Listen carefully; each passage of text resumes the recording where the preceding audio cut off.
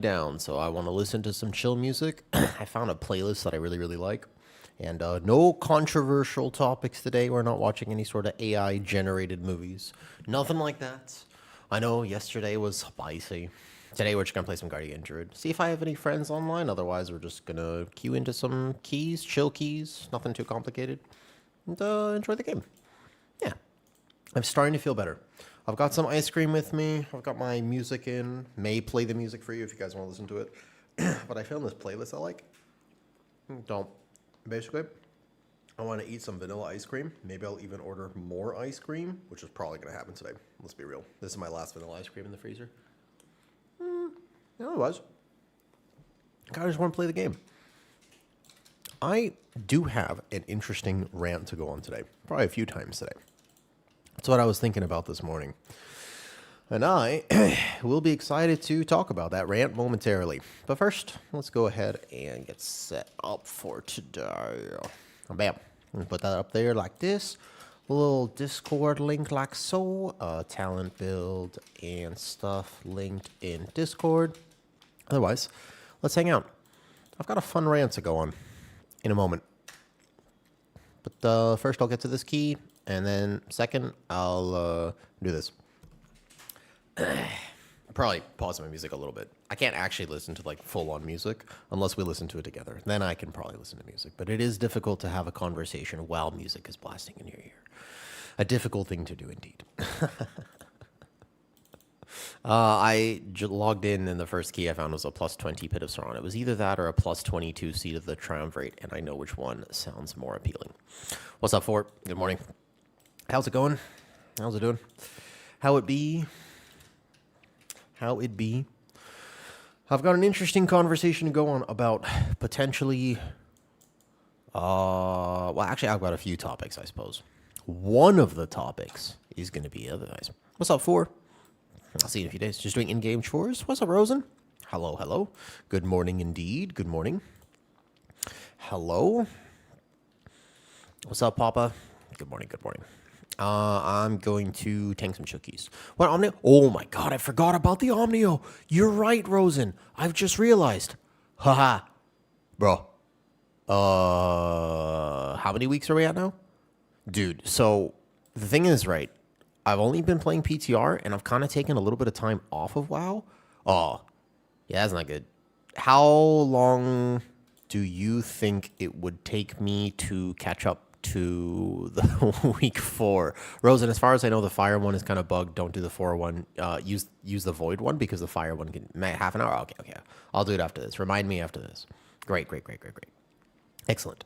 I wasn't even going to bother with it because my season ended a while ago. I got to my 4K IO and then called it. I had no desire to push to the 0.1% title. I'll probably keep myself for the 1% title. I don't know. Not too long. Nah, man. Okay. I mean, if I got to do it, I got to do it, I suppose. It's not like I need the power to do 20s and 21s. Otherwise, I'm just chilling. The fourth to get either a 78 haste or a 78 verse. That's pretty good. I think the 1% title mount is super cool. I don't care about the 0.1%. I would take verse Rosen. I've explained this before.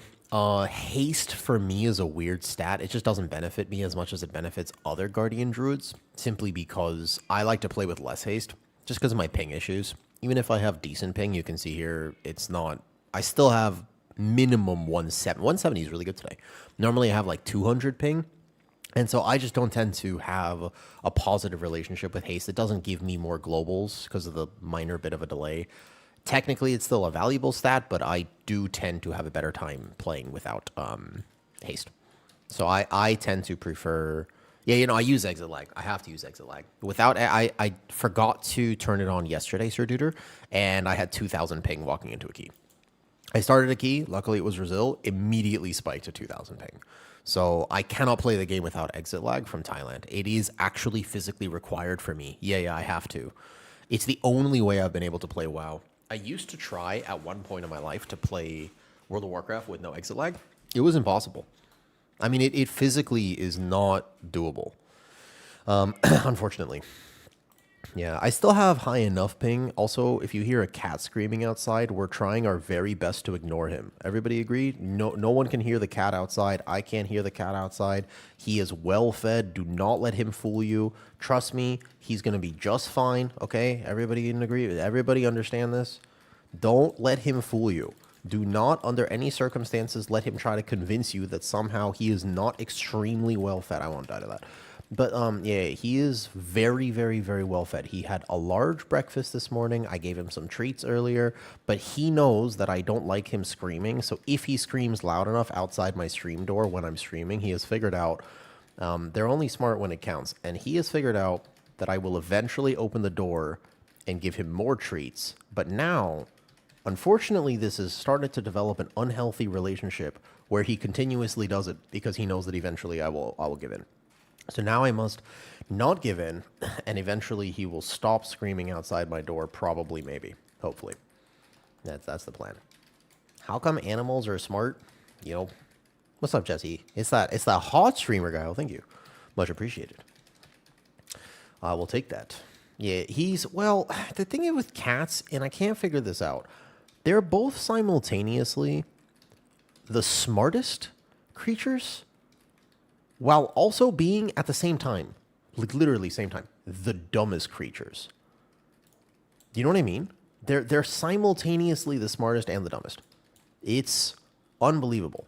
Yeah, no. Like, the thing is that I've seen them do things that make me question their intelligence, but then they only figure things out in regards to food. I have learned that the only thing that my cats care about is food. I have learned this basically the hard way, quote unquote. How many cats do you have, Jesse? Yeah. Rosen, do you have cats? I've been a dog person my whole life. I've only ever one. Okay. So there are 2 cats here, and this is my first time ever in my entire life living with cats. I've been a dog person forever. Literally for as long as I can humanly remember. But I moved in, and my partner has 2 cats. They're over 10. There's one of them is 10 years old. One of them is 14. So they're older, right? And it's I've had to learn how to live with cats now because of this change. It has been a big learning curve. Okay, he's finally stopped screaming, so I will take out my headphones so I can chat with you.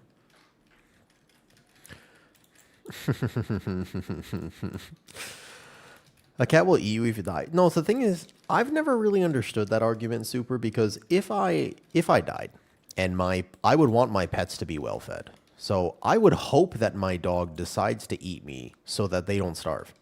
I'm just saying. I feel like that argument, no, I mean, just saying, no, I mean, you don't think about it. Like, I know it's a terrible thing to say, but I would feel imagine that not only do I have to now perish in the afterlife, but also my pets starve? Dude, that's like worst case scenario. I love my pets. I wouldn't have them if I didn't actually care about them. So I'm just saying, right?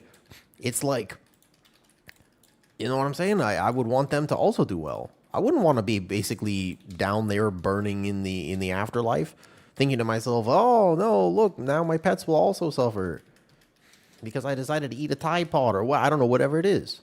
I just feel like I would want them to do well.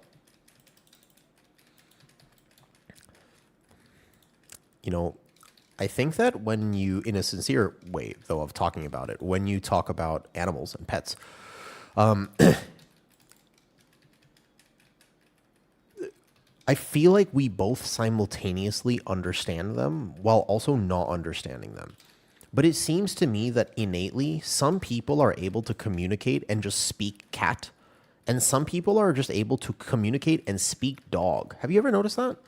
Is it just me who's noticed that? But I swear, it's like some people are just naturally able to just understand dogs, and some people seem to understand cats, and some people randomly understand other animals like birds or whatever it is. I have always been somebody who just casually communicates with dogs. Like, me and dogs, we're like tight. We understand each other. We speak the same language for whatever reason. I don't know why, but it seems to me that we speak almost identical languages. These cats, however, I don't speak their language. And it has been tough for me because I don't speak their language. I don't understand what they're trying to tell me half the time. And it's almost frustrating because I've never really had that problem with dogs. When dogs make a face or make a noise or they're, being difficult, I understand what they're trying to communicate, but I've never gotten the chance to learn that with cats. And this is a new experience for me. And sometimes it's kind of frustrating because I don't know what they're trying to tell me. Like I can tell he's a little uncomfortable, or I can tell that this, apparently, and yet my partner just goes, oh, they're litter box. And I go, oh, okay. And they're up, yep, what are you trying to tell me? And then they're like, oh, okay, gotcha. Or it's like, I just wish I could speak their language, More of a dog person. I've sort of accidentally become a cat person. And what I am learning, Jesse, is this. They are so fucking cute. That's the problem. Because if they weren't cute, I don't think we would have the relationship with them that we currently have. I'm going to be real with you. They're so cute. That's why they can get away with being such menaces. It's the only reason. Because they are menaces. They're actually annoying as hell. They're like super annoying. And also they do all sorts of stuff. Okay? But they're super cute. And so they're allowed to be menaces. Is that a thing, Jesse? I don't know. I didn't actually know. Hi, Jesse. I don't remember. I make people mod all the time. I honestly don't keep track of it. I probably should, but I forget. Hi, Jesse. I'm making my BlizzCon plans. Jesse, have you ever been to BlizzCon before? Oof. I feel like cats are generally harder to read. I think it just depends. I think that it's like a communication error. I seriously think that some people just understand cats and some people just understand dogs. You think I can eat ice cream while I tank this plus 20? Let me just get this kick.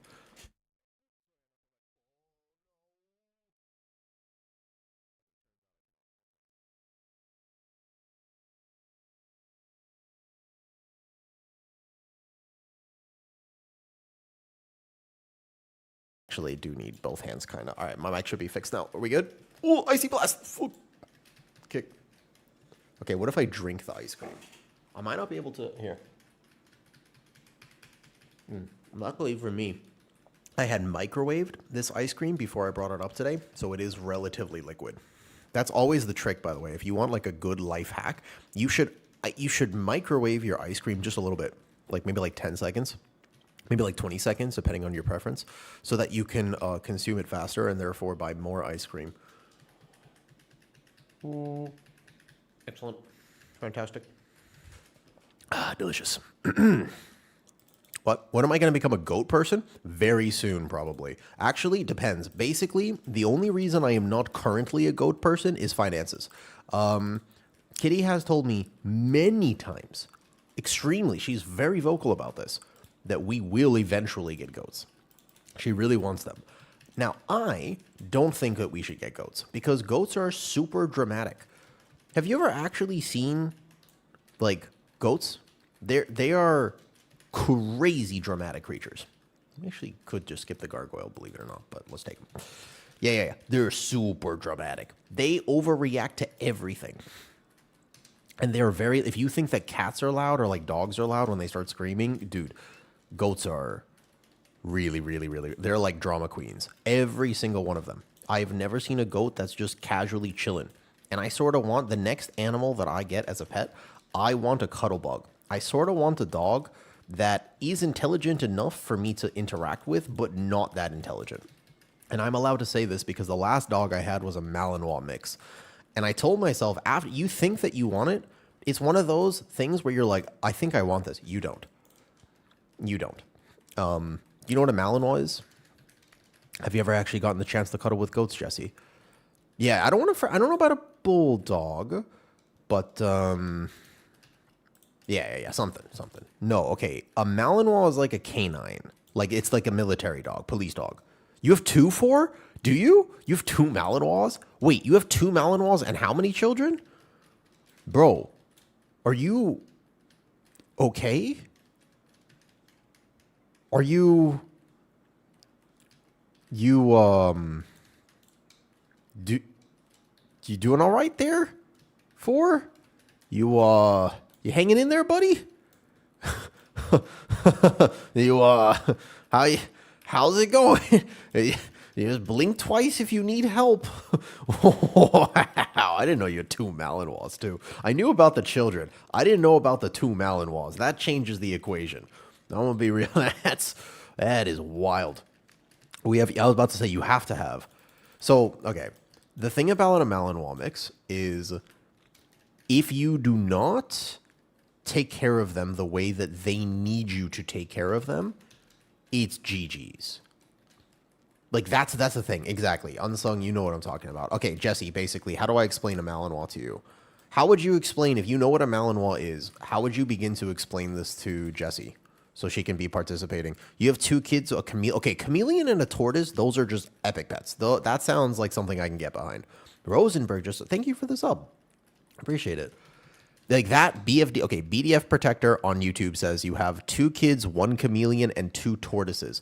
I am super down for that. I love reptiles. I actually think that reptiles are super cute. I understand not everybody does. I personally believe reptiles are like very cute though. What's up, Sin? Oh, nice. Congratulations. Yeah, I really enjoy doing the WoW coaching. I think that nice, awesome. I'm glad to hear you immediately went in time to key after that. Yeah. I want to say that even though coaching with me is time consuming and whatnot, I significantly enjoy it. And reptiles are cute. I think they're cute for what it's worth. I really like it. I, for example, have two lizards, and I genuinely do believe that they're like very cute. I would use the word cute to describe the lizards. Whoops. Oh, we got hit by something. Okay, immediate B-res. The shaman might die. I am going to do Druid Tech. Hold up. Wild growth. I need to save the shaman's life right now. I think we need to go kill this. What's their name? Oh, shit. We got a hype train. The lizards' names? Oh, I think the healer DC'd. I'm going to take the stun. Healer DC'd. That's a problem. I don't know what else I was supposed to do here. Can we finish this boss without a healer? No. That's the problem. Oh, yeah, he DC'd. Ouch. Rough DC. Nah, we were too close, though. Don't do it. Good luck, Sid. Good luck, good luck. The lizard names? Carly and Jimmy. Carly and Jimmy are the two lizards' names. Yo, thank you for the subs. Much appreciated. I also, actually today, I was going to put... So, I kind of want to do another in real life Thai stream soon. Yeah, Jimmy's a classic. I agree. But I think the lizards are cute. Okay, let me eat my ice cream now. Nice. All right, we can go again. I don't mind. You have to feed the chameleon and the kids. The tortoises look after themselves. Yeah, I need to fix my gimbal, though. You know the tripod thing? I don't know about a food stream. What would I do? I'm going to ask people. What do you think I would do? What would you guys want to see about Thailand? Jesse, have you ever been to Thailand? Wait, there's two Jessies here. That's confusing. Mr. Rosenberg, have you ever been to Thailand? Demon and Cats are so beautiful. Thank you. You're such a good person. I appreciate that. I try to be a good person. Look, nobody's perfect. And if anybody ever tells you that they are, run. Everybody's got some form of vice. Mine, if I had to tell you what my vice is, I can be a little contrarian. Do you know contrarian? I live here. How's that work, by the way? I grew up in the U.S. Yeah. Born and raised in the U.S. I grew up all around the U.S. And now I live here. I've lived here for a while. Like, actually over 8 years. I'm approaching a decade in Thailand. That is wild. That's crazy to think about. Beautiful place. Very cool country. Yeah, I've been here almost 10 years. That's like a third of my life. I'm 29.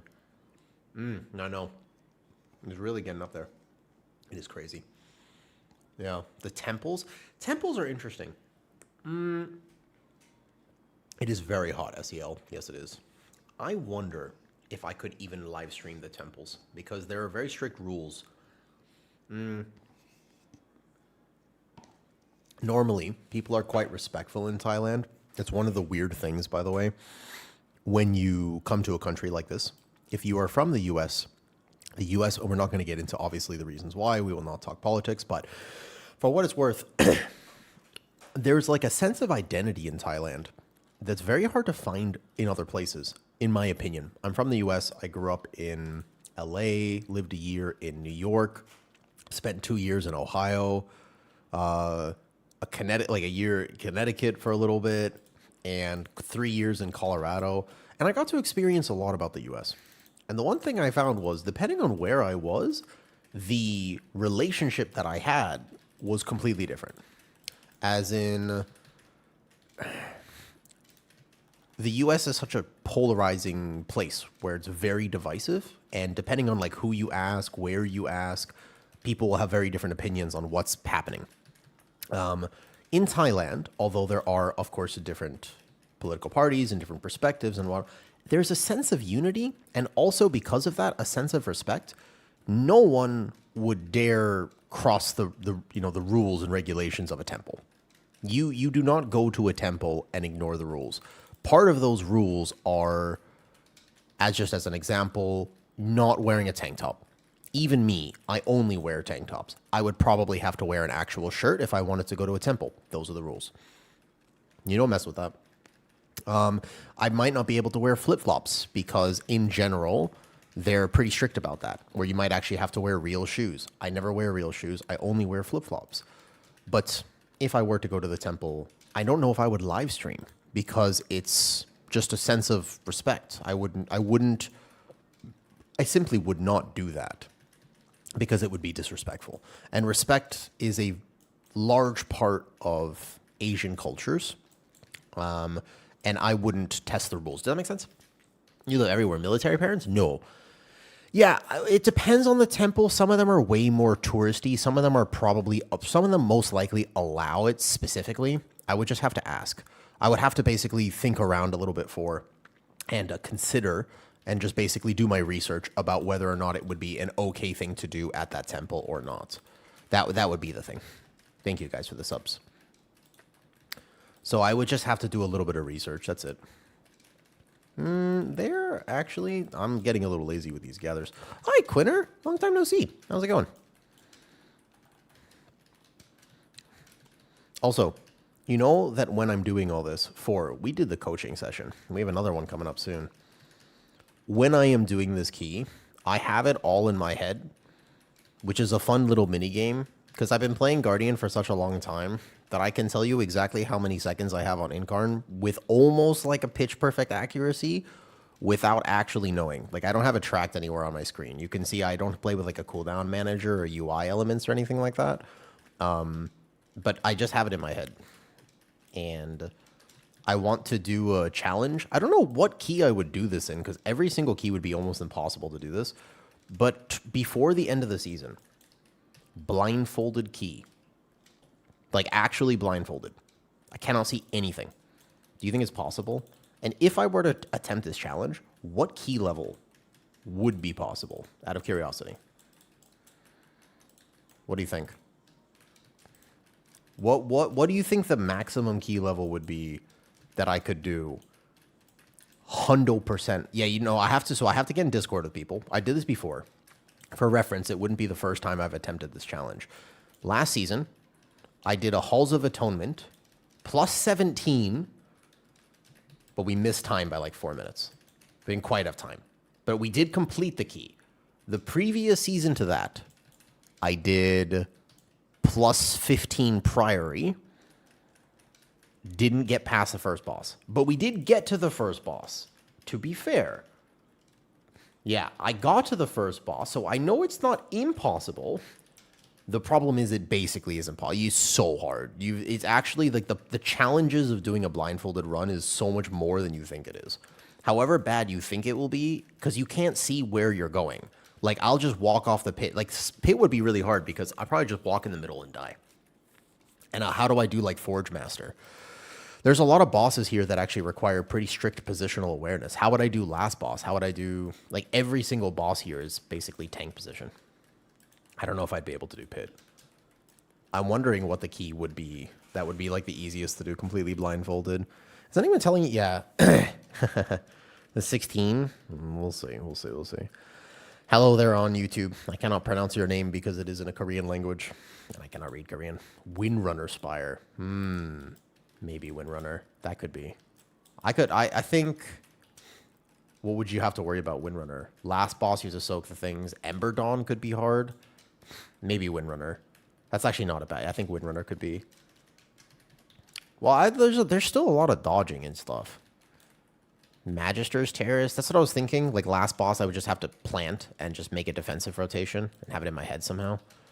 Yeah, well, I'll have to think about it. It's we'll see. It's probably the week between when PTR is down and I want to do something fun. I'll consider it though. Custodian boss wouldn't be that bad. I just have to probably troll my team a little bit. What's up, Moonglads?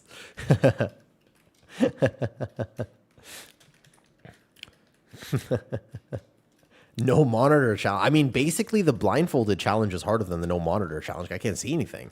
What's that, Vicky? Just take a hunter. So you need a misdirect of some kind, or you need people to at least wait for aggro. Aggro is a big problem with blindfolded challenges. But the biggest thing is just you have to... I made a macro last time, and I figured this out. This is the only way to kind of do it, is if you make a macro for your... For your follow. You have to do like a follow macro. That blast is going off. So that does help a little bit.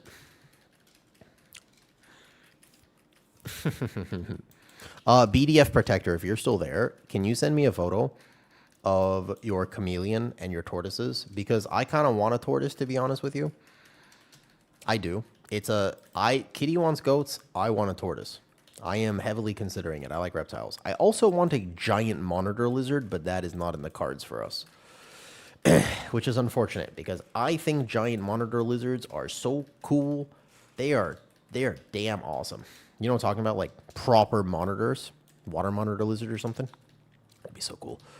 I have a friend that has a salafin lizard, and his name is Void. Yeah, his name is Void.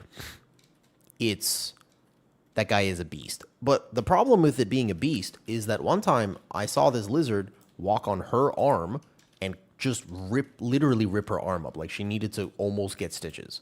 Just because he was walking on her arm, because they have giant claws. Like they're not really meant to be pets. I bet they're small. The monitor lizards? No. But you have to, I'll show you after, Jesse. We have them as kind of like wild animals here in Thailand, which is interesting. Yeah, a tegu, exactly. Like that type of lizard I'd also be okay with, but I kind of want a bigger one, like a dinosaur.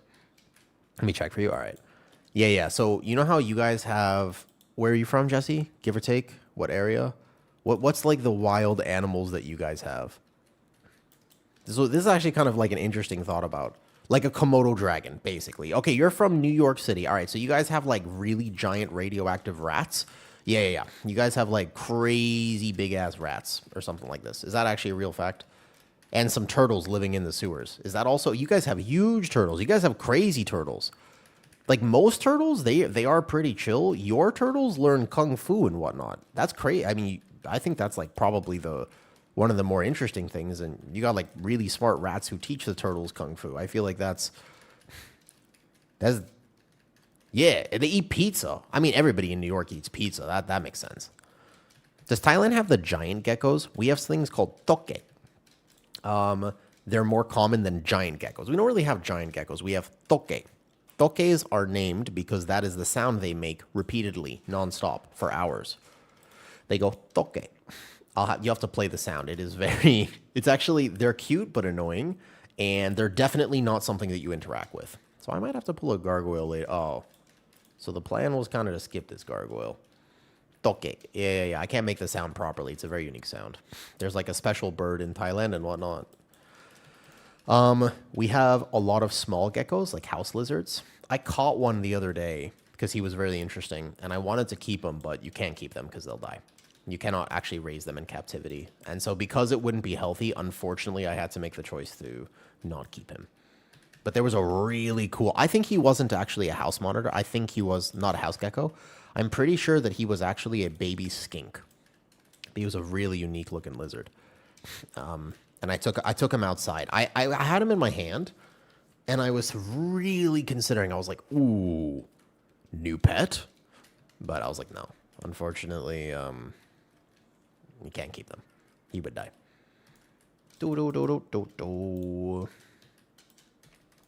Moonglands, where are you from? What's up, Thugachu? You guys remember when you were growing up? I made a video yesterday, and it's something I haven't really talked about. I always talk about WoW, and I like making content for World of Warcraft. Okay, like this is a big element of my life. Arkansas, all right. What's the wildlife like in Arkansas? This one. I've never been to Arkansas. You would have to tell me some things about Arkansas. I've never been. So I make videos about WoW, but I've been playing games my whole life, and I wanted to use the news that happened yesterday about the layoffs at Xbox and whatnot to just talk about gaming. And I made a YouTube video. It's definitely not my usual content. You know, it's a little different than what I would normally do. I was willing to try it. Oh, I thought we were going to CC that. Got hit. Toad suck. What? I clearly missed some context. I definitely missed some context. You're getting a mini Highland cow? What? Wait, what? Okay. Okay, let the kick go off. Oh, whoops. That's not supposed to happen. All right. I am not going to Google it. Given that I am live on stream, let's be real. The last thing I'm going to do is Google Toe Suck Park. Gonna not Google that. But Thugachu. When I was growing up, all I ever wanted was a Pokemon. I wanted Pikachu so bad. That was my entire child. I just wanted Pikachu. I wanted a companion. I wanted a friend. I wanted a buddy because I was lonely. And I thought this would be the coolest thing. Whenever they're annoying, you put them in a Pokeball. You don't even have to deal with them screaming outside your door asking for treats, as my cat's currently doing right now. And clawing at the door briefly because he also wants treats. Man, I wanted a Pokemon. I wish Pokemon were real. I think that's the allure of Pal World. Oh, okay, this dungeon group. My bad. Jeez. It's a national park. They named a national park Toe Suck Park. I feel like this is not. I feel like this is bait. With respect, I feel like there is no world where the federal government names a national park Toe Suck Park. Really? Crazy. Famous for frog races and wagon races? Ain't no shot. Really? Had a park with a name that might get censored if I type it. I mean, I guess they have a sense of humor, right? We got a lot of raccoons. I love raccoons. Moonglands, raccoons are the absolute menaces of wildlife, but I love them because they are super cute. They are very cute. I really like raccoons. I have a bunch of like raccoon stuffed animals and stuff. My dad saves turtles on roads all the time, but they're snapping turtles. Ooh. Snapping turtles are scary. Sorry, Andrew, what's up? But could you understand what to press on your Mistweaver monk for bosses? It depends, TJ. Depends very much. Because it changes depending on what boss encounter you're talking about. Could you give me a specific boss encounter? What's up, Gremmel? You know, the chronic illness, the flare-up I've had recently, I'm starting to feel a little bit better. I'm starting to feel a bit more myself. And I really want to make a video, honestly, at some point, talking about just chronic illness in general, because there's something weird about it, which is it's very difficult to explain to people who don't live with any sort of autoimmune condition or chronic illness or whatever it is. Or, dude, for around 2 months now, I have just felt so on edge because my body is not working the way it's supposed to. And when I feel on edge and irritated, I don't always have the best take. Sometimes my bad habit is that when I'm stressed, I become very cynical and a little bit too sarcastic. So instead of being able to kind of have more genuine conversations, sometimes I'm a little bit feisty. I'm just feisty. That's it. I'm just a little bit feisty. I'm willing to not lash out at people. Never do that. I don't like taking anger out on, not like that. Just, if you, for example, say, you know, what should I press on my Mistweaver? I might be like just press this. Yeah, I don't know. Sometimes it's hard for me to think. Yeah, I'm just a little pissy. And that makes sense because obviously it's very clearly that makes a lot of sense. And also I'm frustrated because there's nothing I can do about it. Can I get a summon? Port down. The only thing that will solve it is time. It was a random flare-up. I got the flu. Nothing I could do. I didn't mess up. But man, I was just so frustrated because I didn't mess up. If I had done something that my body wasn't supposed to do, if I didn't take care of myself, if I was stupid and I just ate things that I wasn't supposed to eat, or whatever, I would actually feel better because I would have a reason to be so angry and feel so bad. But no, I just happened to get the flu. And then for the last few months, I've been feeling rough. And when I stream, I think that I become abrasive. The word I would use is abrasive. I don't want to be like sandpaper. I actually want to be a place where people can feel safe to have conversations. And my whole job and career is in helping people. Thank you, Toast. I appreciate that. But I also want to make a video talking about the experiences, because when you ask me, Grimmel, how am I?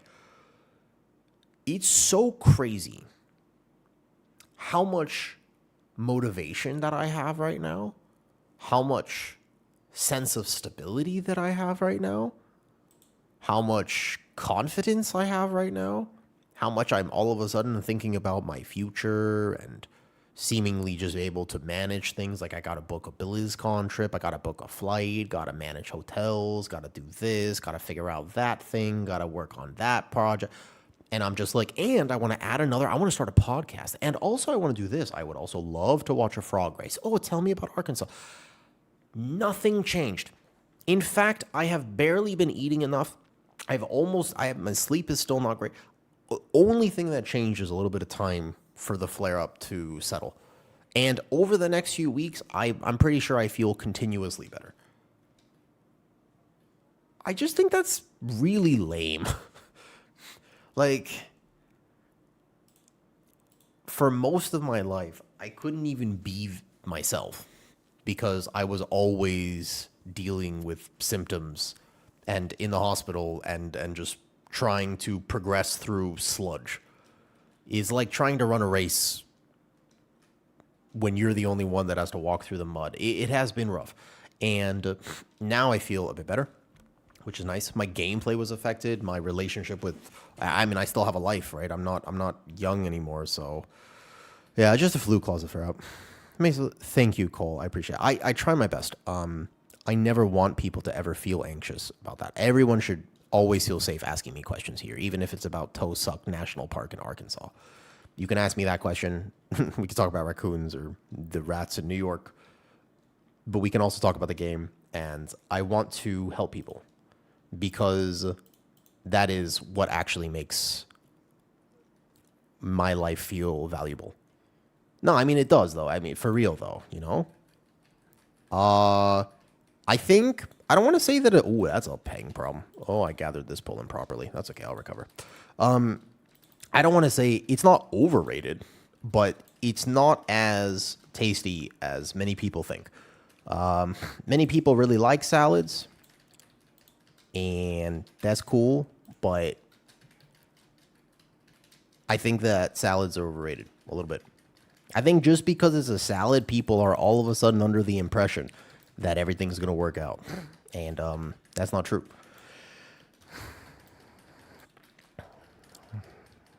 It's been a while since I've done this pull. Rotate to bark. Let me actually focus for a second.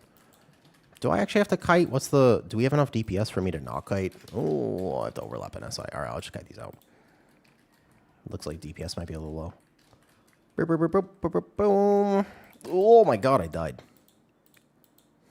I actually thought we would have enough damage to kite that out. I was not expecting that. I should have kited earlier, and I missed my reset time. Well, my bad.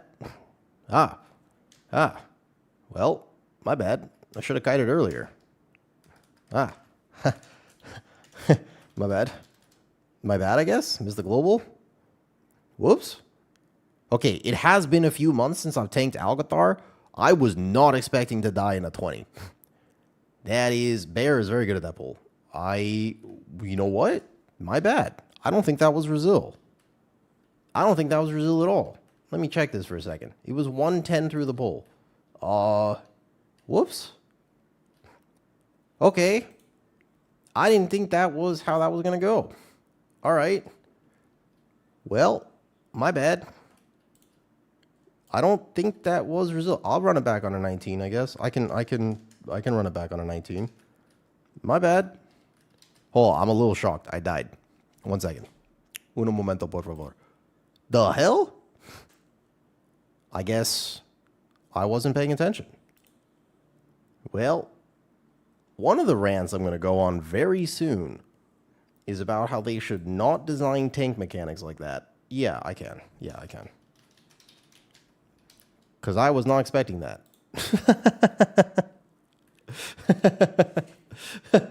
Uploaded the pics. Oh, wait, let me see your chameleon and turtles. This is going to be exciting. Yeah, I could stay for the 19, sure.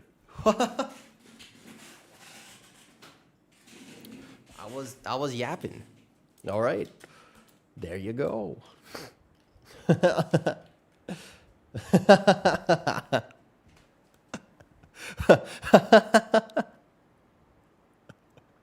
Oh, man. Anyways, talking about the chronic illness. I am slowly but surely improving. And the biggest thing for me is just, even though there's a lot going on in life, I'm feeling a little calmer, starting to. The last few days were the first few days that I've wanted to eat dinner in many months now.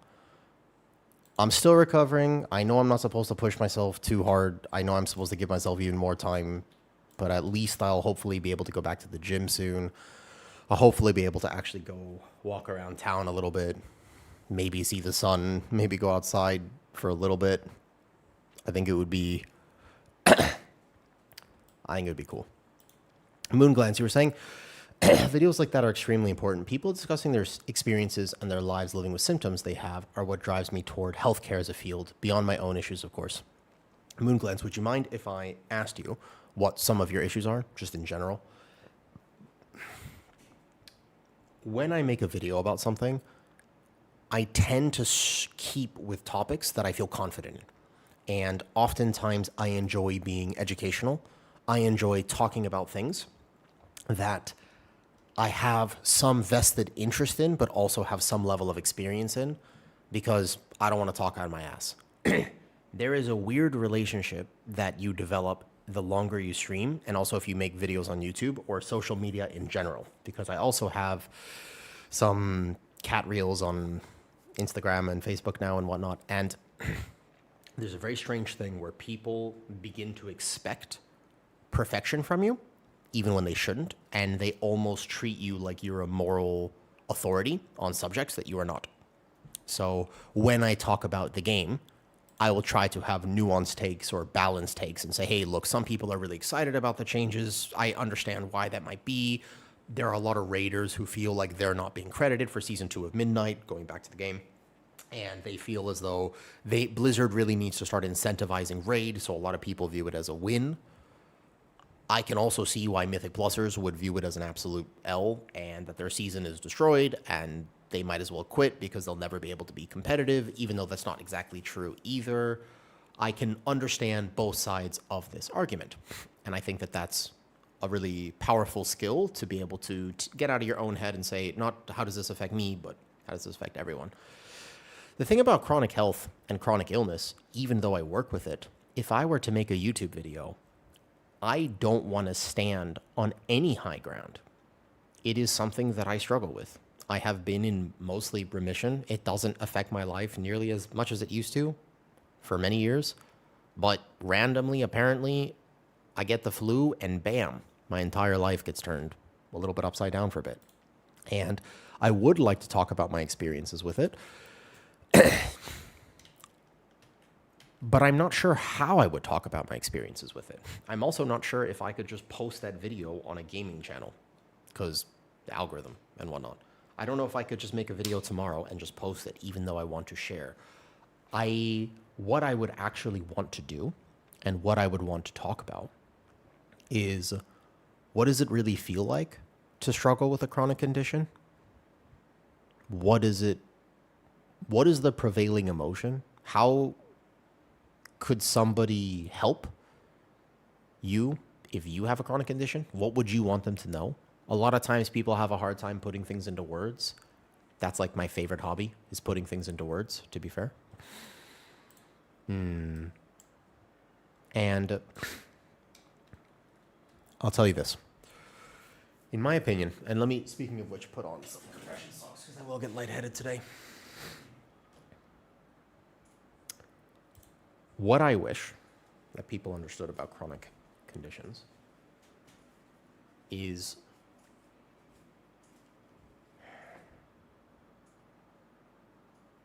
I wish people understood that the actual emotion is anger and frustration. I kind of wish that people stopped asking me how I was doing, because I know it comes from the best of places and I know the intention is good, which is why I can't get mad at you for asking how I'm doing. But also, I really wish people stopped asking me every day how I was doing.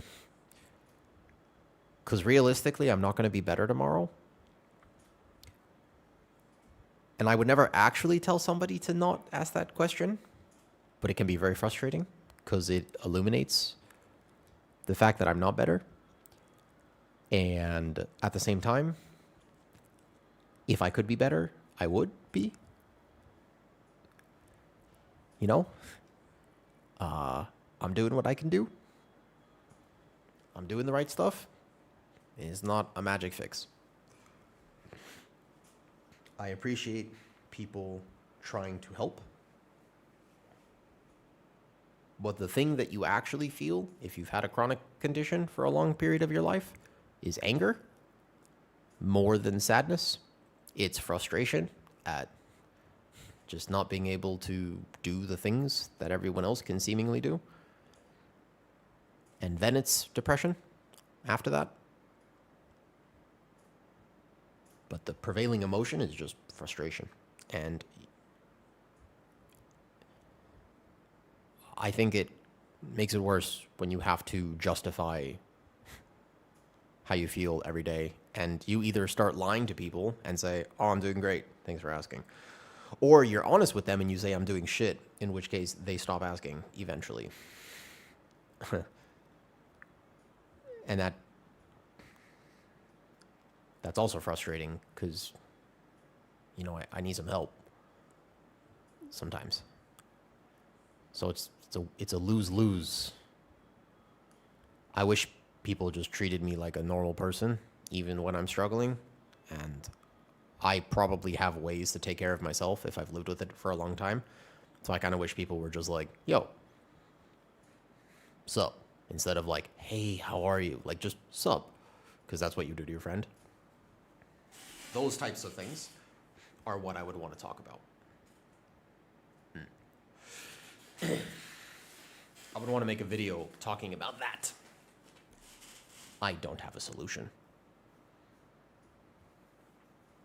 You know? Yeah, in a weird way, Gelth, I agree with you.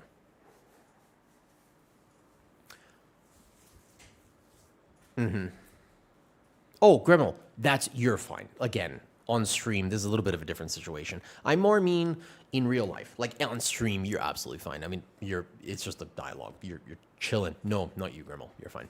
What I meant was, if you have family members and you want to say hi, like if I just want to phone my dad or something like this, I love my dad. I actually love both my parents. They're great. But I had to tell him like a month ago. I had to tell him, I was like, hey, I'll call you. I want to say hi. Don't ask me how I'm doing. Because I call him all the time. I call him every day. And he was just like, hey, how are you? And I was like, not better. Like, not... but I kind of don't want to keep complaining about it. Because then I just feel worse. And I tell you what. I'll tell you when I'm better. So, yeah, I mean, but he was very respectful about it. But I did actually have to tell him, I was like, just don't ask me consistently how I'm doing. I think that's interesting. All right, this time for sure, I pay more attention and actually reset my bleed earlier. Did it magically fix itself? But yeah, exactly. You know, yeah, every day is a new day. There you go. That's the one. I love talking about them, to be honest. All right, let's go. To make the conversations more comfortable for everyone. I appreciate that moon glance. Anxiety and depression disorders since your childhood. Apparently, stated PTSD. While to experience, but I never even gave it that thought before. The public perception of needing, right. In physical health, they got asthma. Dude, asthma sucks. When I was younger, I don't struggle with asthma so much anymore. When I was younger, my lungs did not work the way that they were supposed to, and asthma like ruled my life to the degree where, as an infant, like at 9 months old, I had a reaction to something, and then from that point, my lungs just, I had to be rushed to the hospital all the time. Had a nebulizer at home from the earliest ages, and it was a rough time. I couldn't participate in much of anything. I started school late because of it. But yeah, asthma was like the prevailing part. My lungs would just straight up stop working, and I couldn't breathe. Very frustrating. All right, here's one of the only problems is that they started this key. I have one legging on, but not two leggings on. So this is going to be a single legging key. I was a raider in vanilla. Neko Thunderleg used a perfect name. You could not have come in at a better time, Mr. Nico Thunderleg. Yet you have joined the conversation exactly when you should have.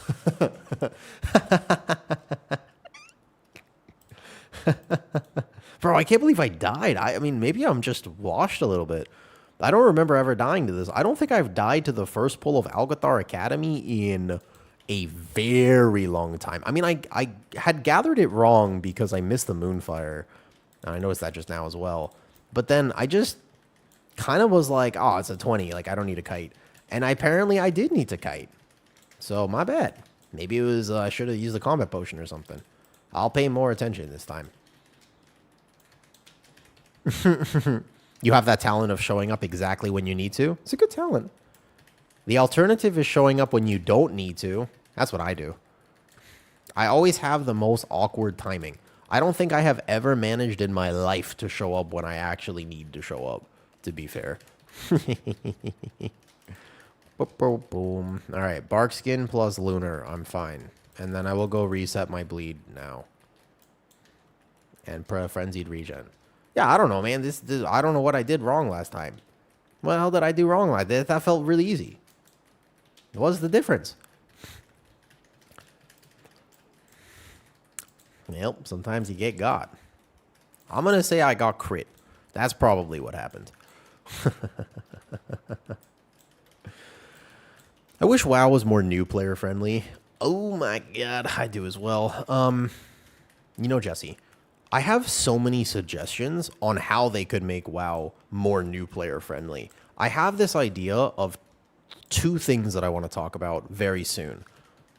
One of the things that I would like to do is talk about not only how to make WoW more new player friendly, but also in particular, tank design. I have a proposed solution to many of the tanking problems that I think currently exist in WoW. I have thought about it for a while now, and ultimately have arrived at somewhat of a conclusion. And I would be excited to talk about that. Well, that's one thing. Yeah, well, Ming, I have obviously been talking about tanks for a while. And it's interesting when you talk about tanks, because you know, people do not actually agree on what should be done about tanks in World of Warcraft. I find this to be interesting. You would almost expect people to have more of a consensus about it. They do not. I started for the first time just a few months ago and had fun, but there's just so much to know. I would agree with you. Jesse, if you don't mind me asking, if you are not currently playing World of Warcraft, how did you find my stream today? Neko Thunderleg, do you play tank and WoW? I would imagine with a name that starts with Nico. Is it Nico or Neko? It's gotta be Neko, right? Okay, if your name is actually just Nico, I apologize. But I'm pretty sure it's not. Missed the thrash there. I'm washed. The Instagram cat reels. I think it's so funny that those... I want to get my friend into WoW. I'm so afraid he'll get overwhelmed. I also don't want to be so hand-holdy to him. Okay. So, one of the conversations about helping new players in World of Warcraft has to do with what hand-holding means. Many of the suggestions that I have recommended, by the way, Moonglance, people have said that's too hand-holdy. What many WoW players don't realize is that the game already holds your hand, but expects you to know what they're... It expects you to understand how they're holding your hand. An example. What does this icon mean on my screen right now? See how all my frames were flashing red? Hey, in a second, I am going to get a green icon on my frame. What does that mean? Tell me. So right now, I'm going to go grab aggro here. You see this? So what does this mean? What is that? What is that icon? Can you tell me? There should be a pretty good appreciation for this. I might need to SI. I don't think I spec'd the spell for myself. Ooh, pushing it. All right, we're good. Poison, correct. So there is a visual indicator on my screen, but it doesn't say poison. It just says green. Now, I know that green equals poison because I've been playing World of Warcraft for an extremely long time. If the indicator was blue, what does blue mean? What does red mean? So this indicator now is red. What does that mean? What about blue? Tell me first. What does blue mean? Nico. Oh, is this Nico? I'm sorry, it's not Echo. Red equals bleed. Correct. And blue equals magic. Purple equals curse. Right? A darker greenish hue equals disease. So I know all that. That is holding my hand. I have a visual representation of the information that I need to know. It is native to the game. It tells me what I need to know because I am not expected to look at my party icon. I'm not expected to look at this warlock to the right here and see that he's glowing and therefore need to dispel him. I can see it on my party frames.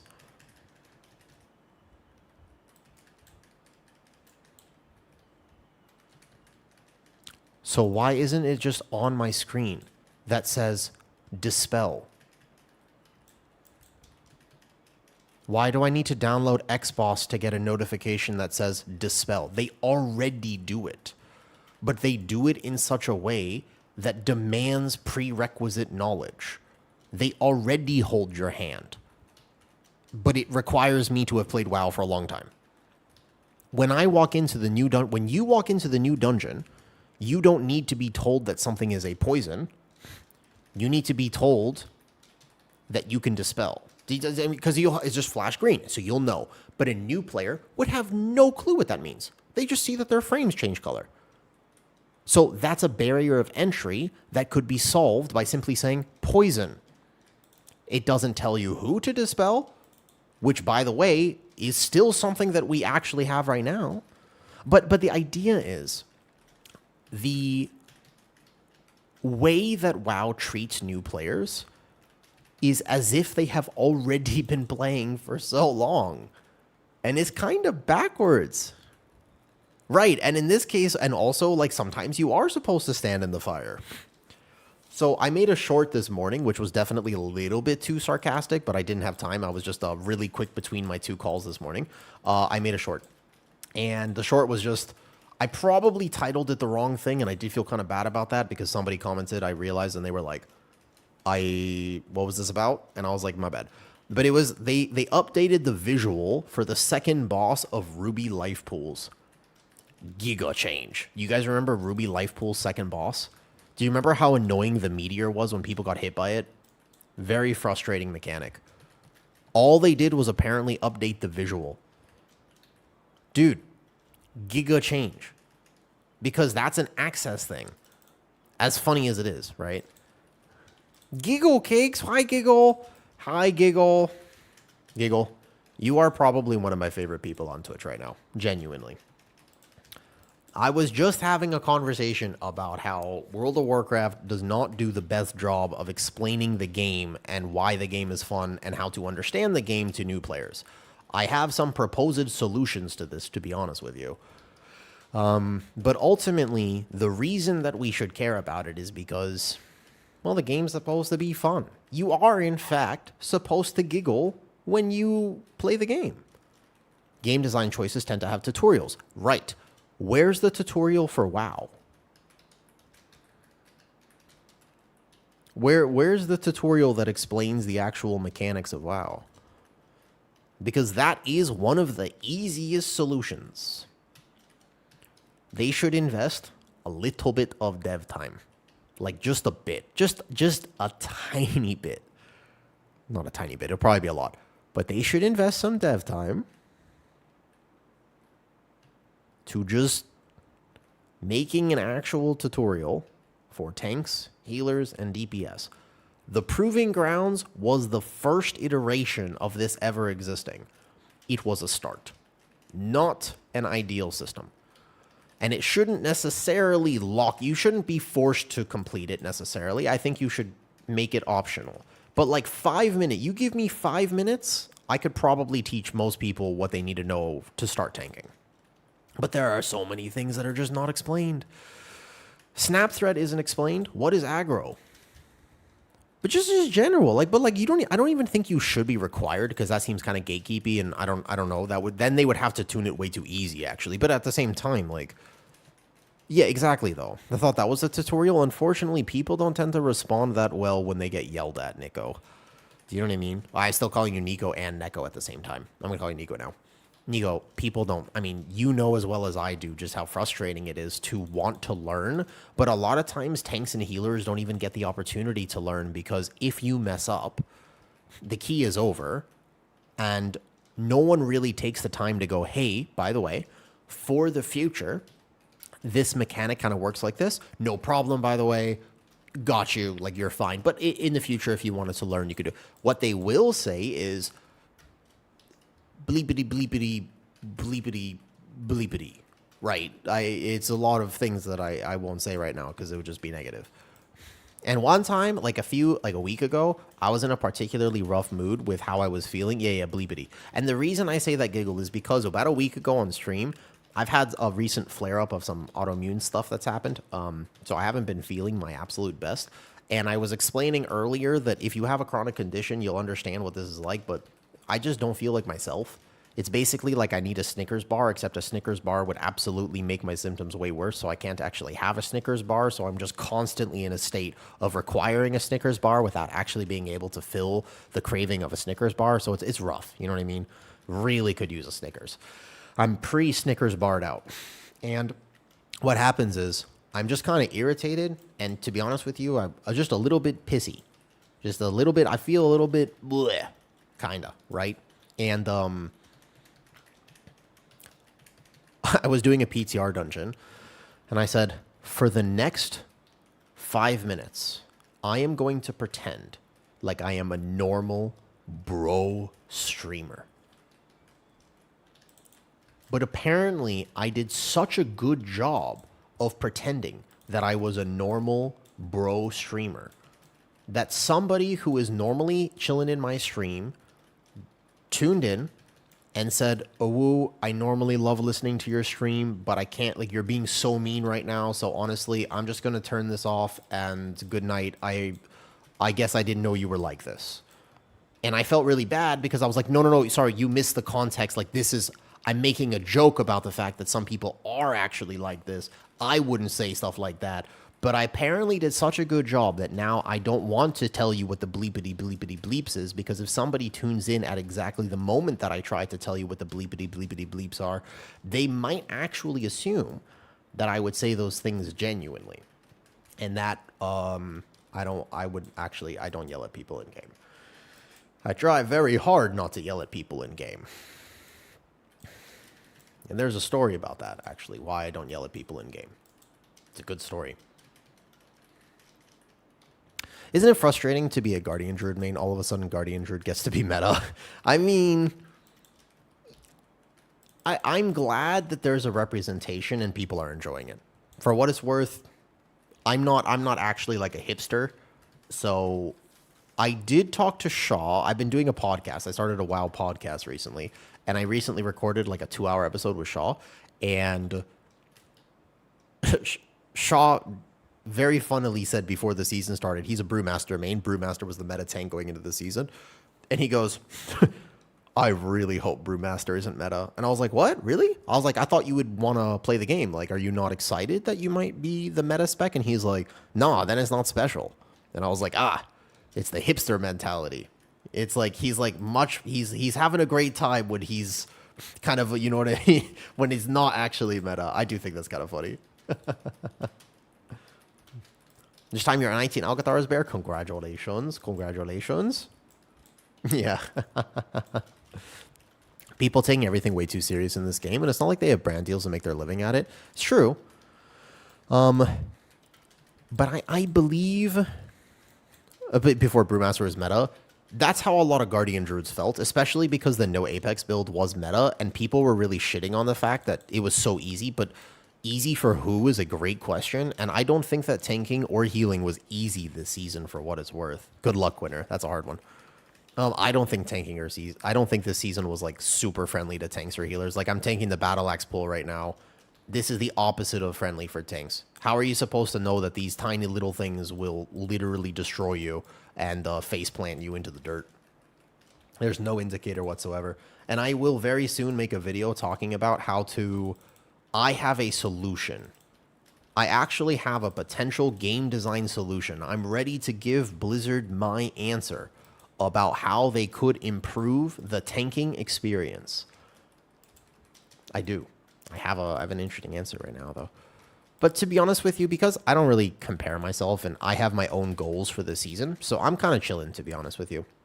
I don't think I'm that upset, to be honest with you, that Guardian Druid is meta right now, because people will surpass me in my IO. I'm okay with that. I'm actually just sort of chilling anyways. I got my 4K a while ago and just stopped. I'm chilling, you know?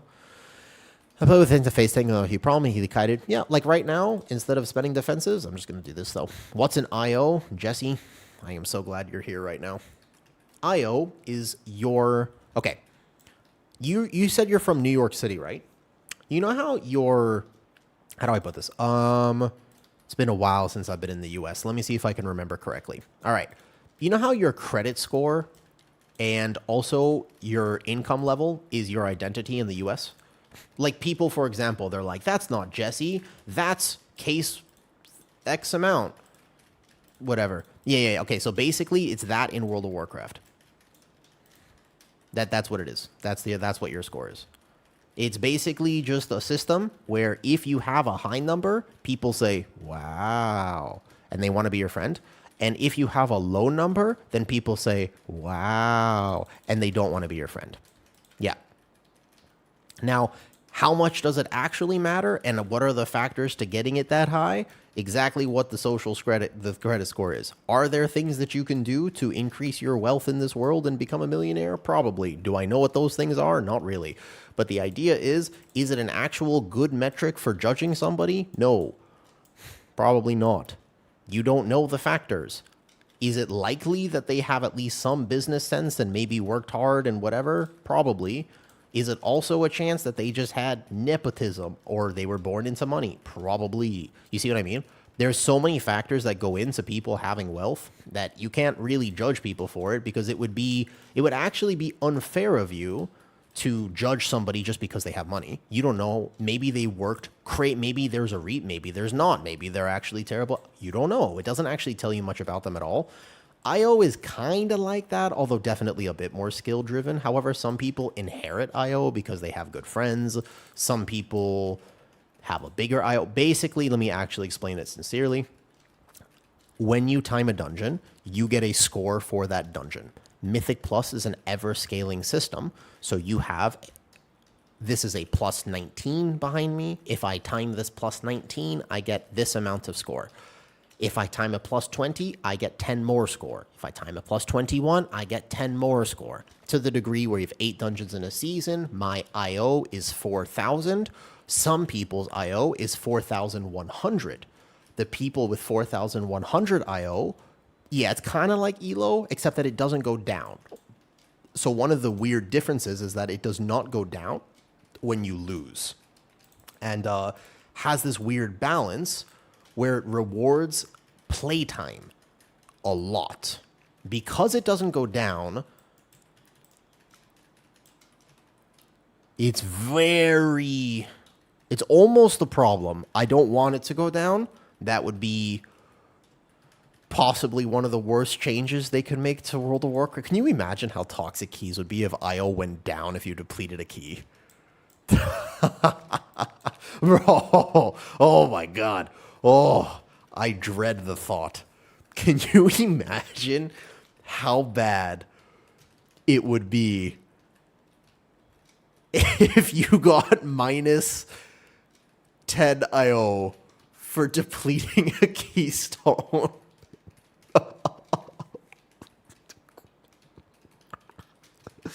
Oh, it'd be really bad.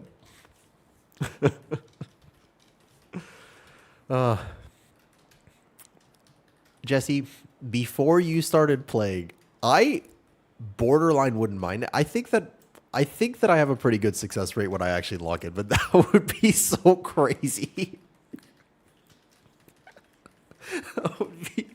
It would actually just be it would be like the worst thing that they could do. Okay, Jesse, before you started World of Warcraft, what got you into it?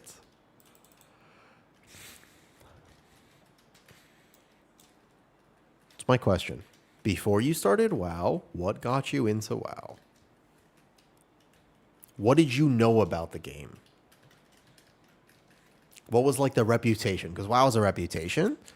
Okay, a friend played and he's considered good. Fair enough. Do you by any chance know what his IO is? Not to call him out. And if he's in this stream right now, just say it's 5,000. If he is listening to this and he is currently here, Jesse, say it's 5,000. Otherwise, what is his actual? Do you know what his score is? No problem. Oh, my bad. I'm gonna ask him right now. He's probably saying, no problem. Don't worry about it. Whatever he tells you it is, add like 500 to that in a public forum. All right. Yeah, it's probably very high. Yeah, it's super. It's got to be like probably the biggest IO I've ever heard of. It's almost certainly it's so big, in fact, that I wouldn't even be able to fathom how large his IO must be. Right. You said a few target words here that it's at least one higher than mine. Correct. That's the way. That's the right way to understand this. Yep. Sounds right to me. You said the words, this is all I needed to know about how high and how large his IO is. You said the word he. That's it. That's all I needed to know. So now that I have this very critical information, I can tell you it must be extremely high. The reason I ask you this is because many of the problems that World of Warcraft is facing right now is difficult to quantify. I don't think that people really fully understand what they're feeling in WoW these days.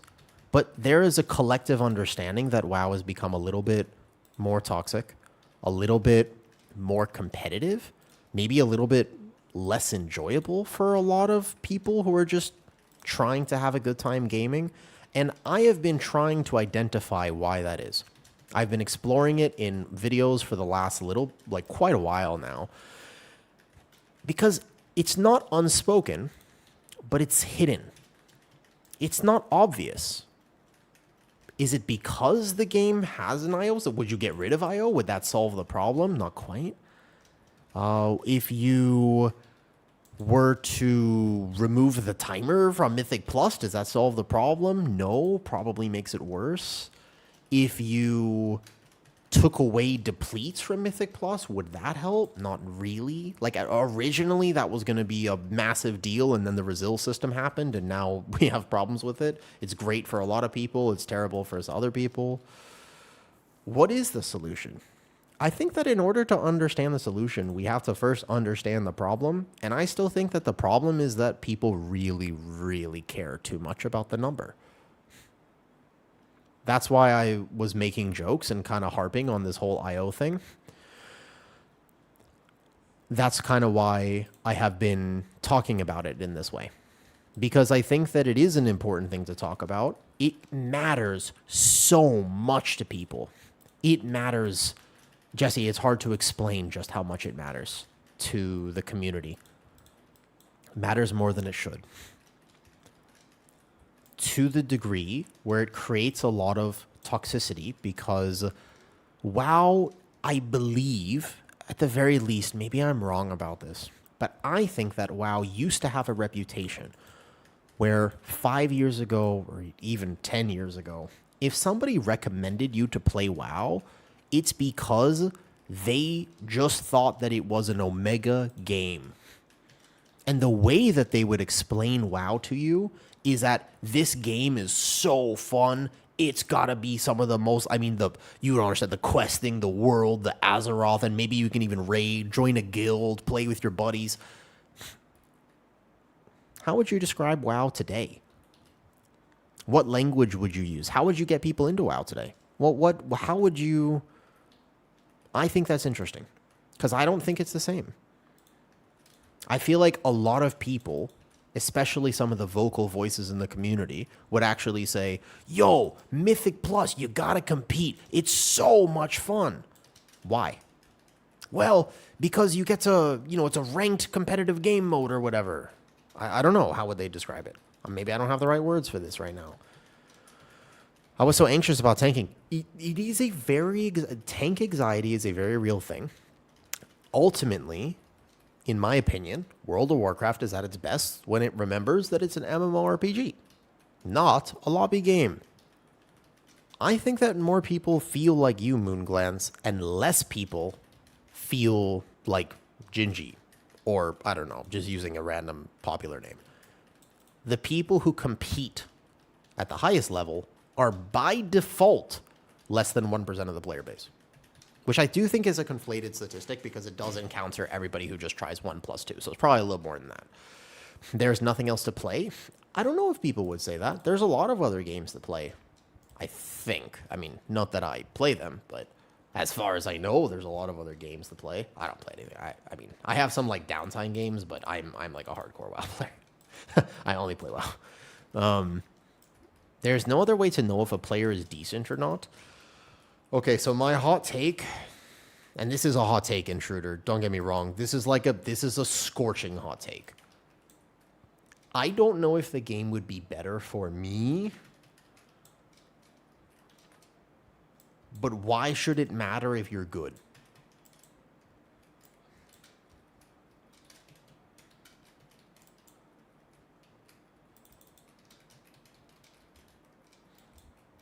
This take might land me into trouble, because this is a little bit of a perspective diff. But why do I need to be good at the game?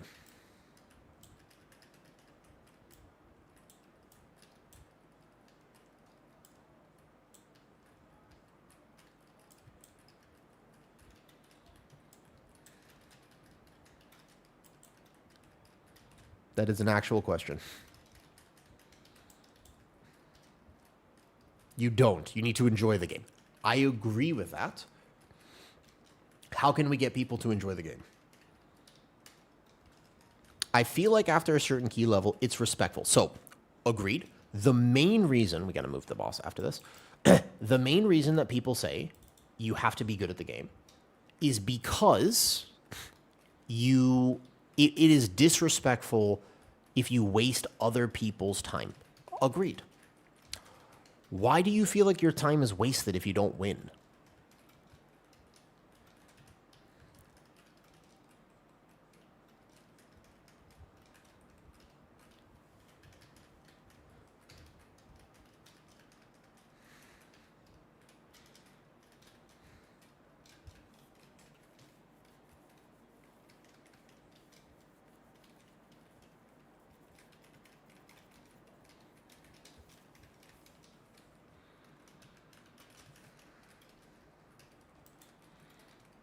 I'm quiet because that was a damn mic drop moment, and I was wanting to give it the respect that it deserves. I was really proud of that take. I don't script these things.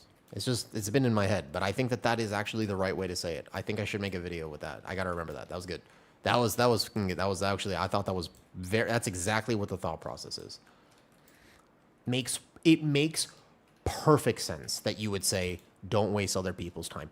100%, I agree with you. And actually, because I do compete in high enough level Mythic Plus, where I am upset when somebody joins my key and bricks it. Like if we had, I mean, this is not an IO key for me, but like if he dies 3 times in a row, part of me is like, imagine this was IO for me.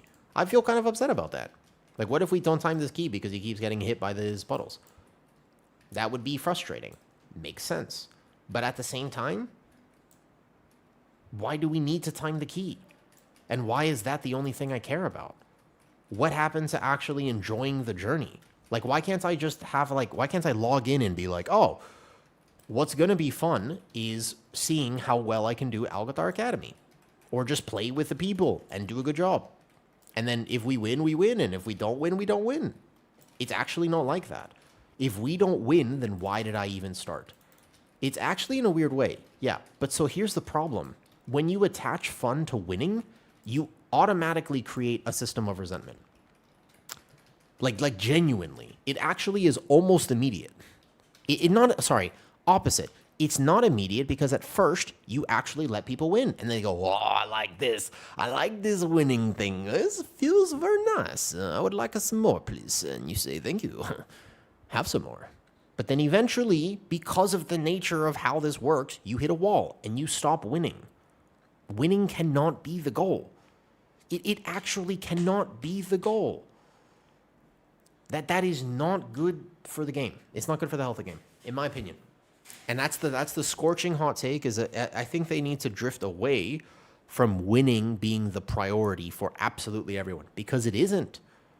Actually, I genuinely do not think that most people play WoW to win. I think that some people play WoW to win. And Gelf, I would agree that most non-casual players are playing with the sense of trying to develop personal identity and personal self-esteem, considering life is very stressful and oftentimes they don't feel as though they have that in their real life. I'd agree with you on that. Like, I really think that this number starts to become something that you depend on for your own self-esteem. You know? The amounts of toxicity I'm facing in 20s at the moment is the most I've ever seen. I actually see more toxicity in 10s, believe it or not. I was not getting any invites, missing 4 for 20 result, alt F4. It's interesting.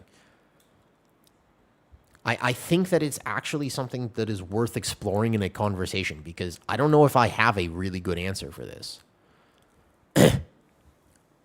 The most enjoyable key I had, BDF Protector says, was a plus 12 in Windspire. Took 97 minutes.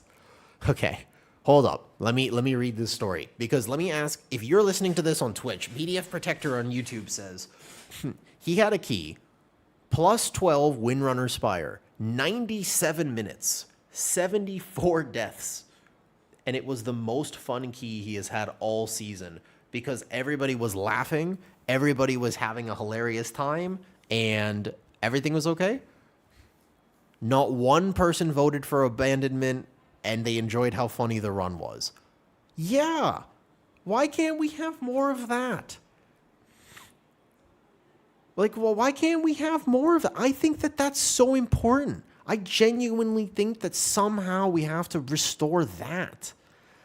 And also, I agree with, I kind of agree with that, Giggle, as well. There are many factors that go into high IO, and it's not exactly the best metric for skill. It is a metric, and it's better than nothing. On average, I would say, like, I would say, Giggle, if you were to take just randomly 1,000 people with XIO, and you were to compare them to somebody with 500 less IO, the chances that the person at this level is probably better is there, but it's not an absolute metric. And even if there's even if it's 70%, that's still better than nothing. Not a better human. Sorry, I misread. Absolutely. It has no metric of that. But I don't know, Giggle. How long have you been playing WoW? Better button pusher. Or just having... I mean, there's a lot of factors that go into it. But how long have you been playing? Since MOP. All right.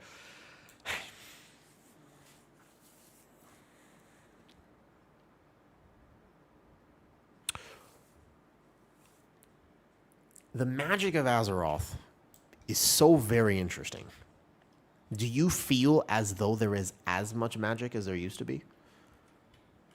That's why I'm having this conversation. That's why I want to continue having this conversation.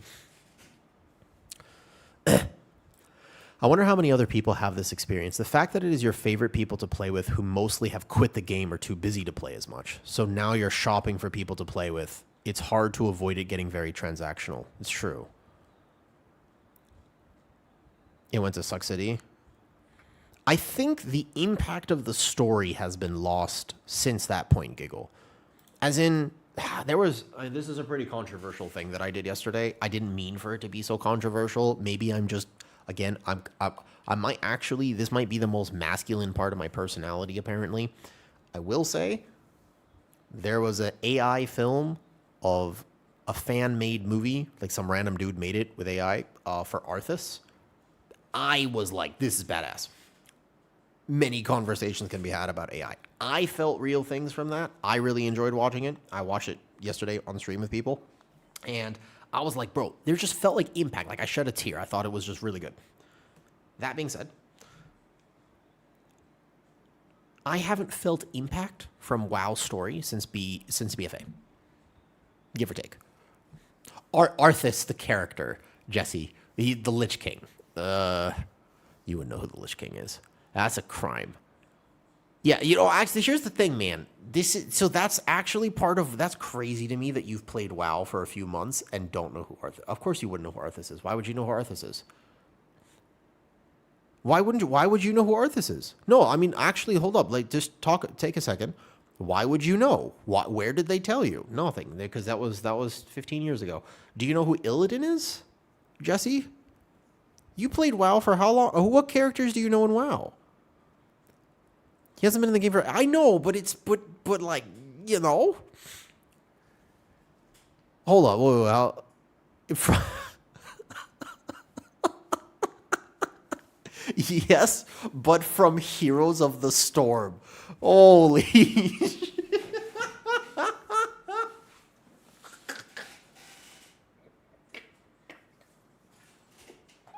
Arthas is in Heroes of the Storm as well, by the way. I don't think you know how funny is that. I don't think you know how funny that is. Oh, that was a good game, actually. Hearthstone has them too. To be fair, I thought Heroes of the Storm was really good. I like that game.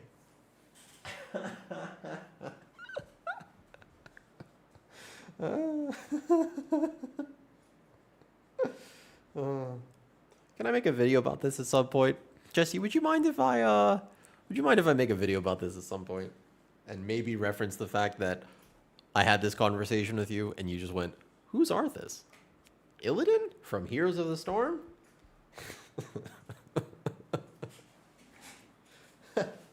Yeah. That's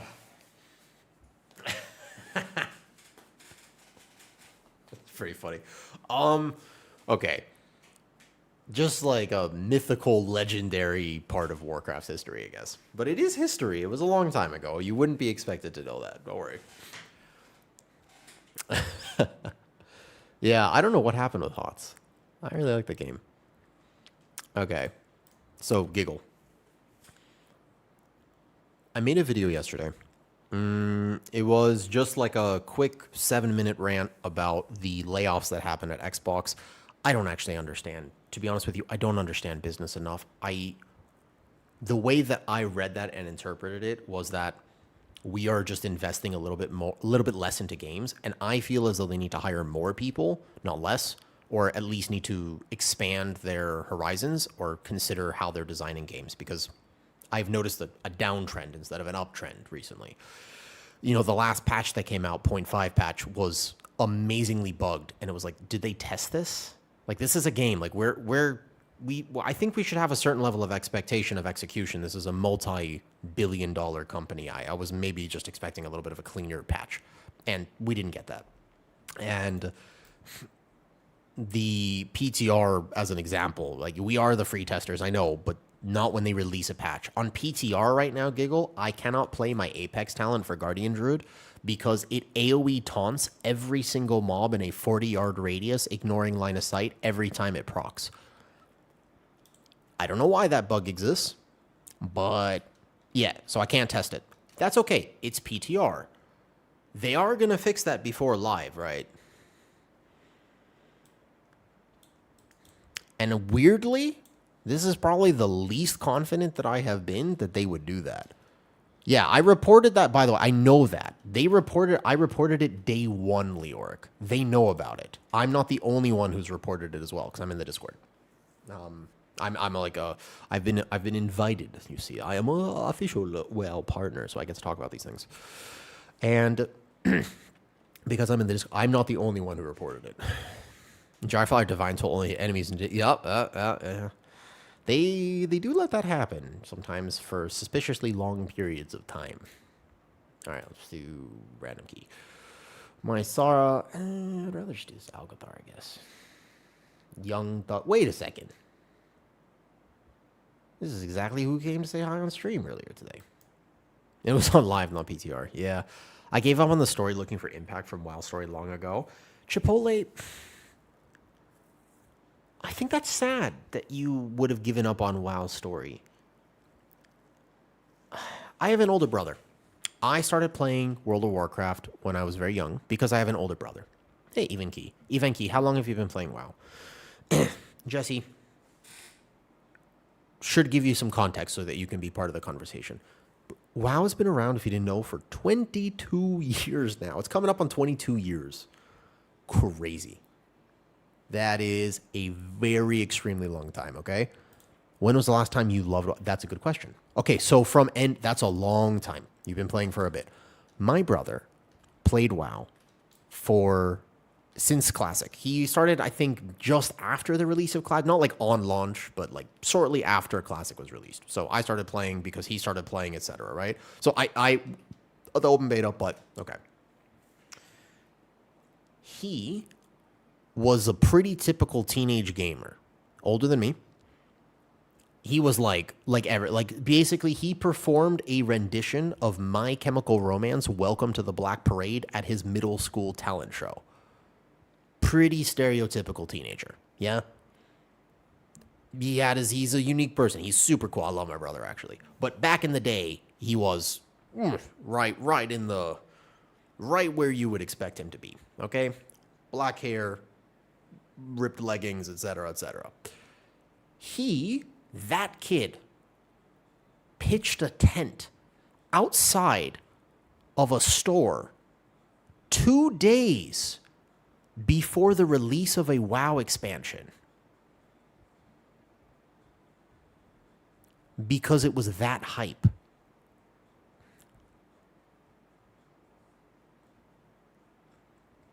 That has not existed for a while. That is crazy to me. Yeah. Like, it is wild. That's what WoW used to mean. That's what the impact that this game used to have was this legendary relationship with its player base. It hasn't been that wild for a long time. It's been trending down since Wrath of the Lich King. Perhaps we have changed as players, sure. Perhaps the gaming was, when WoW came out, there wasn't even anything close to it. I mean, WoW completely blew every game out of the water by 5 years, 10 years plus. Now, at least, it's not as special. But I mean, it's a legendary reputation. But when a cinematic was released back in the day, bro, people went wild. And every time a cinematic was released, you just felt, you felt it in your heart. It was like watching a 2 to 3 minute movie that it just sent chills down your spine. You were like, this is the most, you're like shuddering like a Malinois. You're basically like a Malinois who's seeing the ball and he's like, it's like frothing at the mouth. It used to really feel like that. It hasn't felt like that in a bit. And that's kind of what we're talking about. It's not like the cinematics are less visually appealing, but the last time we felt that was BFA. And what I could do is show you the BFA cinematics with no knowledge of the game, Jesse. If I showed you even one of the BFA cinematics, you would probably understand. So that cinematic giggle was amazing. But do you remember my favorite, Old Soldier? We watched this like a week or two ago on stream. I was showing it to people on stream. Do you remember Old Soldier? That's the one where Sour Fang's on the rampart. No, it wasn't the main expansion one. It was there was a few that they did. Show him the Wrath of Lich King. I mean, to be fair, yes. There was a lot of them. There was actually several cinematics that were very, very, very cool. Here. I'll find it real quick. I'll just link it to you. If you're curious, Jesse, I'd want to know, watch this and tell me what you think. Even without knowing anything about BlizzCon. Even without knowing, you don't need to know the story. Old Soldier cinematic. If you want to. It's like 6 minutes, so it's a little bit. But this is a straight up, it's a cinematic. I think it's one of my favorites because it isn't a crazy story. It was just this. It's just a dude mourning his son. Kinda. I don't know. I feel like it had, oh, sorry. I was yapping. Blizzard was really good at across games. I want to watch the right. Yes. That has been lost a little bit. You know? I was yapping, sorry. Sorry. Ready.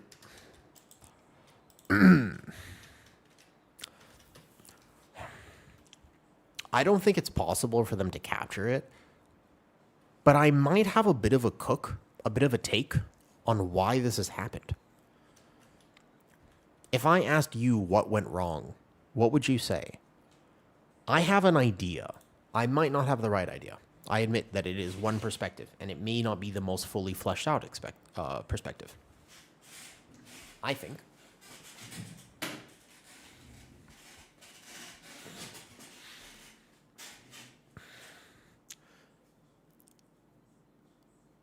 I think as much as I am a fan of access, and there should be access to playing the game, no, I wouldn't go that far, Giggle. I almost think that reducing it to political agendas is actually it's simplifying it too much. It's generalizing. How do I say that? I'm trying to think about the right language here because I'm probably not going to have the most eloquent way of explaining what's in my head right now.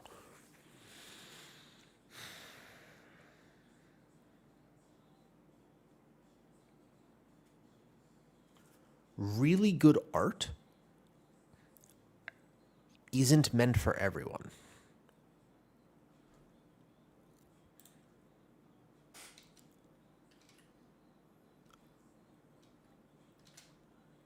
The current iteration of media, from what I can see in movies, in games, in a variety of things, and this is a generalization. It is not a 100%. You can find exceptions to this, but I feel like the majority of what I consume today is trying to cast as wide of a net as possible because they want to make more money, and people spend money on products. So if I could get more people to buy my product, I make more money. The problem is that something that is made for everyone is in fact made for no one. That's the quote, Gelf. And I think that is sort of what's been happening to our games and our media, our movies, is that in many ways, there's no soul or passion behind it because it is as if people sat in a room, and I get it's a company, which, by the way, is exactly what a company should do. In order for them to make money and we have a successful game, we do need people to play it. And I am a huge believer in the access of that game in the sense that you should be able to play it even if you're not good at it. In my opinion, I would say that is a very important part of gaming. But the story and the art and the direction needs to be careful about generalizing too far.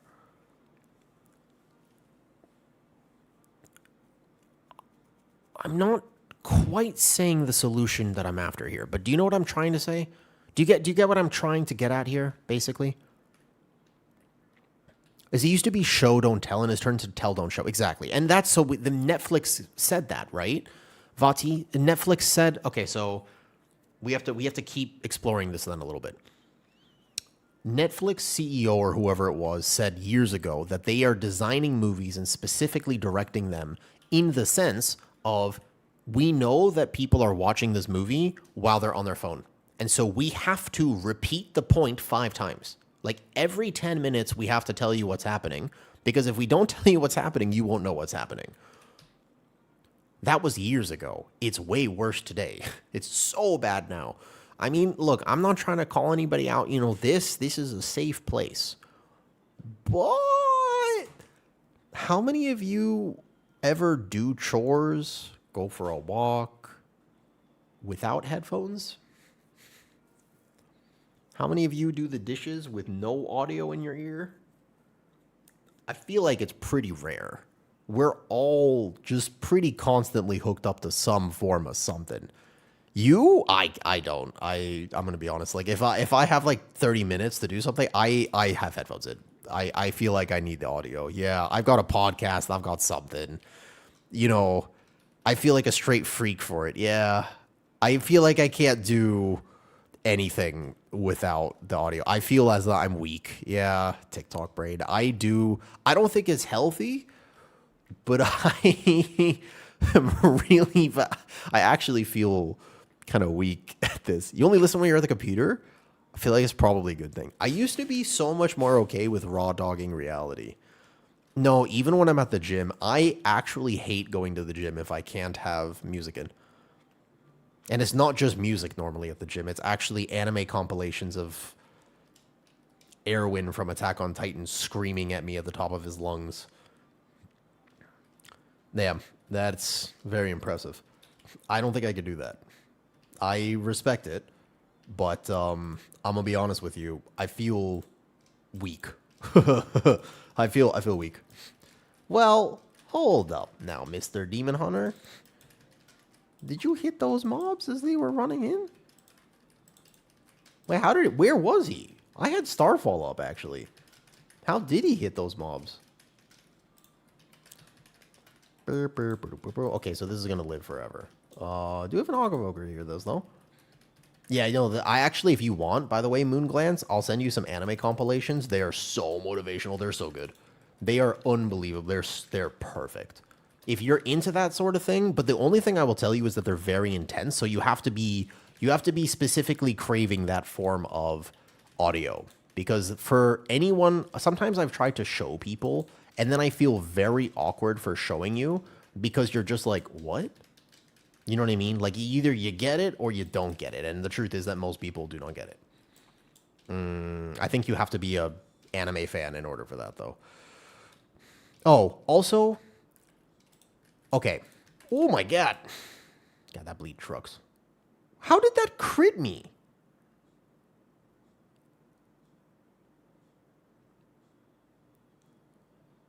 What? Wait. First of all, it was doomed to fail from the start. But also, what?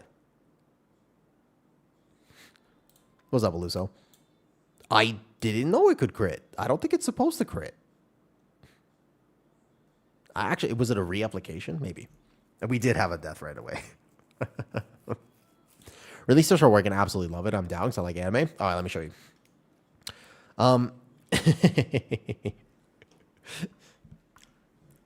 You mentioned the Disneyfication of WoW. I don't think that is a true representation of what's happened. I think there's a loss of impact, though. There's still plenty of gruesome things that happen. There's still plenty of stakes, but we don't feel connected to them. That cinematic I linked you earlier, Giggle, What does Disney mean? I guess I don't like the Disney argument because I actually really like Disney. That implies that every Disney movie sucks, but I can basically the only songs I can sing are either hold up, don't say that. And the next thing that I would say is not no. The third thing that I would say is I can sing the entire Let It Go basically from heart. It's a good song.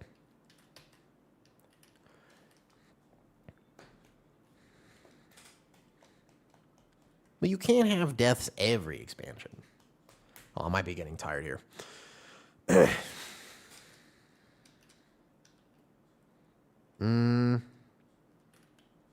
also 15. No, it still adds a very impressive thing for me. There was a reel. Okay, I'm going to tell you guys this. I'm going to be open with you. You know how you found me from the cat reels? A few days ago, I was cuddling with my cat. And by cuddling with him, I mean that I was kind of like holding him like this and he was spinning. But he really needs a bath.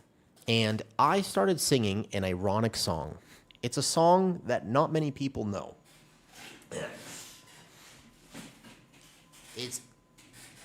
can't quote this to you because it's very inappropriate. I am debating on saying this now at all. I am filtering. I am having an inside thought. I am preventing the inside thought from being an outside thought. It was very funny, though. I am debating on how I will share the inside thought to an outside thought. Moment.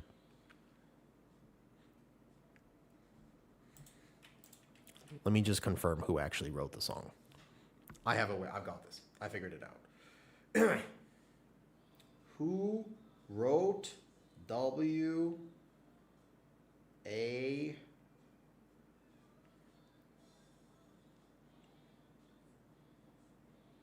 All right, bet. Cardi B and Meggy the Stallion. And I thought it was very funny because I fully sang this song. It's not a very hard song to remember the lyrics to. And I was singing the song as I was dancing with him because I was really hoping that that would be him soon. But I can't share this because I said this last part of the song. I said it like many times in a 25-second. I said that word more times in a 25-second window that I have ever said pretty much in my whole life. And so I'm somewhat limited in sharing this content, although it is very funny. Now, I don't remember how we got here. Yes, that's the one.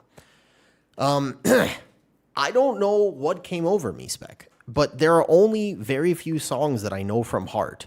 We have In the End by Linkin Park.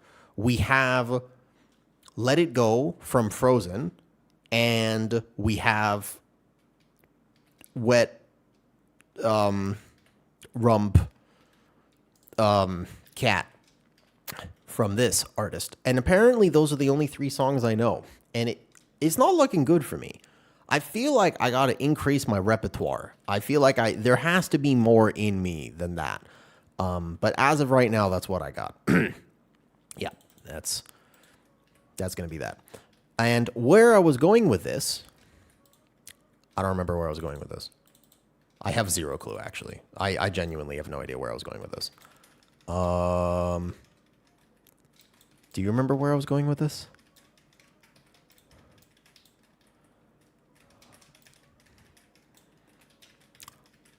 All right, I have another point of forcing you to play. Great. Let's go with Back to WoW. Yes, Back to WoW. Oh, yes, I agree with you completely. All right, great. Now I need to do something with dailies, but I remember the time where I just did the starting faction quest and had enough rep. Yes, excellent. So, started with the whole Disneyfication stuff.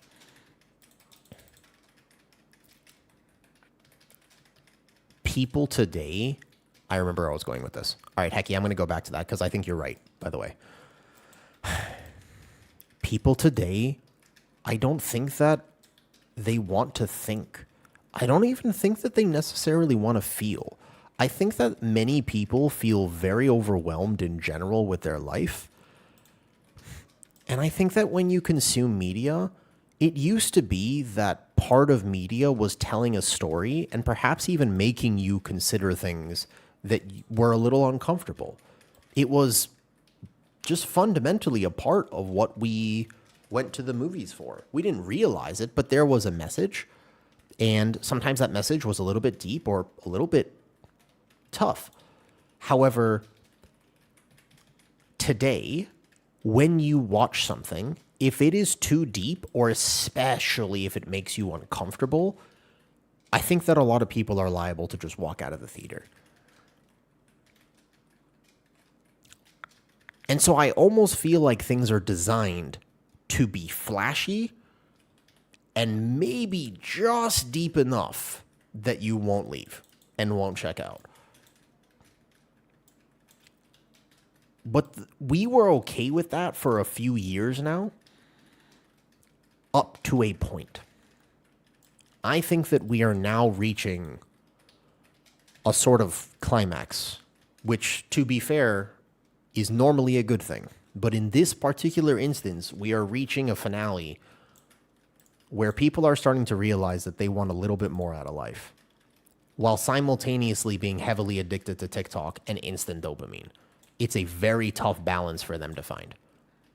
But people want both. It's like people are asking for meaning and depth without wanting it. And I think that if I was a designer, I would have I would have a very difficult time striking that balance of this is a product that people will enjoy, but also it will be just on the edge enough that it'll be unique. Because the safest bet is not to make a new movie. The safest bet is to make a live-action Lion King. And after that, we'll make a live-action Lilo and Stitch. And after that, we'll make a live-action The Little Mermaid. And after that, we'll make a live-action this. And after that, we'll make a live-action this. And after that, we'll make a live-action... And that's the future. It's a proven IP. They make so much money. And they don't lose money. And they don't want to lose money. But I really feel like there's starting to be a little bit of a backlash, though. So yes, that's kind of why was for it as well, Gelf, because I view that the only people, there might be a few exceptions to this, but in general, recently with media, I feel like the only way that we get some of what we used to have or some of the relationship we used to have might be if we could somehow take creation into our own hands. Yeah, the live action Snow White did not do well, which is great. I mean, not for the movie. Again, whatever you think about the movie, let's not get into that particularly. But yes, I'm glad that there's some pushback. I think that we should push back. I also think that we should hold the companies like a little bit more accountable for maybe just kind of messing up.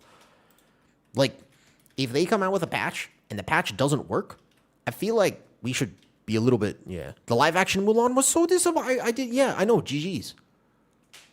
Zerania, I was always puzzled why they did a live action Warcraft movie.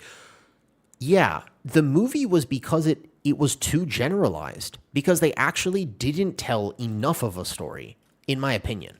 It was kind of epic. I don't think the live-action Warcraft movie was bad, although I did look it up yesterday, and it was considered a box office flop, although not a crazy flop. I mean, it was like something in the realm of within like 5%, but it wasn't a box office success, for what it's worth. You know what I mean? The live-action Mulan...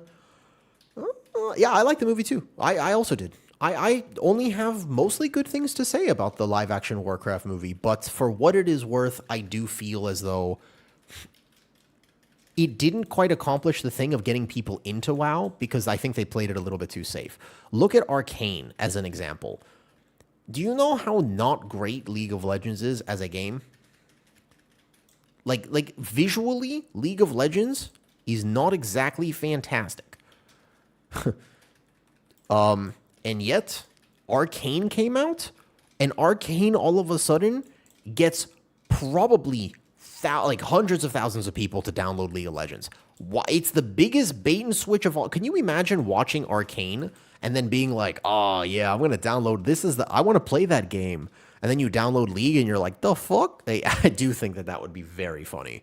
For anyone who didn't know what League of Legends was, and then watch Arcane, and they go, wow, I want to play this game. And then... Bro, oh my God. That's like a rug pull. That's like bigger rug pull than Ashes of Creation. Damn. More people actually might know who Jinx is. Yeah, I know. And Arcane was a massive success. But the thing about the way that they made Arcane did not pander to a general audience. It did enough, but it also had, that show had soul. Didn't you feel, I mean, when you watched it, you were like, damn. I think that more people want that today without being able to express the fact that they want that. I just don't know if people know how to put it into words. I don't even know if I know how to put it into words. But, you know, there's something about, you got to make people feel without making them check out. And I don't know, like, that's a very difficult balance to solve. Also, Shindig, Sean, when do I have Shindig on a podcast? At some point. I don't know when I'll ask him to collab on another video. Soon, probably. I would love to do a little podcast with Shin. I think he's a good, I like, he's got interesting perspectives. Yeah, I think Shindig would be a good podcast guest. One of the few quests removed upset me was the Wrathgate. At the end, the cutscene was just so epic. Also didn't feel like anything from that trailer linked to there. You didn't feel anything. Okay, gotcha. I am curious about that, Jesse.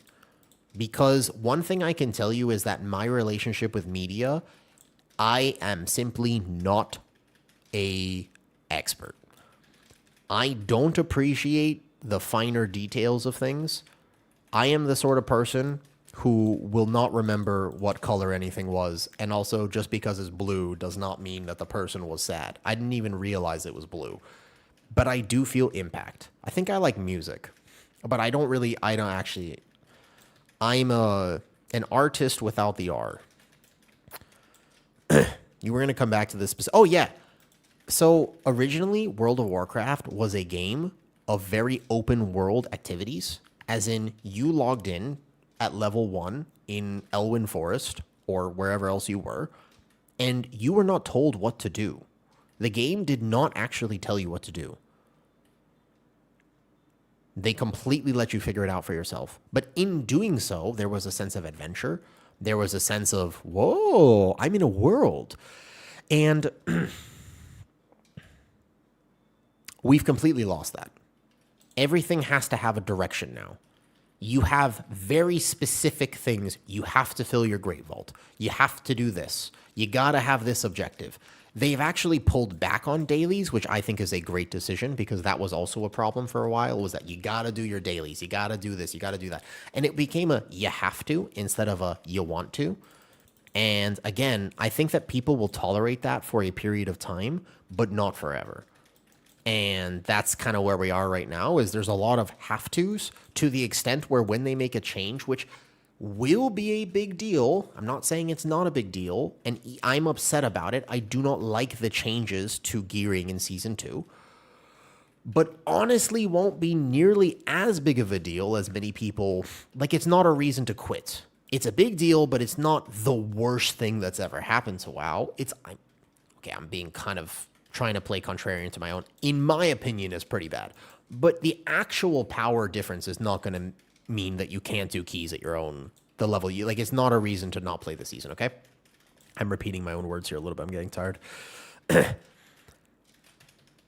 but it feels that bad. And I think that it feels that bad partially because there's just starting to be pushback against many of the things that we've recently been accepting. And we're realizing we don't want to accept that no more. That's what I think.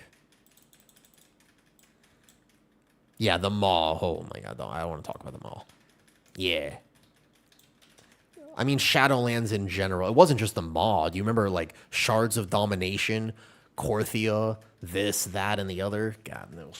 We had no... I mean, you have to realize that Warcraft is so much better. Why is Season 2... I can explain the gearing changes in a second, but... Hecky, what you were saying earlier about the dailies and basically being forced into doing things... You have to be careful about this balance as a game. Friction, not bad. Friction is actually not necessarily immediately a bad thing. Sometimes you kind of have to convince somebody to try sushi because they might like it. But these days, I do think that our just general relationship with gaming has changed to the extent where people are starting to get really upset with any amounts of friction because the relationship of why we're playing games has changed so much that we're just not as tolerable as we used to be.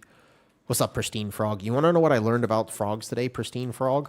There is a national park in Arkansas, and that national park is called Tosuck Park, and they have frog racing at Tosuck Park. We've gone over a lot of interesting topics today. None top that. That's got to be probably one of the most fascinating things I've heard in a very long time. Yeah. I kind of want to... I would go to Tosuck Park for completely unrelated... Mostly just for the frogs. I actually really like... I think frogs are cute. Not like... I don't know if I would ever have a frog. If I ever got a frog, I would want... No, I wouldn't suck the frog toes. I learned from Avatar: The Last Airbender. I would just do... like I'll probably just like drink milk instead. Yeah, so I would get like a big frog. I think that'd be cool. But we have frogs in Thailand who they just kind of like hang out on the street sometimes, and I really enjoy. Whenever I go for a walk and I see a frog, I feel like as though I've been blessed. I really enjoy frogs. The absurdity that they represent is great. Okay, let me get aggro here. I had a feeling that would happen. Oh! So that's not good. Huh. I was wondering how he died, because I didn't lose threat, and then I realized that he didn't quite get the skip. Somebody walked through. We're probably going to live this. That's actually probably okay. I kicked that. Oh, that was a great fort brew. That was healer's good. Damn, healer's very good. They should take the biggest dividing issues in WoW and let people sign up for PvP based on which side of the fence they're on. World of Warcraft Civil War. I don't know if that would solve the issues, to be fair. Yeah, that's interesting. I mean, I'm not playing for IO today, Pristine. I want to do PTR testing for Guardian, but I'm kind of just chilling. I just want to play the game. That's okay. I am not the sort of person that yells at people, and I'll tell you the story if you want to hear about it, while we're basically not wiping to this pole and I'm dancing in a circle because I'm just chilling. The reason why this happened is because one time, a long time ago, when I was but a young lass, when I was but a wee lad, right? I wish I had that accent. Actually, such a good accent. So when I was very, very little, and I say very little as in I was just slightly... No, hold up. Pristine Frog, is this your first time meeting me? Is this your first time in my stream? Is this your first interpretation of me? First in the stream. You know, I kind of figured. And the reason I knew that is because I am normally very well spoken. And yet, at this exact moment in time, I have lost the ability to speak. And I only tend to lose the ability to speak in these exact types of scenarios. And the reason that happens is because I'm very awkward. And when people ask me to introduce myself, I have a random tendency to want to say exactly the wrong thing. I don't know where it comes from. I really don't, by the way. But a large part of me, like fundamentally as a human being, I'm actually not terrible at socializing, but if I was going to join a group of people in public and they were like, hey, nice to meet you, tell me about yourself, one of the first things I want to say is like, starfish. And they're like, what? And then I don't follow it up. I just let it simmer. I just want to see, I just like watching them squirm a little bit. I do. And I'll be honest about it. So at this point, the problem is, so this is kind of what's happening here, is I was making, I think, what was probably a really good point about something. And then since this is your first interpretation of me without being like in a video, which I don't edit my videos, by the way, except for the last one. I did edit that one. But effectively, I don't really edit my videos. I actually just let it ride. Yeah, that's why I'm not seemingly able to do this properly at the moment. Those are synced. Yeah. Yeah, this happened right when I was going to end stream yesterday. Earth came to say hi, basically another streamer. And I was like, hello, I'm about to end stream. And they were like, well, tell me about yourself. And I said, mozzarella. And then I logged off. I just roll with it. The one thing about me is that I'm confidently myself. I have learned that if you are going to do something like this, you might as well just send it. But if you send it, don't stutter. Don't second guess the decision. Be confident in your decision. You gotta, at some point, take a stand. Thank you. I figured I'd play it safe because if somebody says mozzarella, that's weird. I would say, you're weird. It's fucking cheese. You don't like cheese? And they would say, well, I guess I do like cheese. And then I would say, well, I guess we should be friends then. Voila, socialization 101. I feel like at this point, I should just make a video about how to date. I would crush that video. How to riz attractive people. Yeah.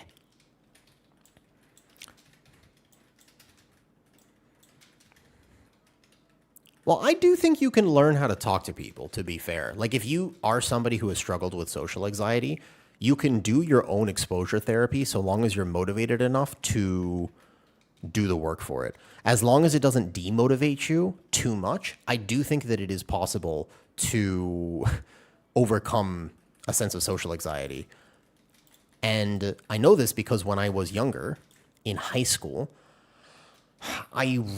all I ever cared about from when I found Naruto, I really just wanted to learn how to talk to people. It was the only thing I ever cared about. I wanted to learn how to do talk no jutsu.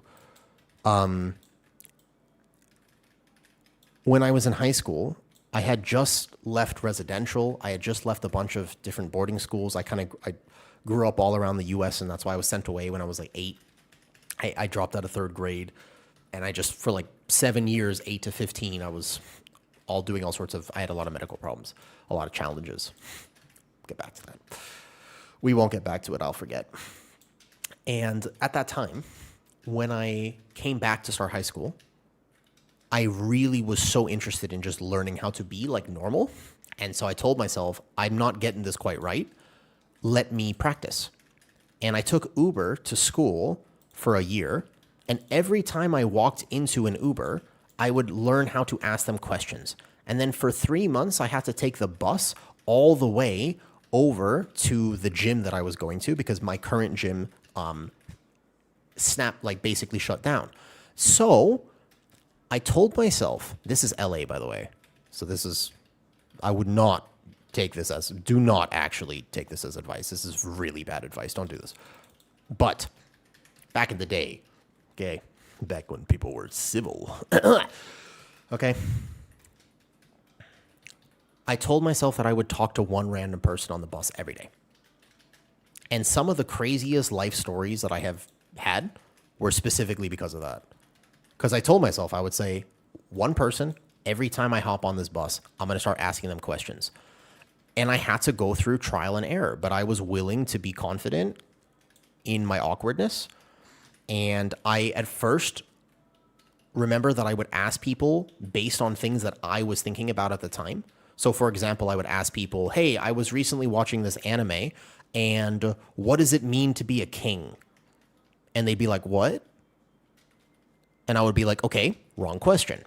Because it was like Fate Zero around that time had just come out, and there was the episode where they were talking about what it means to be a good king, and I thought it was very, very good conversation. And then I would say, okay, well, recently, my mother's friend just passed away, and that seems to be a point of conversation. So I would say, hey, have you ever had a death in the family? And they would be like, what? And I would be like, okay, so don't lead with that. Got it? And other times I would just basically start asking other questions. And I would say, hey, do you like cheese? And I would say, yeah. But they would be like, what? And sometimes that would work and sometimes it wouldn't. So I learned, okay, if I want to ask them about cheese, I have to preface it and give them a reason why they should talk to me. I would just literally just do this. Like, and I did this thousands of times and eventually just kind of compiled a little bit of a list of what was a good thing to ask and what was a bad thing to ask. And that was genuinely like, no joke. Like that's how I learned how to talk to people, was just constantly figuring out and trial and error. And somehow I never got stabbed. It's probably because I was young. And that's how I learned. That was actually just fundamentally what I had to do because I was really bad at talking to people for a long time. So I do think that you can practice, but you have to be willing to fail because it isn't going to go well most of the time. And you have to have some level of either self-confidence or put yourself in the right scenarios where you will be allowed to fail. Yeah, well, because but you can learn the patterns. It absolutely is called autism, and yes, but it becomes something where you have to choose and figure out how to balance what it is that you want to talk about with what is acceptable to talk about. When I stream, I don't actually think I don't have to do that. This is my environment and I get to talk about whatever. Like, for example, I'm pretty sure I was supposed to tell you a story, but I forgot. That's okay. No one will judge me for forgetting to talk about the thing that I told you I was going to talk about because I forgot. I will not get punished for that. This is my environment. My stream is an extension of myself, and the thoughts happen up here. They come out like a treadmill. Also, thank you for saying so. I actually think that I come off like that a little bit sometimes. It's a small snapshot, not them in their entirety. And I learned giggle. I think that is very fair and also a great thing to think about. Wait, skip? No, actually. No. It's a 20. We have time. Don't skip. Don't do it. It's not worth it. No skip on a 20. Just pull this. We have percentage here. You look like a treadmill? Thank you, Brylax. Wait, actually, I'm not supposed to say that. I actually should say something else. I don't want to tell you that that's the right thing to say because you have to learn how to socialize with people on a bus. I would say the treadmill is probably not what you start with. You want to say something like, this is what I learned. Allow me, after thousands of conversations and trial and errors, I'll tell you what I've learned. Paravel. If you were a treadmill, I wouldn't walk all over you because I respect your boundaries and think that you have value as a human being. See? When you acknowledge people and their deeper issues, it creates a sense of social conversation. Do you know why that didn't work? Because it's so out of place. Paravel's like, what? See, I just constantly get the what. Happens a lot. I'm used to it at this point. What? Giggle. Yesterday, I was having a pretty controversial conversation where I was willing to give some takes about things that I don't actually know a lot about. I was talking about AI, I was talking about art, and I, for what it is worth, clarified very much, I'm not an expert on this topic, I don't know. Honestly, all of my information about this topic would come from a podcast or Instagram, which is not exactly a great source of information or news. But I'm willing to converse about this. Like, I'm willing to have a conversation with you. So we were chatting, and somebody came in, and they were like, "So you like stolen artwork? You hate artists?" And I said,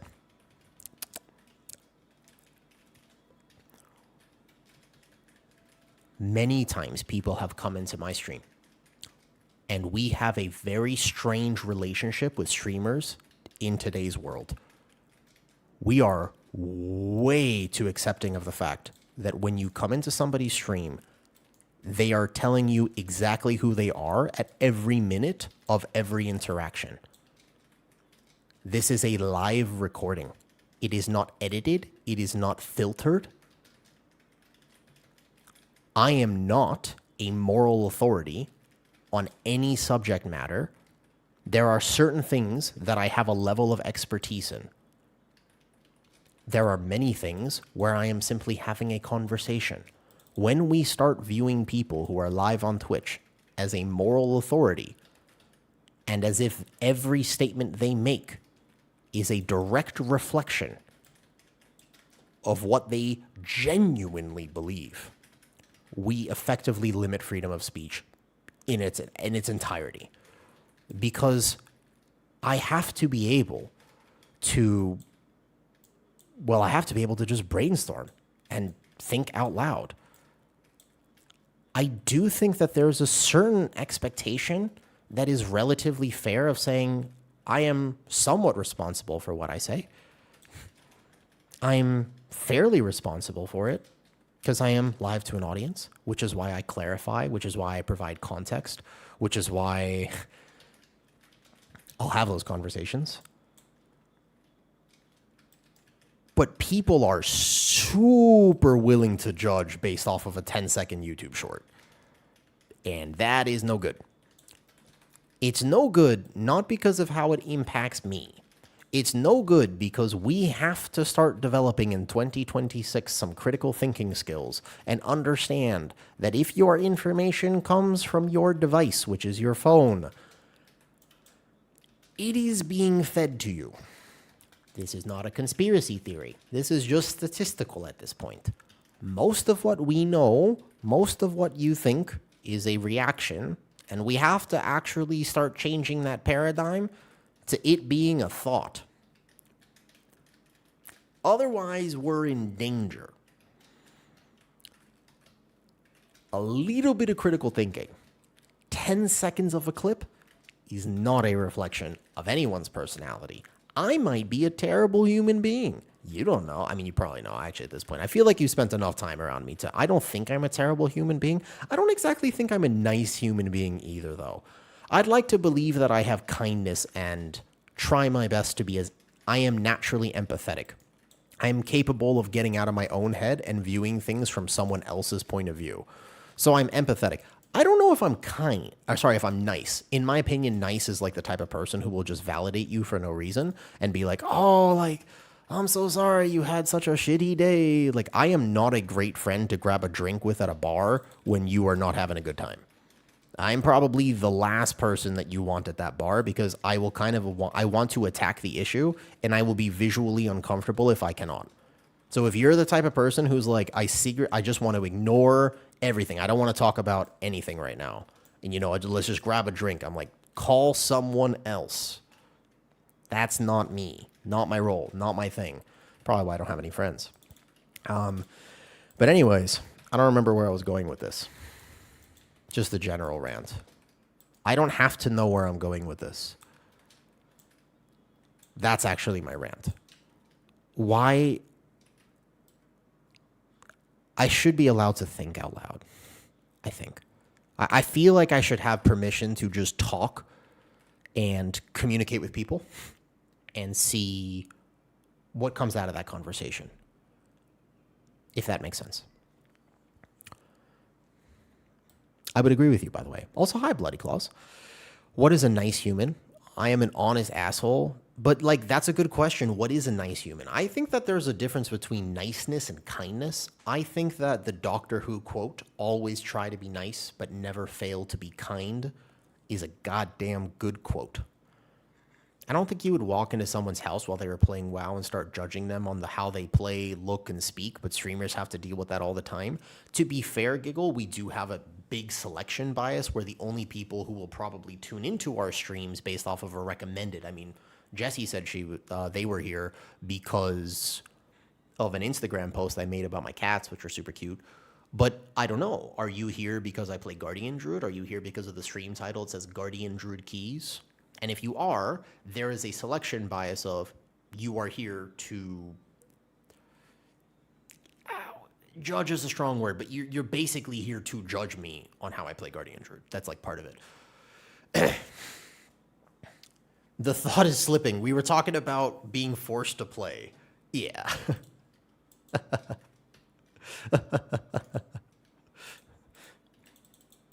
And also, you should try Bear. Bear is fun. The reason I like playing Bear on stream is because I genuinely don't have to think about most of the things I normally have to think about when I tank. I do actually play all the other tanks as well, And I would like to say I'm not terrible at them, but bear is my favorite because it allows me to play the game the way I want to, which involves me turning my back to the mobs, not really caring a lot. I can jump in a circle like this and just go boom and chat with you the whole time. Because you know that when I am streaming, you know what my screen looks like, right?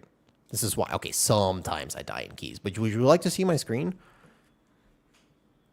Also why I get somewhat distracted in keys. Are you prepared? I'll show you my screen capture. Watch this. This is what I do. Giggle. I don't know if you use an overlay. You're pretty good at this. You're here to learn how to riz hot girls. So you got to riz them with the tism. That's like one of the fundamentals sleeping. Now, I'll actually tell you if you want. Watch this. Now, so when I'm streaming, this is what I'm doing. I've got YouTube here, and I've got Twitch here. So like as it like say hi mom. And then I'm playing the game. Like this. Yeah. Hi mom. Ugh.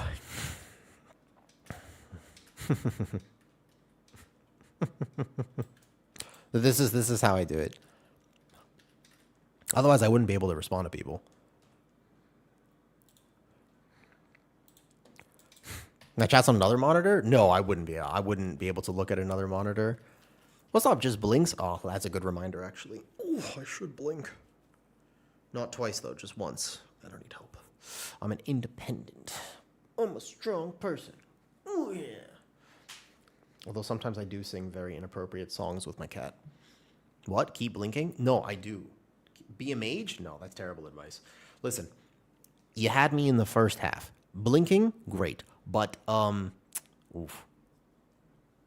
Mage?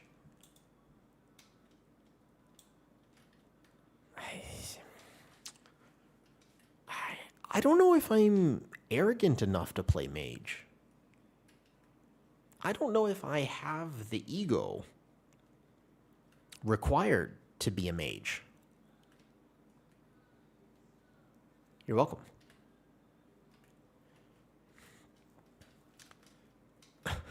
Yeah, very damn kitten.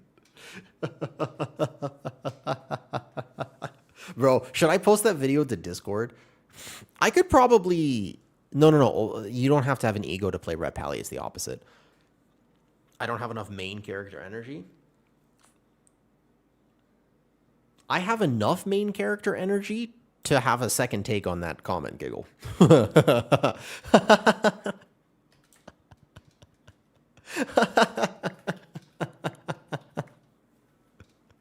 No. I mean...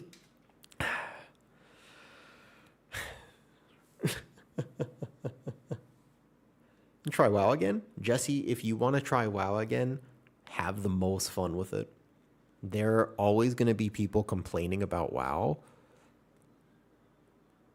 This is the best iteration of the game system-wise we've ever had. I don't think it's the best for new players. And Jesse, when you tried WoW last time, did you play Classic?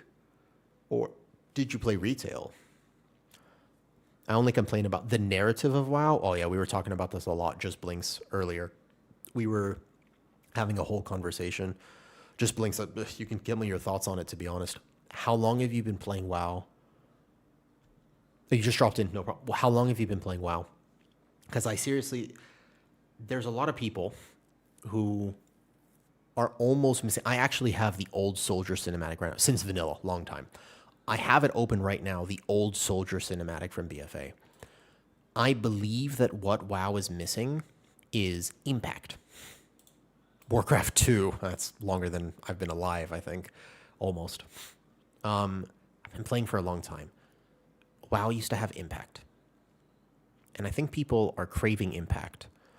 I don't know if I agree with the masculinity comment as much as I think that that's a scapegoat. I think it's the same way of kind of overusing the term political correctness, which sometimes is applicable and sometimes that is applicable.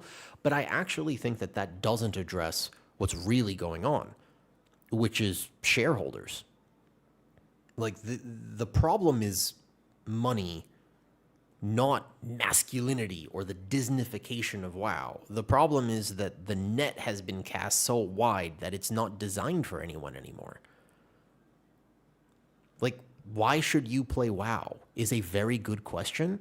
And I don't think that people could answer that in the same way that they used to be able to answer that.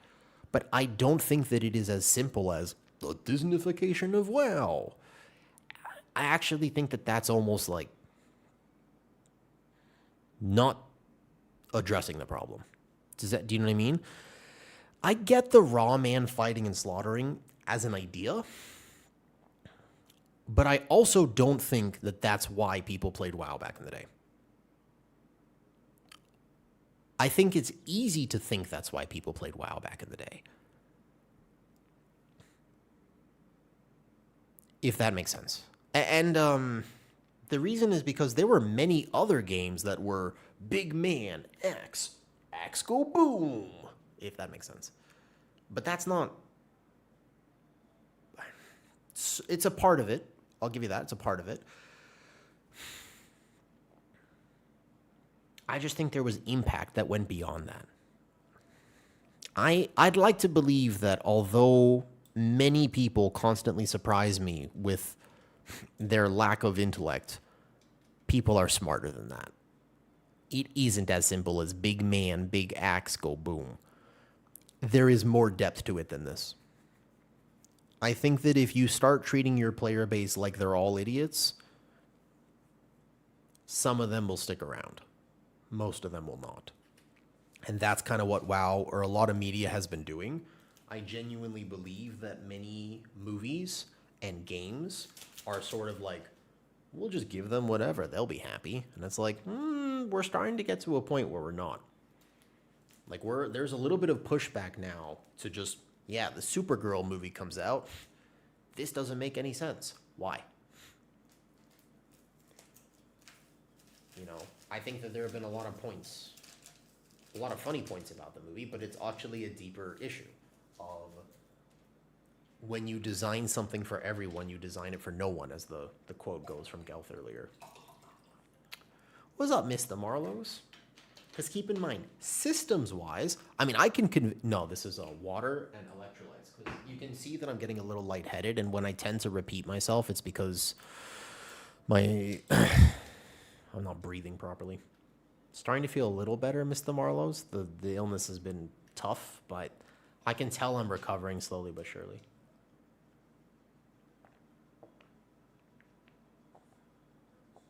I think the why... That's fair, Techie. It's deeper than that. We can dive deep. I like going deep. It's the only thing I know how to do because horse, right? And snapping turtles. And you're like, what are snapping turtles? How are they related to this? Because I like turtles. Perhaps a few things that got killed by the narrative is basically revealing stuff that shouldn't be revealed and left a mystery. I do think that you're onto something where when you make it a cosmic threat, the stakes are higher than ever, but people can't relate to that. I used to have turtles, streamer. I used to have 2 turtles, but they developed a shell condition for some reason. Maybe because of how they were born. I don't know. I got them from a pretty cheap store. And after about a year, I had to give them to a vet.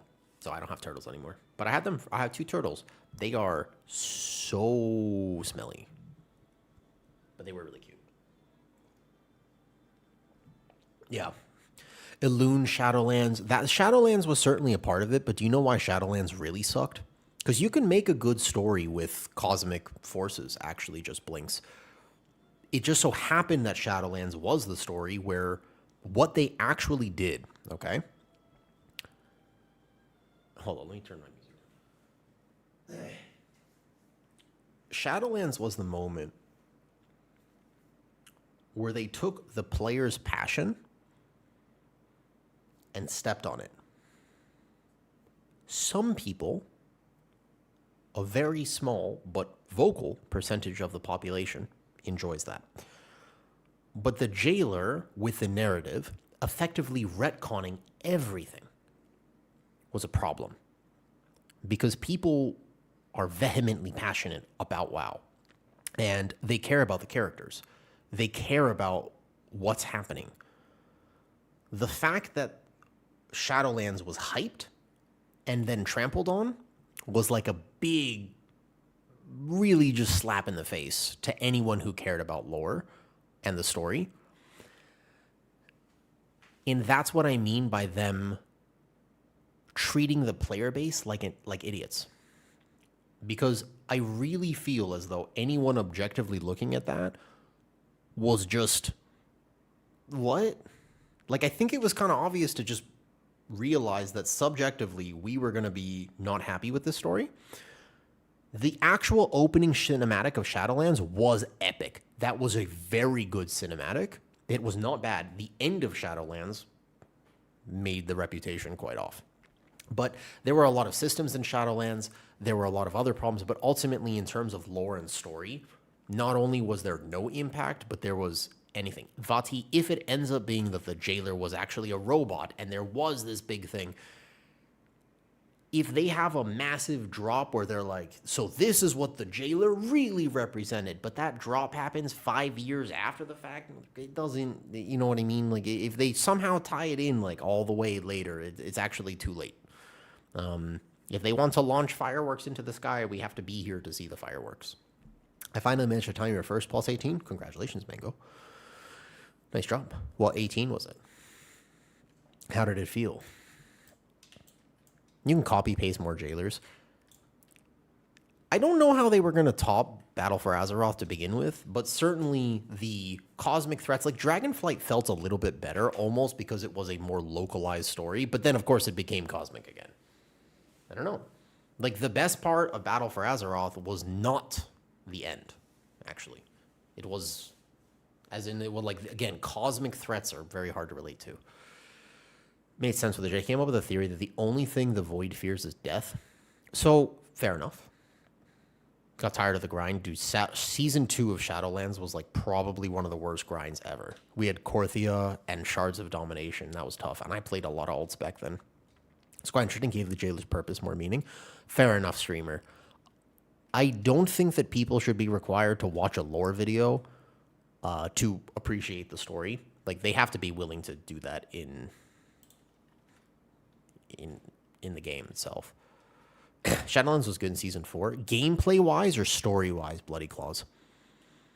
Where they fixed most of the bad systems. Bro, I know I'm going to land in trouble for this because I'm criticizing some of the modern game, but, like, excuse me, I can convince you in 30 seconds why retail World of Warcraft is the best version of modern WoW we have ever had by far, and it's not even close. You don't think this? 30 seconds. You kidding me? By far. Holy, the reason that we're unhappy with this game has nothing to do with gameplay systems. No, all right, watch this. All right, yeah, fine. I can absolutely convince you that retail World of Warcraft is holy shit. All right, I'm going to clip farm this. Let me give this a little intro. Let me dig in here a bit. Are you ready? Okay. 30 seconds, I will convince you why retail is the best version of WoW we have ever had from a pure gameplay systems perspective. Back just a few years ago, there was no such thing as warbands. You had to farm rep on every character. There were affixes. You want to go back to sanguine, bolstering, necrotic, explosive, quaking? We had nothing back in the day. There was no crest system to upgrade. You couldn't play with your friends because factions were divided, which narratively might have been cool, but actually sucked that I couldn't play with my friends if they were on the opposite faction. That was not so long ago. You really think that the gameplay systems are the reason why we're upset with WoW right now? That's not why. It has nothing to do with this. There are some more steps they can take, but they have to be careful with that, Blinks. I should him off to bed. Thank you for hanging out, Giggle. I appreciate work soon. Oh, man, I hope you get some sleep. I hope You get some rest. Thank you for hanging out, Giggle. And I appreciate you giving me the chance to explain that I am not just some arrogant prick.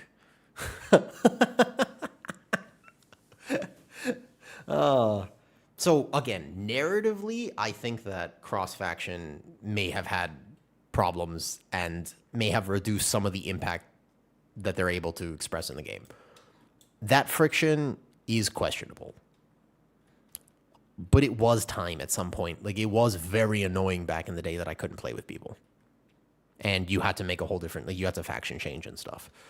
I do think that it served a purpose for a long time. I don't know if it could exist in modern gaming. Maybe they should have kept it, though. I think there is an argument for the fact that that was not a good idea. It's possible. Cross-realm guilds was another thing. Yeah. I feel as though there are downstream consequences of giving people exactly what they want. What's up, Web Slinger? I saw you earlier. I got distracted. I was on a rant of some kind. I mean, Blinks, if they remove Mythic Lockout, does that reduce some of the value of Mythic Raid? Like, it's a weirdly slippery slope. It's so weird. It's very strange. When you reduce friction to nothing, then you stop feeling everything. And I'm not going to go through a lot of effort, a lot of cardio to feel nothing. I want there to be some level of friction.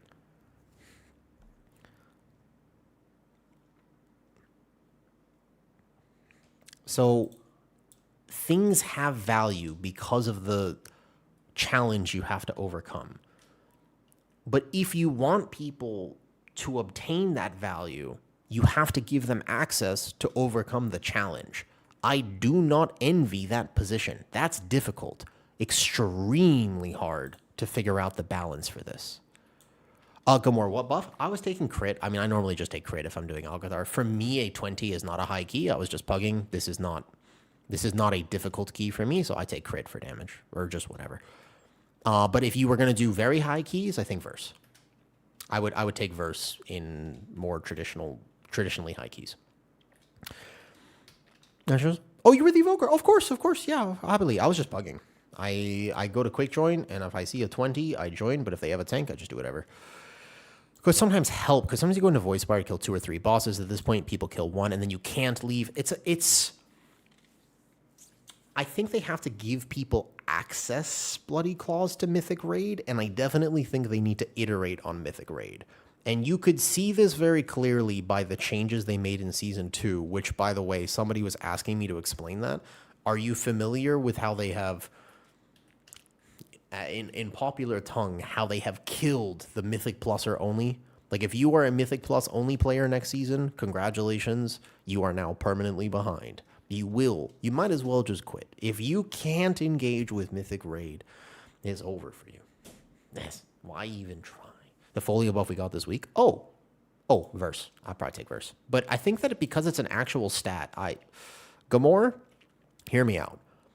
I am the opposite of a min-maxer, and I've been playing PTR. I'll go back to PTR tomorrow.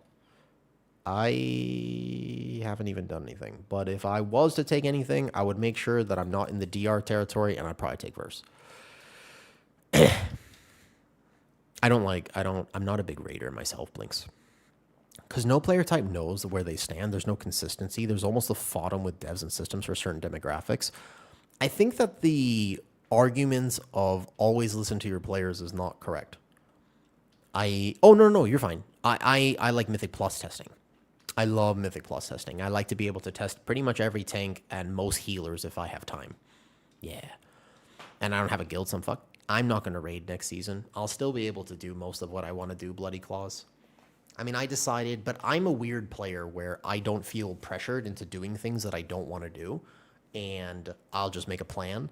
I've always been that sort of player. I think about the win condition even when I'm at a disadvantage. Keep in mind, I play the game with 200 plus ping, and on top of the fact that I play with 200 plus ping, I just do whatever. But like, I got my 4K IO a while ago, like a pretty significant time ago. I had all 21s done, 4 first week of May.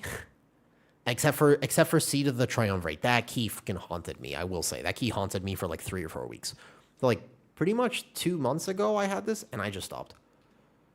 Yeah, like I was just like, I called it. That last key, that last one for 21 Brazil, I think took me a while. But the idea was I just got it and I was just like, oh, I'm chilling.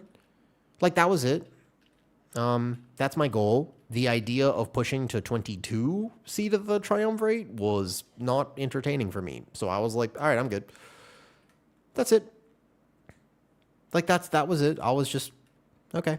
But a lot of people are going to feel pressured. And okay, so I'm 100 points above title, the 0.1%. Now I have to maintain that. I've got to get it. I've got to go. I've got to do it. And if I don't get it, then my mother will never love me. And I love my mother and I want her to love me because I am so alone and I'm just so emotional. I really need her love. Please call me, Mom. Maybe if I get title. Mom, I got the world first 24 Mysara Caverns on NA. Call me back. You know, a lot of people really have that sort of association with the 0.1% title for what we're talking about. Like genuinely, a lot of people are like, I have to get this. Otherwise, I am simply not worthy of love and I am not a good human being. That's a very strange relationship to have with a game system, but a lot of people have that. I do not. And because I don't care enough about it, I won't push for it, which is a problem because I probably won't get it. I noticed you run a lot with Mistweaver. What's your opinion on other healer specs? What are they lacking? Smart healing. I can answer that, Edgar. I can actually answer that. Geshwish key, I miss 20. Seed of the Triumvirate is not a fun key. What's up, Phil? WoW players are passionate. It's not. You can reward people's passion. There are also people who are very passionate about other games, but there's just a weird relationship with it. Like, I dare say, and maybe I'm very wrong about this, I don't know, but I swear that a lot of people who compete in League of Legends, as just an example, not all of them think that they're going to be Faker. Most of them know that they won't ever be Faker. But they compete within the bracket that they're at. So, Diamond players think, I actually don't know the tiers in League of Legends, forgive me. But basically, like, you compete where you're at. So...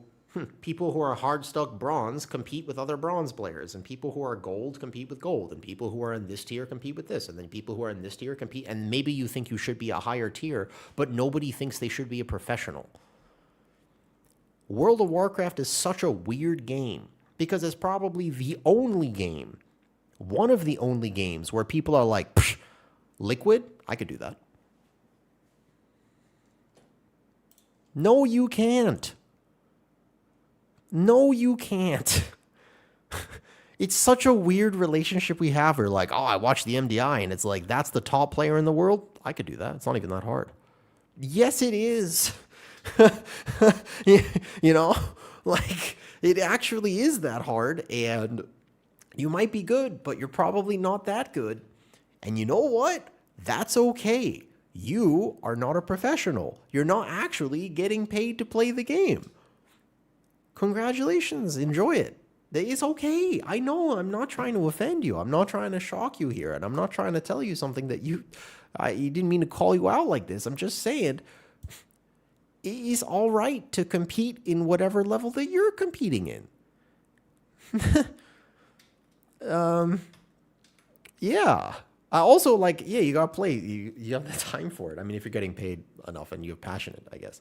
But the idea was, I just think that it's okay to make your own expectations. Recently, just blinks, I started a WoW podcast. I have 2 episodes out right now, and I have a 3rd episode. I've recorded it. It's coming out every Saturday right now.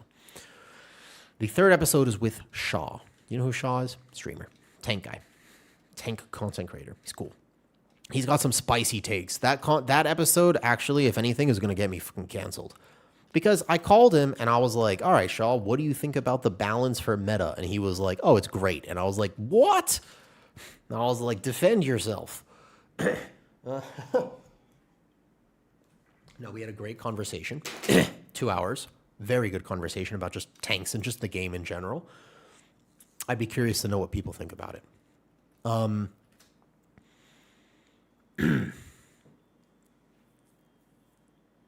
One of the things we talked a lot about was how much better the game would be if we set reasonable expectations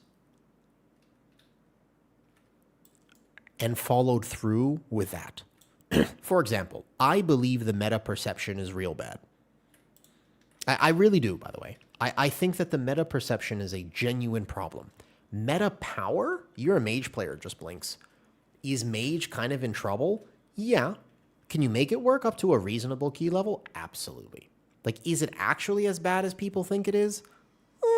Not really. I guess in terms of damage, I think that survivability is... one thing I talked about was how I actually think damage is easier to make up. Survivability is a problem. You really shouldn't have a spec in World of Warcraft be 40% tankier for actually no reason, which is what happens right now.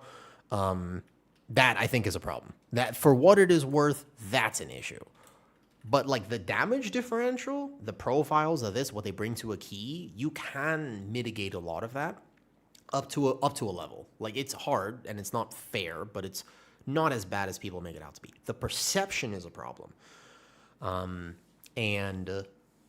We talked about how if you are a mage, as an example, and you love mage, if you walked into a season and you said, I am not going to get 0.1% title, my goal is going to be to get 3,800, it would be a good goal. What's the problem with that? And I really think that a lot of people are like, why would you go for 3,800 but not 4K? I feel like WoW needs even more stepping stones. Thank God they put in 3,400. Great idea. Thank God. They need to put even, I would say every like 200 points there should be something. A little transmog, a little this, a little achievement. Give people more brackets to compete in. It's okay. I think that you need to give people more actionable goals. It actually, by the way, a 0.1% title is like the worst. That's like the worst reward you could possibly get. Who plays with friendly nameplates? Who the hell actually plays with... I don't even have nameplates on. What's this guy's title? I don't know. What's this guy's title? I have no clue. I can see he is the Balance of Power bear form, but why would I don't even see your title. It's actually it's probably the lamest achievement. A transmog, like a mount or something. Those are cool. The 1% mount is definitely badass. But also there's so many mounts in this game, and pretty much nothing compares to the Fyrak mount, which is the best mount pretty much in the game. You know? I've main mage since I started in Burning Crusade. Your goal is to get each spec above 3,400. A great goal, and hopefully something that keeps you entertained for the season and you have fun with. One of my goals, Ophil, tends to be to get a new spec that I haven't played before to whatever I consider to be a reasonable IO. This season, it was my Mistweaver. Mistweaver is one of the only healers I had basically never played, and I decided to try to take my Mistweaver up to like 4K IO, give or take. I got some 21s done, stopped playing too early, so I'm at like 3850 or something like that. I have a 21 Algathar and some others. And like I think I still have like a Seed of the Tron rate on 18 or whatever it is. Trying to hit 3K for the first time. Pug life is tough, Balders. Did you have fun this season? Regardless of your goals, a good question is, Ophil, Blinks, Bloody Claws, Balders, did you have fun? What's so difficult on Seat? The IQ of my teammates. Probably. No, it's actually just a hard dungeon. Seed is frustrating because as a tank player, I think it depends on who you are. The reason that Seed is frustrating as a tank player is because you work so hard to live that key. It does a lot of... It's hard to live that key. You work very hard. You get to the third... 1 second. Why am I so old? God damn. Listen. You work so hard as a tank player. You play nearly pitch perfect. And then all of a sudden, you get to third boss and you say... Oh, I've done it. I won. Mom, I did it. I got through all of the difficult polls. We finally succeeded. This is going to be the one. Mom, call me, please. I'm about to time this Seed of the Triumvirate. I worked so hard for the last 20 minutes. Locked the fucking... And then somebody gets hit by a ball. And you B-res them.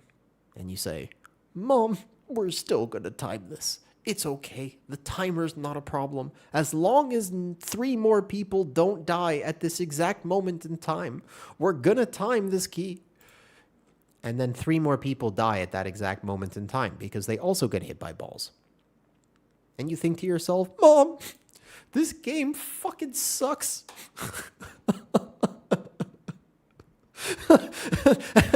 And listen, that's the experience as a tank player, and it sucks.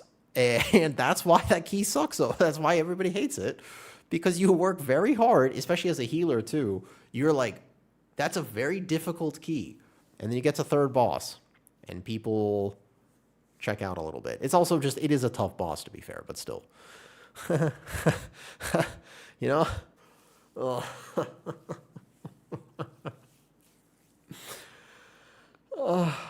Yeah. I know. That's just... There's a few ways that you could fix Seat of the Triumvirate, I think, and it would go a long way. Yeah. She just gets weird WhatsApp messages all the time. We timed it, Mom. My mom knows I stream. Sometimes she comes to say hi. Not often, but she has occasionally come to say hi. Actually, both my parents, my whole family knows I stream. It's a little awkward sometimes. What's that, Yum Burrito?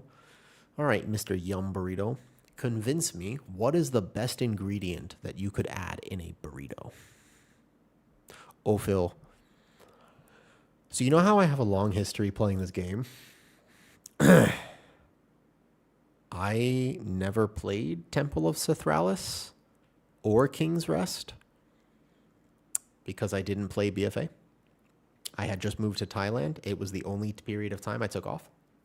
So for like 4 years, I didn't play WoW.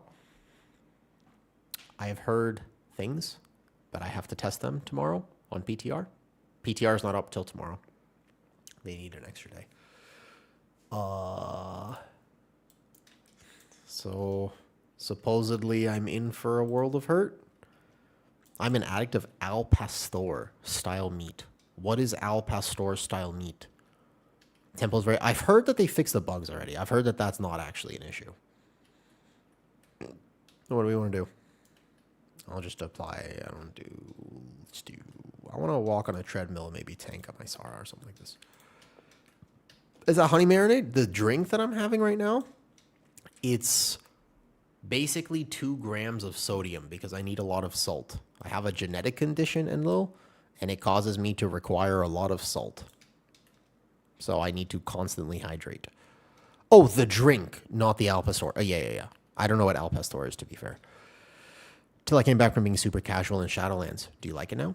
With an adobo-based, okay, can't say it, small pineapple bits grilled in. That does sound like a pretty damn good flavor profile, Yum Burrito. That does sound pretty good, actually. I'm a fan of sweet things.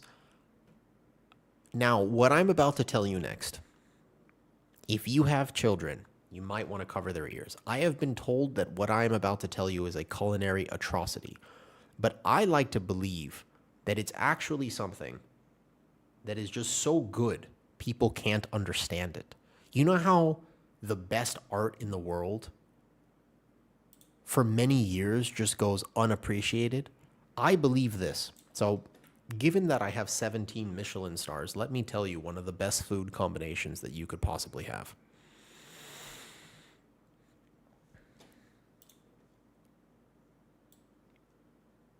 Creme brulee steak. It's really good. Take creme brulee, take Wagyu steak. Here's how you eat it. You have a creme brulee, you take the spoon or the fork, it's honestly your preference. You dig into the creme brulee. Then you take the perfectly cut of steak, and then make sure the steak is not seasoned with garlic. It can only be seasoned with salt and pepper. Then you put the steak on the spoon or the fork, and the creme brulee envelops the steak. I'm telling you, man, you honestly have not lived until you have tried creme brulee steak. Nope, Edgar. It's not even a funny moment. It's just, I believe it. I just actually just believe it. Do you have to make the sound when you cut into the creme brulee? Nah. Need to read your lips. Well, I've been told that when I was in high school, people always told me I had DSL, so it shouldn't be that hard to read my lips. Hi, Yum Burrito.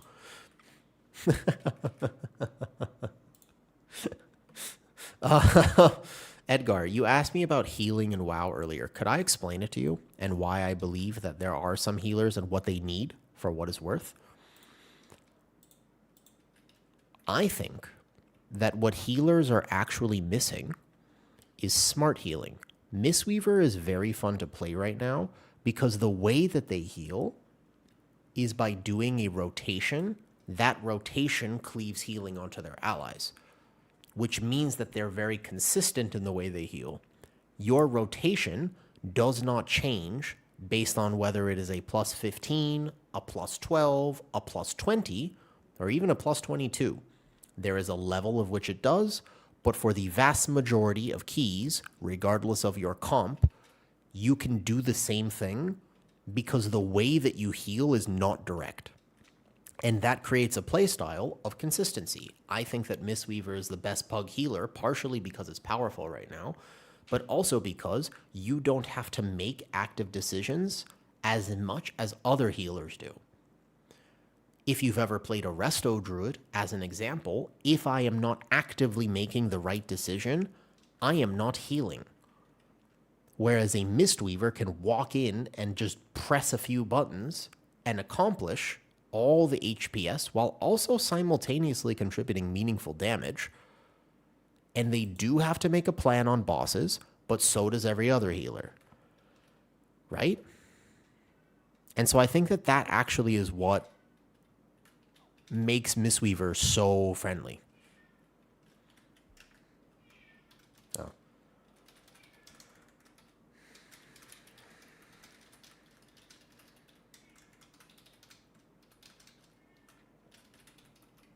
Let me set up my treadmill too for this key. I should get some steps in. Otherwise I'm gonna get too lightheaded. And also, Just Blinks, if I may, thank you for being willing to have a conversation with me. I know you came in here and you had some feisty takes. I am very independent in the way I think. I am very happy to check people on things that I disagree with, but I totally respect where you're coming from. Many people, I think that actually a lot of people feel a disconnect with World of Warcraft at the moment. I especially feel it. And this is something that I do very actively, you know? No. I mean, I feel like I also have hot takes. Hi, Sabrina. Sabrina, you could tell me if you feel this as well, but I just genuinely believe that a lot of people are a little bit unhappy with just how the game feels at the moment. And I want to make sure that if we're going to solve it, which I am interested in solving, I want to make sure we understand what it is that we're trying to solve. Because I also want to solve it not just for WoW, but also for movies. God damn, when was the last time you saw a movie that you were like, this is a fucking great movie? It's pretty rare nowadays. I swear, like, the last 3 years, there just hasn't been a lot. Occasionally you see something and you're like, that's super good. Obsession. I've heard Obsession. I'm not a huge horror person, but I've heard Obsession was that movie. And it was the movie that didn't have $100 million of budget, right? Which is cool because I watched a video 2 weeks ago, something like this, from Front Page on YouTube. And it was just the guy, I didn't know it was him actually originally. He just came up and I was curious. He said, why Hollywood is never coming back. Bro, do you guys like cats? He's yelling outside. Should I just get him and give him treats? Do you like cats? I can't think. He's just screaming outside. If I bring him in and I keep giving him treats, then the problem is he's going to believe that he can just do this every time. No, he's so cute, though. Okay, God damn it. All right, fine. I'll get him in a second. Give me a second. Sorry. Fine. You can meet my cat. One second. I will go get him. Come here, you bitch. You have to stop doing this. This is is not always going to work. You gotta stop. This behavior cannot continue. This behavior cannot continue, little one.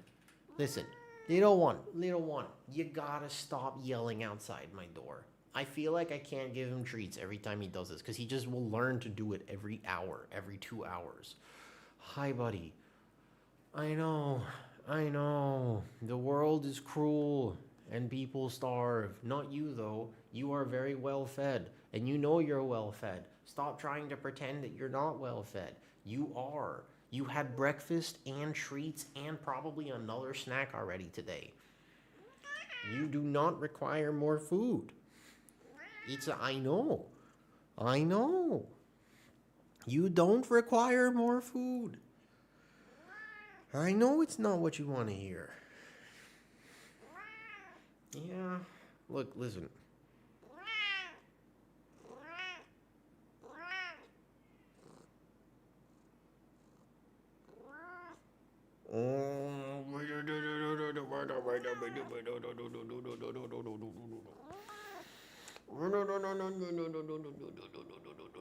Yeah, he's a very vocal cat. He's a super vocal cat. If you think he's cute, wait about. Oh, sorry. Sorry, buddy. I knocked the microphone, sorry.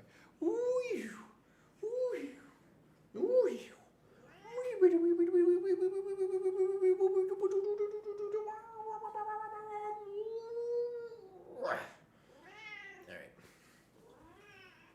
Here, I'll give him treats, but only outside the room.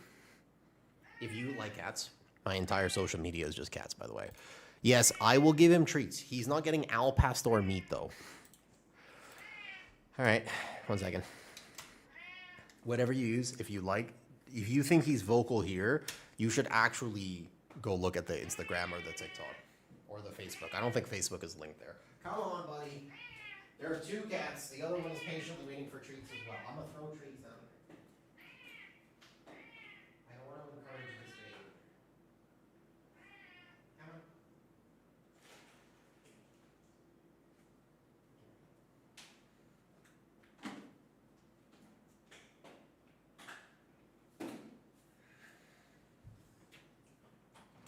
He wears you down, man. He wears you down. The thing is, they're so cute. They're so cute, but I specifically got a vasectomy so I don't have to deal with this form of behavior.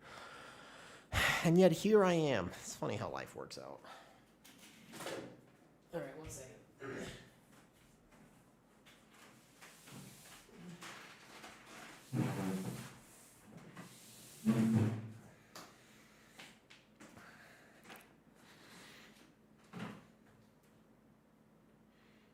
Oh my God.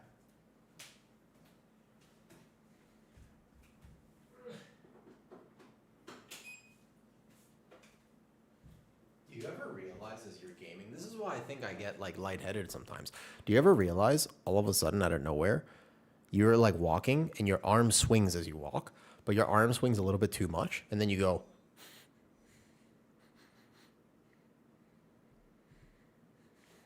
Just sort of hits you.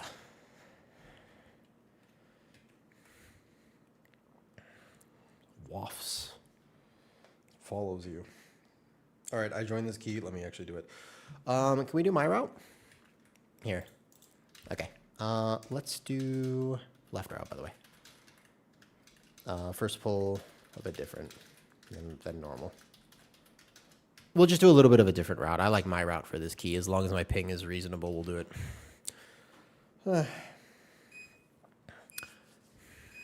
Can you link it? Yeah. My route has always been weird in this key, though. I developed it on beta, and I kind of just did it, though. The cat's like a little kid saying they want ice cream. Chrisette, do you have kids? All right. My ping has felt a little bit rough recently, but I'm sure it'll be all right. And we could do it while walking on a treadmill. I'm sure it'll be all right. Taking personal decision to not have kids 5 minutes later while being a full-time father interrupting his game time. Dude, he killed me in a key the other day because the other day being yesterday, I was tanking a Skyreach. I got to the bleed pole, and then all of a sudden, out of nowhere, he jumps on the desk because he was in the room, and I died to the bleed pole, so I didn't reset. Surely I don't die to this poll at this time. 16 years younger? That is enough children for me. Yeah. Yeah. All right, this Mysara Caverns route, it's been 2 months since I've done it. I hope I get it right. I am free. Do you think you want kids, Chrisette?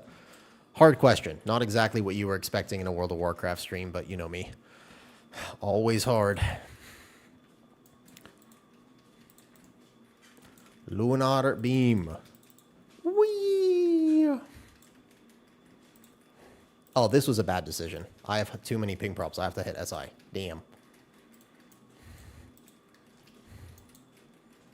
Yeah, I'm not trying. Oh my god. Holy fuck! I died! Oh, I did actually die. Oh. Well. I might have missed the button. I may have missed the button. Alright. I may have missed the button. Holy shit. I did die. Yeah, it's been 2 months. I just mistimed something. My bad. My bad. Okay, what more it is?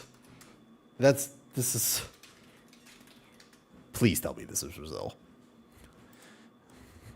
I want to say I was distracted, but actually the pacing was just wrong because I do normally have that down. Why do keys feel weirdly hard? Okay, thank God. Holy shit. All right, we're doing that again. Bro, what the hell? That was my bad. That was generational unlocking. I'm washed. Damn. You might as well just start calling me Gingy. It's not looking good for me. I swear this was easier 2 months ago on 21 when I had less item level. You've had a trapped ad on the second. Why is this wrong? The ads on second boss, I don't like it when pugs trap the ads, actually. Personally speaking, I don't like it. That was hilarious. Okay, take 2. How'd I die? Unbelievable. Unbelievable. Can't believe I did that. My ping is not that high. It's 268 right now, which is a little higher than normal, and I kind of feel it, but I can't believe it. I guess this is what PTR does to me. It's true. Damn. Wild. Mixed, to be honest. Sometimes, and then I go out and I see a family, and I kind of think I'm not. I've always known that if I was ever going to have kids, I would adopt. That's actually one of the only reasons that I'm okay with the decision I made. Because I grew up with so many genetic problems that I always, first of all, it took me a long time to learn that I'm not cursed. Man, for a long time, I actually just viewed myself as being cursed. Like, that was a predominant thing that I had to deal with for a very long time. And so that was really difficult for me. And I assumed that if I ever had children, that's what the problem would be. Was I would be cursing them by bringing them into this world. By the way, look at the health difference. I just literally missed the button. You saw the last pull, right? You see how much easier this is? All I did last time was I missed a single button. This pull is actually not that bad. I just mistimed something. That was it. It gets a little hard to pull. I mean, if it doesn't die on time, but you can see, easy. I don't think I'm cursed anymore, but it took me a long time to think that I might not be. For most of my life, I genuinely thought that my genetics were so fucked up that if I ever decided to have a kid, that I would be trolling that kid, basically. I know.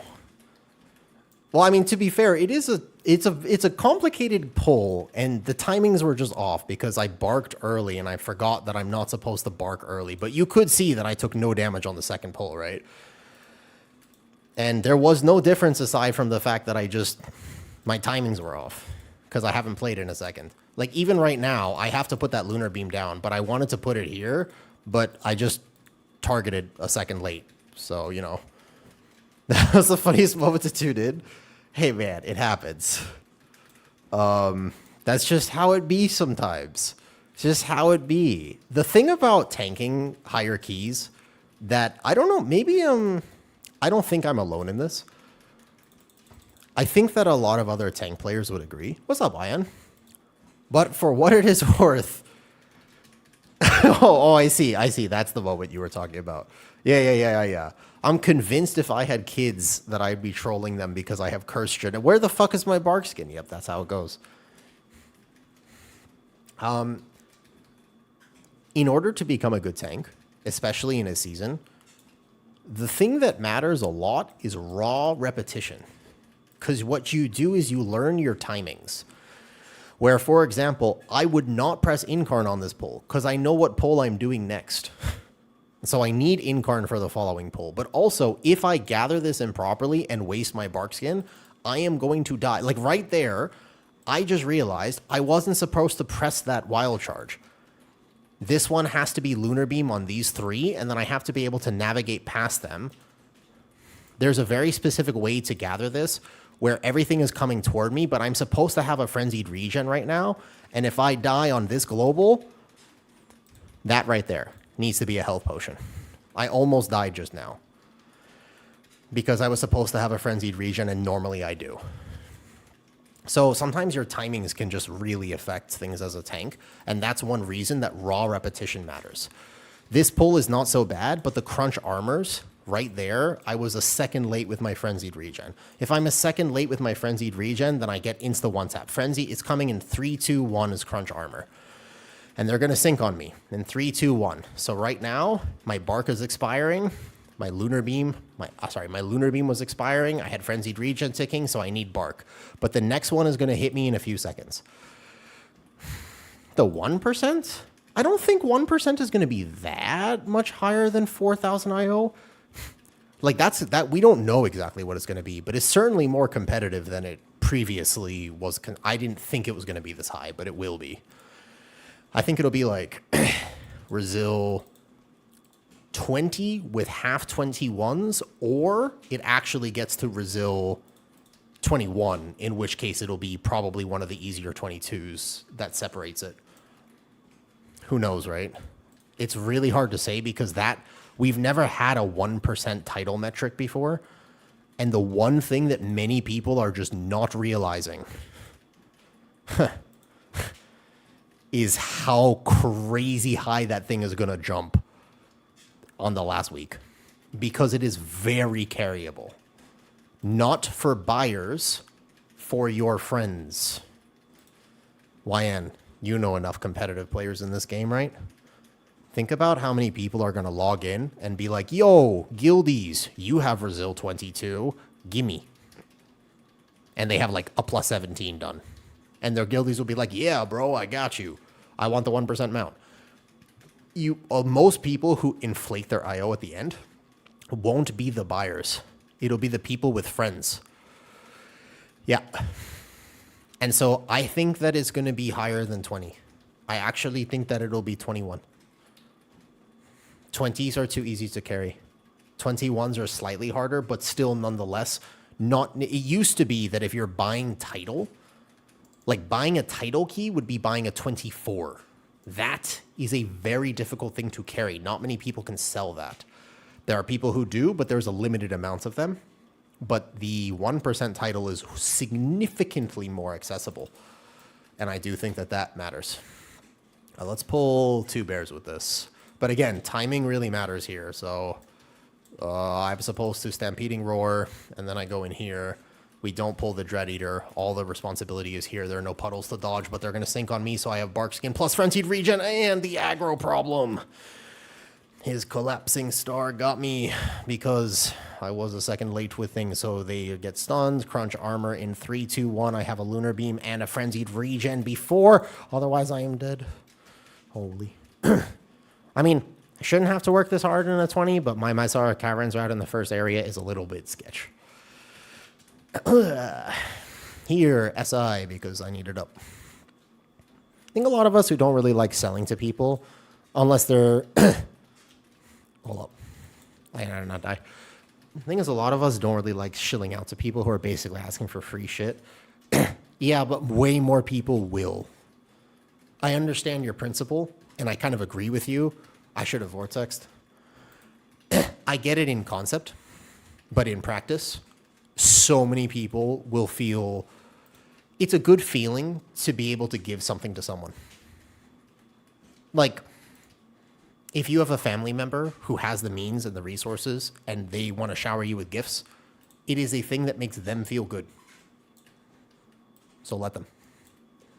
You are taking away their privilege if you do not let them gift you something. It's actually something I struggle with as a streamer because in general, I am not good at accepting gifts. I am fucking terrible at it, in fact. I really feel almost uncomfortable with people telling me that they're going to give me things. So sometimes when people give subs or like donate bits, even though that is the nature of my stream and it is part of being a streamer, I feel almost uncomfortable with it. Okay, let's see if I get these to snap.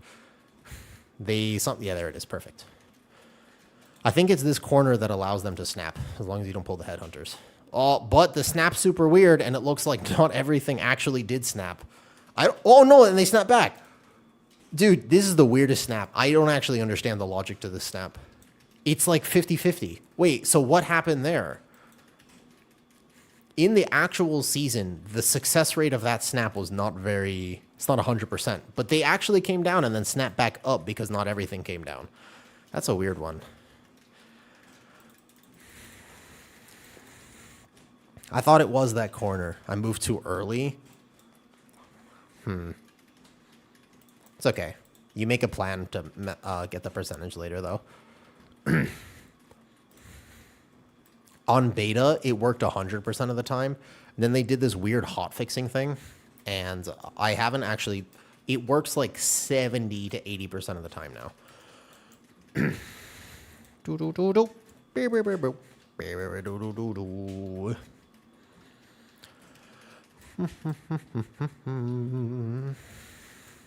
But YN, I do think that a lot of people will want to give it to their friends, and it'll make them feel really good.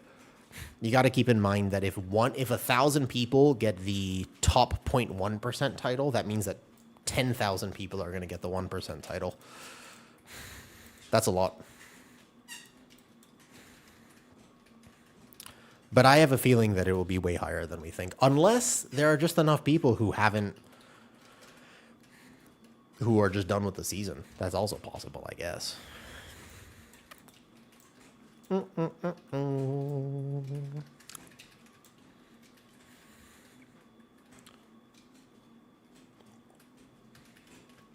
Oh, easy Drecker. Oh, it's not even close. I can tell you that. Which dungeon do I hate the most this season? Seat of the Triumvirate. It isn't even a comparison. I would rather do Skyreach and Algathar Academy combined into a single dungeon instead of running Seat of the Triumvirate as a tank. There is nothing I hate more than that key. Yeah. That key is an actual atrocity. No, Seat of the Triumvirate is the worst key to tank. I explained this earlier, YN, but I'll go over it again if you'd like. Were you here for my explanation earlier? I feel kind of uncomfortable making the same joke because if anybody was here for my explanation earlier, okay, so I have to change up the joke slightly.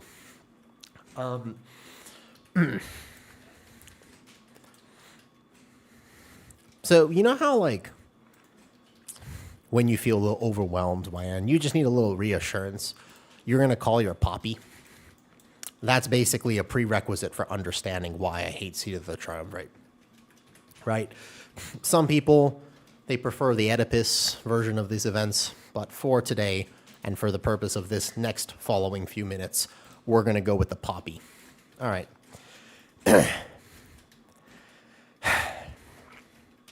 There are so many things about that dungeon that significantly make me dislike it. But the absolute biggest one by far is the fact that it does not reward me for tanking well. It punishes me for tanking well. The way that the champions work in the first area are... I cannot kite, I cannot move, I cannot chain, I cannot pace. They specifically limit my ability to express skill on a tank. I don't like that. because part of my whole thing is that I've been playing tank for so long that I know when to move and I know how to position and I can do all of the right things as a tank player. But Seed of the Triumvirate is the key where I don't get to express any of that. And I dislike that.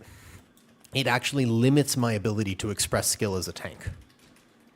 And if I try to pace better, I get punished for it.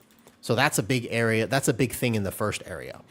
Next, the way that you live as a tank in the second area is a global for global perfect skull bash where you have to time it at exactly the 0.2 second interval where you get knocked back. I don't like that because I play with 200 plus ping.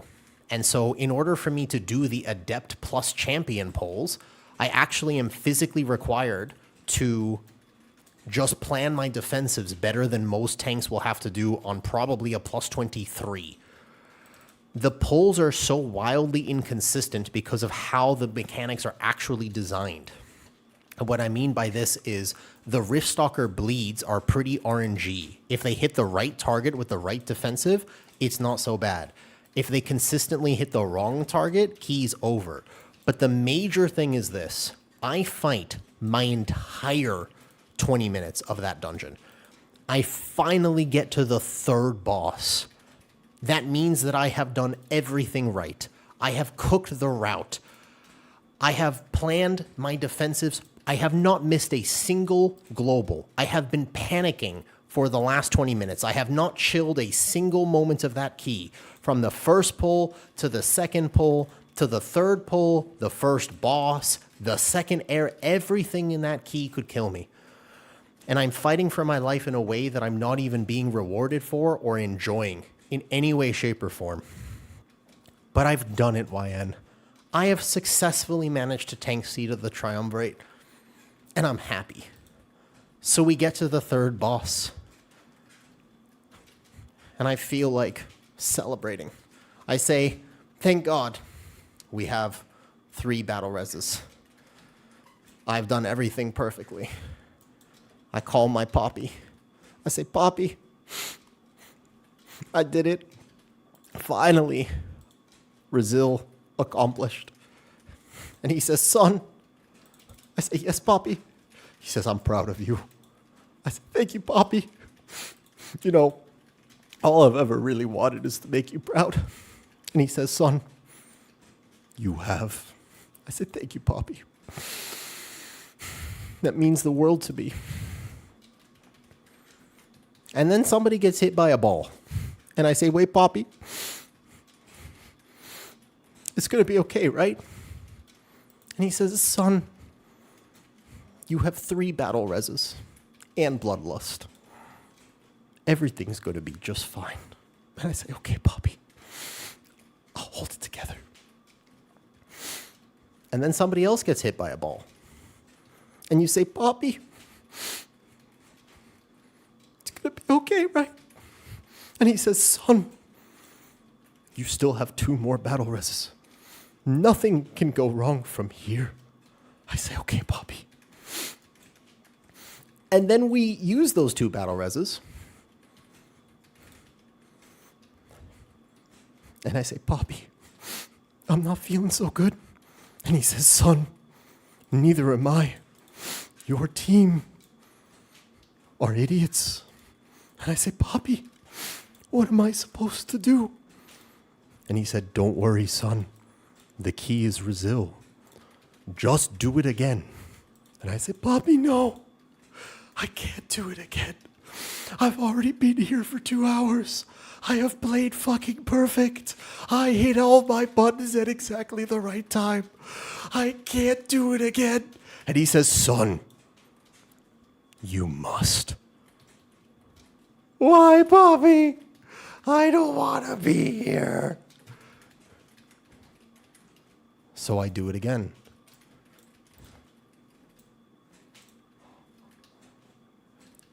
I get to the third boss.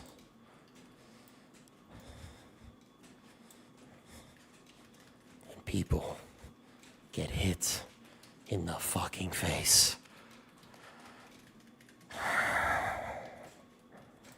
That is why I do not like Seat of the Triumvirate.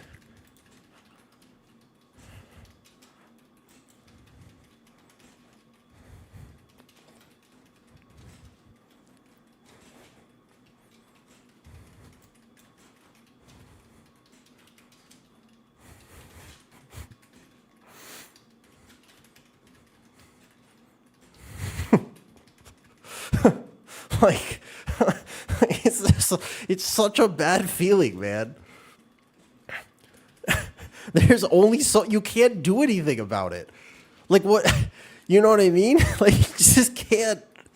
There's only so much you could do. It feels so bad. It's the same feeling with Grim Batol. It was seriously one of the things that was so frustrating about Grim. Do you remember that? Do you remember, YN? Did you play The War Within Season 1? Because Grim Batol had that same interaction where if you actually managed to tank that key successfully, fucking power to you. Like that would, you know what I mean? Like good for you.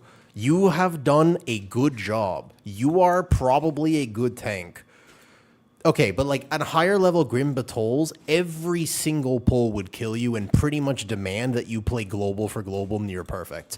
And if you just had to pay attention the entire time, and if you ever lost focus, you were probably just dead. Like it actually just was that simple. If you didn't pay attention and somebody synced the soul rending, the slash, Shadow Flame slash in the second area, the first area just had every tank. But I mean, it was pretty nonstop misery for tanks, that dungeon. So if you got to the end, the problem was that you would still lose that dungeon to the end. But as a tank player, you were just like, please, for the love of Christ, please. I don't care what god you have. Don't get hentai'd. And people would just get hentai'd. And it was so frustrating because you worked so hard and all your effort was for naught because people couldn't dodge a tentacle. Now, granted, there were a lot of tentacles, but it still just felt terrible. Like it really, I think that anytime you have a dungeon that's that challenging for tanks, it's rough dungeon design to make it so that the last boss can be bricked to relative, not RNG, but just somebody not locking in for a second. And as key levels get higher, you'll notice this a lot. But I think that where it really starts to feel, you'll feel it even as like, okay, what about, I guess you didn't play that season. I was going to say Necrotic Wake was another example where you would, at higher levels, you would have to execute these crazy strategies. And then your Aug Evoker would get sent down and couldn't kill his ad, and then the key was over. Do you know what I mean? Like it was like just one of those experiences that was actually frustrating instead of fun. Where I actually think Necrotic Wake was like a fun dungeon. It had a lot of fun pulls. It had a ton of skill expression. But it just felt terrible because you could just lose it to the silliest reason for on the last boss. You know? Yeah, exactly. Like oftentimes your team would try to help, exactly. And they would make it so much worse because you were playing prop pally and you would plan your bubble and everything perfectly, and they would either sync or desync the slashes, and they didn't understand how to actually help you. Yep. Brackenhide Hollow, Vortex Pinnacle, both of those dungeons. I mean, at least the thing with Brackenhide is that there were a lot of downtime pulls in Brackenhide where it was hard, but it didn't feel unfairly challenging, where it was just like stupid shit that killed. Like it was a challenging dungeon, but I actually liked almost all of Brackenhide. I think second boss maybe was like, eh. But like, I actually liked Brackenhide except last boss because the totems just not dying was a tragedy. Like it was so anti-fun to get to the last boss of Brackenhide and then you have to just pray that people time their Bellerin trinket correctly. Do you know what I mean? Like that was not a fun gameplay experience. And it was the same season because we also had Vortex Pinnacle in literally the same season, which was also misery, because you had the same thing with the totems. They have to be very careful about that. Or the last boss, you know? Yeah.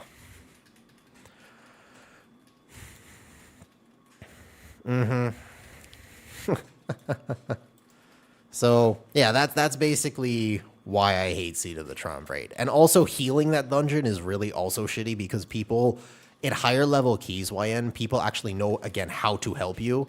And then in lower level keys, it's misery.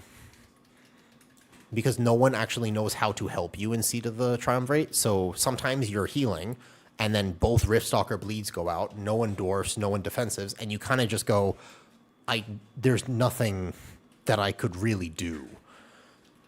And your team will get mad at you, but they don't realize that they're supposed to help you. Like, that's when you defensive. You don't just defensive randomly in that area. Like, I actually need you to help me. Or in the first area, a really good example is just how the chains work. I think that's actually one of the best examples of how just because you see this in a higher key does not mean that you should do this. Because there's a lot of tech for that pull. You're not really supposed to heal the chains. You live the one shot, and then people remove their chains. If you pull a triple subjugator, it is actually part of that pull that I only heal one chain. I'm not healing 3 chains. You're just dead. But a lot of people don't know that, and will attempt that pull with no coordination on how to break out of the roots. And then also the healing absorbs. In good play, you actually assign what you're going to do for it, especially if you're not a Mistweaver. Mistweaver makes that mechanic kind of chill, I guess, the healing absorbs. But even then, like, you just have a DK who is going to Death Strike, or you have somebody who is going to do something. And you say, well, just health potion. Like, I think it's pretty normal, actually, to just even health potion the very first healing absorb, because also it heals them, and so you can just get rid of it immediately. Or your rep pally will lay on hands, or plan their bubble, or you know what I mean. But that is definitely an example of a pull that is surprisingly tech-heavy for being a first pull of the dungeon. And also your tank has to gather it at exactly the 0.1 second to sync them correctly. Keep in mind that that's also another big issue of it. Like, I am responsible for gathering that pull in exactly the right set of globals. Otherwise, the chains will be unsynced, and then it will go 1, then 2, a little bit too late, so the wind rush won't go out right, or the root breaks won't be proper. So there's just a lot of things about Seed of the Triumvirate that make it very anti-unfriendly to pug unless you have consistent people to play with. Consistency in a dungeon like that makes it way better. But yeah, that was my, what is it, my Roman Empire of the season, or whatever what's a red herring, red flag, beige flag, something. There's a flag of some kind. Because I just couldn't time it. It took me, I timed all my 21s at, I don't remember exactly when, White Whale, that's the one. Thank you, Yum Burrito. I timed all my 21s, got my IO around the early May, like so about 2 months ago at this point. And I was only missing 2. I timed all of them like pretty early on, and was playing with really good people, and I was missing 2. Then I got my Nexus 21 was a thing I was missing for a bit. I got that done, and then it was about 4 weeks, 3 to 4 weeks or something like this, where I just did not have Seed of the Triumvirate. That's how bad it was. I had the flu. It coincided with when I got the flu. Maybe that was part of it, but I was just having a miserable time in that key. And I would pug it, with like extremely good players too. Like occasionally I would get a really good group, and I was like, man, I know these people. This is a giga. Oh, these are all Omega title pushers. And I would be like, surely this time. And then balls to the face, third area. To the degree where, because it took me so many weeks, I started keeping a running counter of how many times I actually got to not just the third boss, but the third area of the dungeon, which means we had successfully completed the second boss. The amount of attempts that I had before second boss was a lot, but the amount of attempts I got past the second boss to the third area,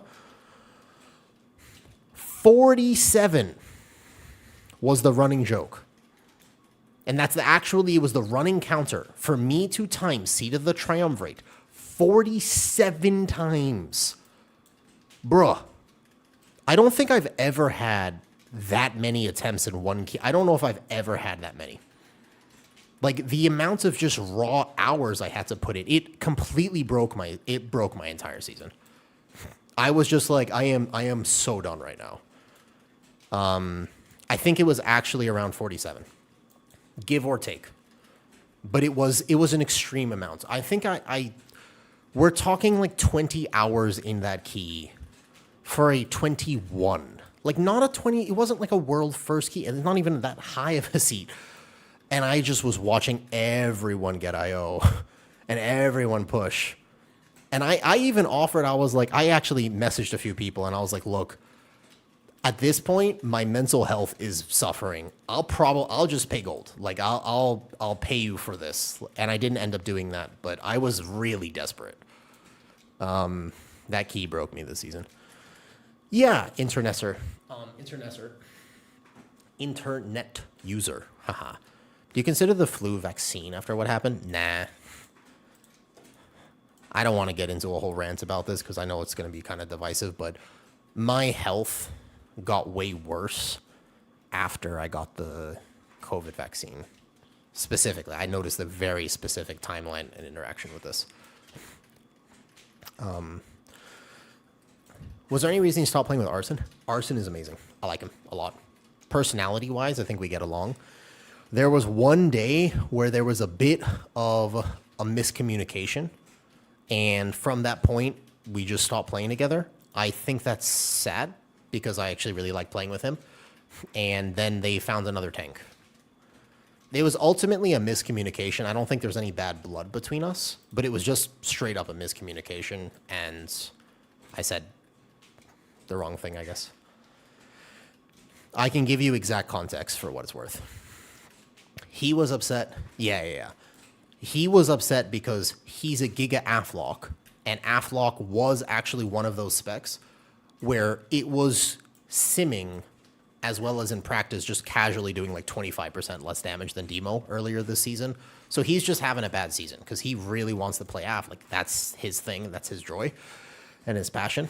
I was wanting to play Guardian, but Brewmaster was super Omega meta at the beginning of this season to the degree where we were pushing keys and we were doing some pretty good keys early on. But I would get one-tapped playing Apex quite often on stream, playing the Apex version of this. And then I got one-tapped in like our first ever plus 19 Algathar Academy. I died to Battle Axes and I was just like, man, this sucks. Like, I should just play Brewmaster.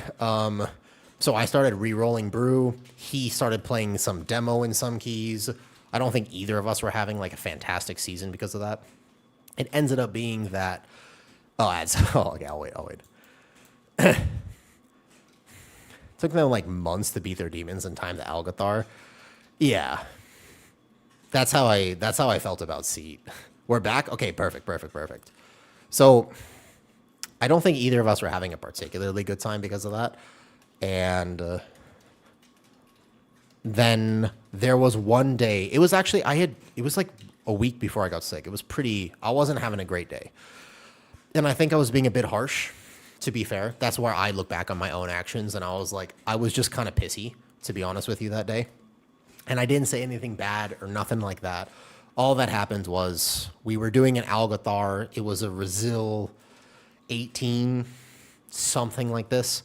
And we were trying to get to 19s at that point. You got another 50 seconds. So basically, it was one of those situations. We were in a Resil. It was an Algathar.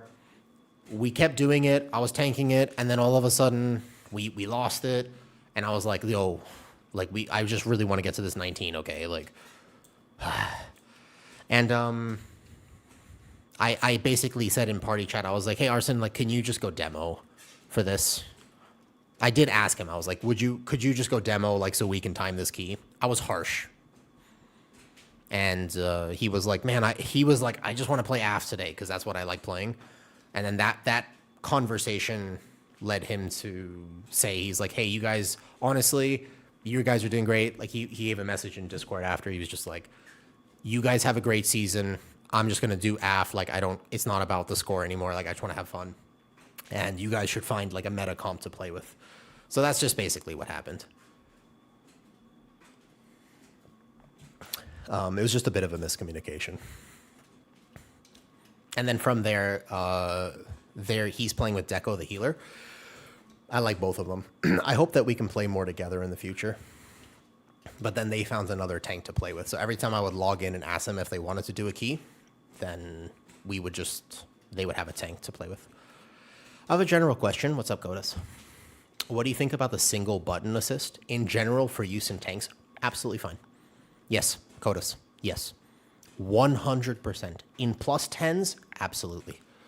If you have hand mobility limitations and the single button assist allows you to play the game the way that you enjoy it, 100% you can make it work. Yep. Even to higher levels than that. 100%. Yeah. Sorry for the... I was like, oops. I was like, yeah.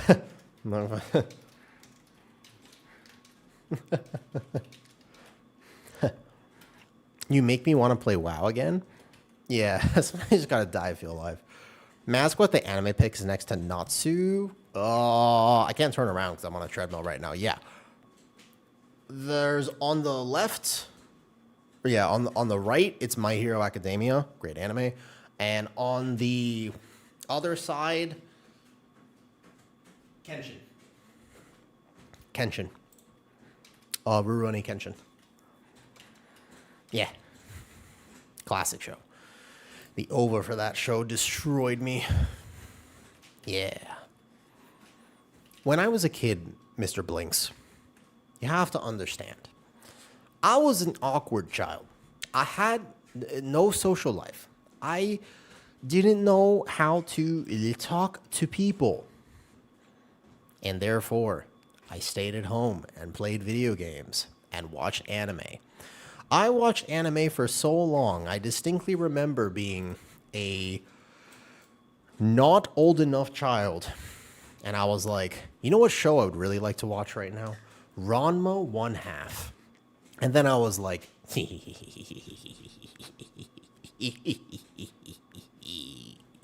and if you get that reference, you get that reference. I can feel them for wanting to play after. Yeah. Now, Arson, yes. Yeah, there was never any bad blood. But I feel that. I mean, there's a lot of people, I feel like, this season who have felt that meta pressure. But it's weird, RT Cinema, because this season is not the most unbalanced season we've ever had in WoW. I dare say that the balance is... I don't want to land myself in trouble, but I don't think that the balance is bad. Not like as bad as it has been. I think that they could help with a little bit of stuff that they should probably look at, but it's not like the craziest, worst balanced season we've ever. How do I say this? You would have to, yeah, I've watched Claymore, of course.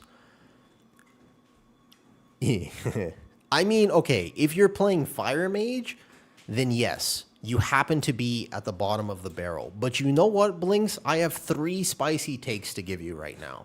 Number 1, there are 2 specs in World of Warcraft that can absolutely be the worst specs to play in Mythic Plus. I have a particular dispassion for these 2 specializations, and if you want to be a Fire Mage and / or a Boomkin, then yes, you may not deserve to play keys whatsoever. Every other spec, however, should be balanced accordingly, and I don't think that it should be that bad to be the top and the bottom, okay? I think they have to be careful with that, for sure. The second hot take that I'm going to say is that I don't think that they should homogenize the game so that genuinely everything feels great to play. I just think they need to make sure that things don't feel bad to play. That's the tuning metric. That's the goal.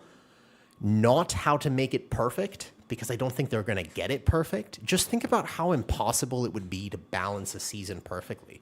How do you get it so that Guardian Druid is the same amounts of survivability as a Blood Death Knight? It just fundamentally, they work so differently. How do you, for example, get Guardian Druid, Brewmaster, Vengeance Demon Hunter, and Blood DK to all feel like they're similar levels of tankiness? Depends what dungeon, what types of damage, what this. Like, I actually don't think they do a terrible job right now. You can't. That's the design decision. But I do have a solution for tanks, in particular, just blinks.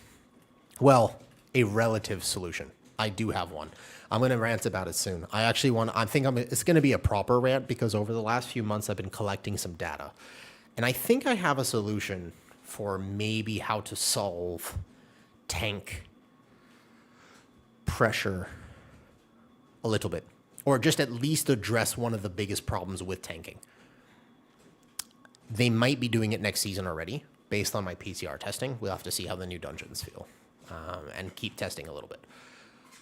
Okay, so that's number one.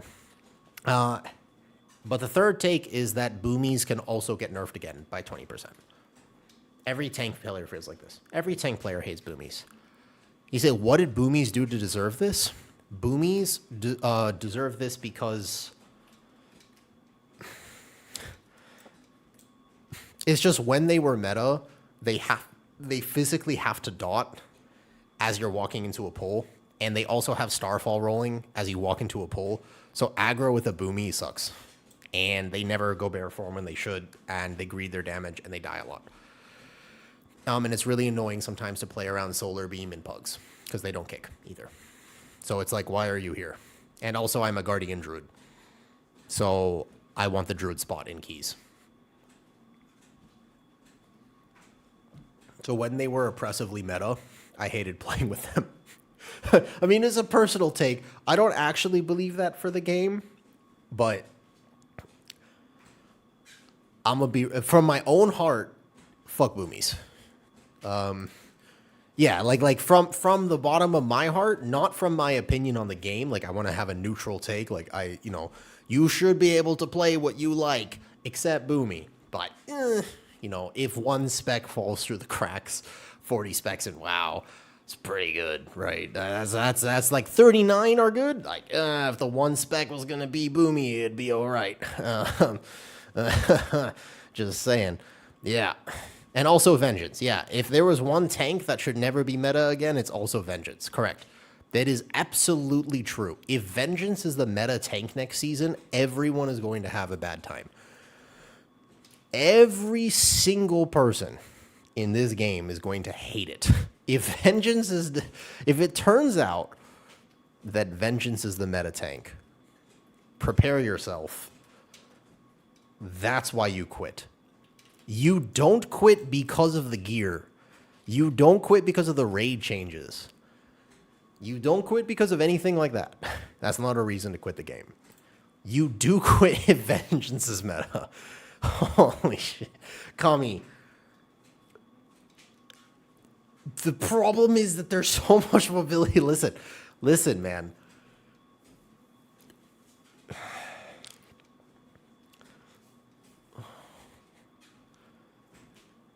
If Vengeance is meta, even if they give Demonic back and they take out the RNG elements of it, the amount of times that a Vengeance player Infernal strikes into a pull with no demon spikes up, no mitigation up whatsoever, and then dies is something that should be studied. It is an incredible feat to see, no matter how powerful they make that tank, even when it was very meta, the amount of Vengeance Demon Hunters who leap directly into the mobs and then die is very high. If Guardian Druids are dying because they forget to press Barkskin, imagine how it will feel to have a Vengeance meta. Like, have you seen Guardian Druids die in keys that they probably shouldn't die in because they've mismanaged their defensive slightly? It does happen. I don't know about that, Darrow. Ooh, yeah. So, I've seen Guardian. I have seen some things from Guardian Druid, and it makes me really hope that Vengeance is not meta. I know it's a spicy take, and I'm being kind of sarcastic, but I'm also being legit because it's the same thing with Prop Pally. A little bit better with Pally, but the idea is if Pally is meta, the unspoken problem of Pally is a video I made. I made that video because both Paladin and Vengeance Demon Hunter are not tanks that have coverage. So a really big factor of what it means to be in a very competitive key, like the top level keys, which trickles down to the mid level keys, is just how much better your DPS are. It's kind of obvious a little bit if your tank and your healer are very good at that level, but it's not obvious how much your DPS are improved compared to your key level that you might find yourself in. They just do infinitely more damage and actually help. They understand how to use their kit to help you sometimes. That's just not expected. Like the bleeds in Skyreach, just as an example, your team will help you. But if you're pugging, your team will not help you. As a bear, like you have access to so many tools. You just tell your team, hey, Augavoker, deep breath, wait a second. They say, okay. Healer, leg sweep, okay. My Vortex, okay. Ring of Peace, okay. Demon Hunter, stun, okay. Like you actually have so many tools. I'm kiting to the orb, grip it, okay. But you don't have access to any of that in a pug. And so you as a tank are fighting for your life on every bleed pull, whereas the higher level keys are either just skipping it, first of all, or they have ways to deal with it because you can reset outside of your cooldowns and you can just communicate with your team to do that.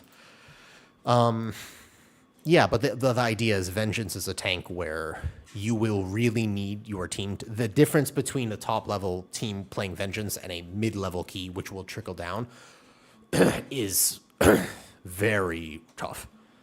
Does that make sense? Or do you have Auto Blessing of Sacrifice? Yeah, that's funny, Hecky. Yeah, but like that's the type of thing that Vengeance needs. Like it needs a little bit more group effort. So if it does the most damage and if it's wanting to be played, then it kind of depends more on your team. And any tank that does that, I think, is a problem. Yeah, learn that the dots kill them. So that's one of the solutions, and I'm going to make an entire video about this soon. I want to make a video about it soon. I have a potential. I just need to think about how to pronounce this because I don't have the current emotional wherewithal to be eloquent about how to say this. And so I want to make sure I get it right, okay? Because it's actually a really good take.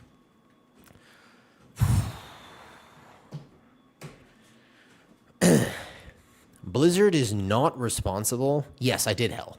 Actually, it was the unspoken problem of Pally was specifically analyzing a clip that I saw from Drogo on PTR testing, where he did a poll, Giga Paladin player, very skilled, and I watched him have to rotate in his Sentinel both Ardent and Kings. And he drops double charge of Kings and also drops Final Stand to pick up DPS Talons because that's the new Prop Pally tree, and that might be meta. So you just don't have coverage. It was an 18, and granted it's a big poll, so like wouldn't recommend doing that poll, but if you watch a streamer do it and you don't realize that part of why they can do it is because their DPS are actually that good and they kill the thing on time, it will trickle down. And you'll have a lot of people try stuff like that when they shouldn't. And you know that hell because it happens in this current season, right? Like it's 100%. It happens in this season where people are linking routes that are just like, why would you do this? This is not a plus 25. Please no. And they go, it'll work. And I'm like, no, it won't. And they do it anyways. I made an entire rant about this like 2 months ago. I think it's something players need to. That's also fair. Fair enough. Isn't it about understanding your defensives? Yes, Kami Fluke, but if you have played VDH, you also know the pain of saying, I can do the first pull because I'm going to rotate. I'm going to gather it perfectly. I'm going to delay my brand for ever so many seconds so I can get more coverage. Then I brand. I'm going to basically, toward the end of that, I'm actually not going to meta for DPS here. I'm just going to make sure that I actually meta just for my defensive uptime. So you go brand into meta, and then you go second brand.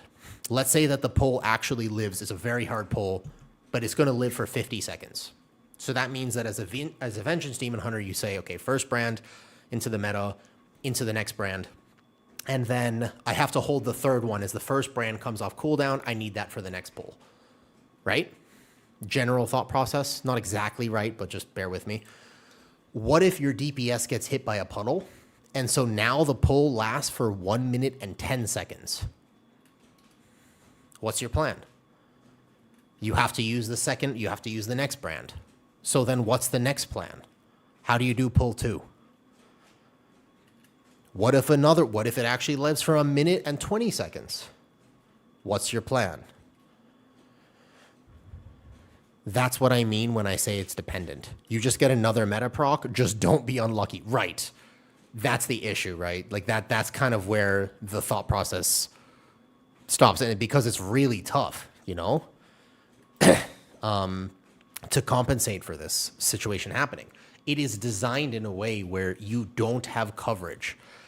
Something to understand about Guardian, you know that I have 100% defensive coverage right now. If this pull lasts for 2 minutes, I have 2 minutes of defensives. If this pull lasts for 1 minute, I have 1 minute of defensives.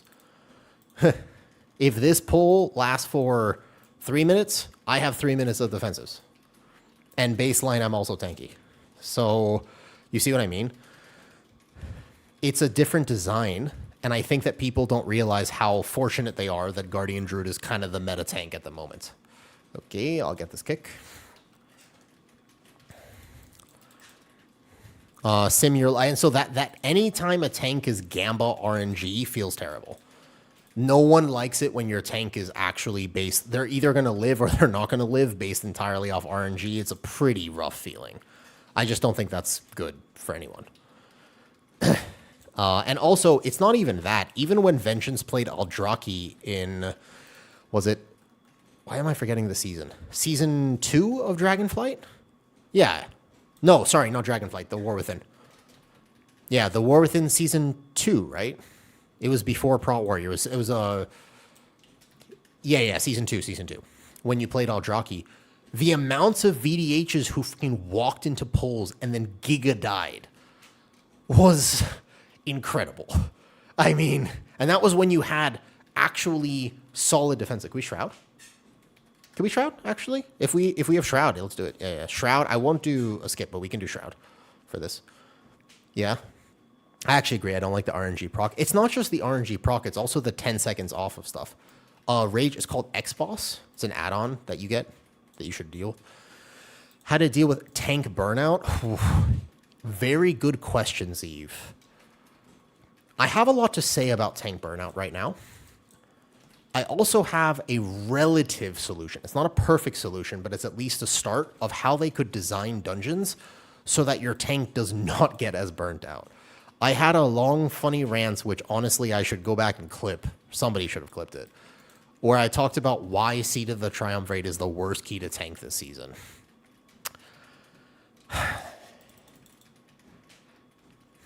Okay. Ultimately, there is no perfect solution. The role of tank will always have more responsibility.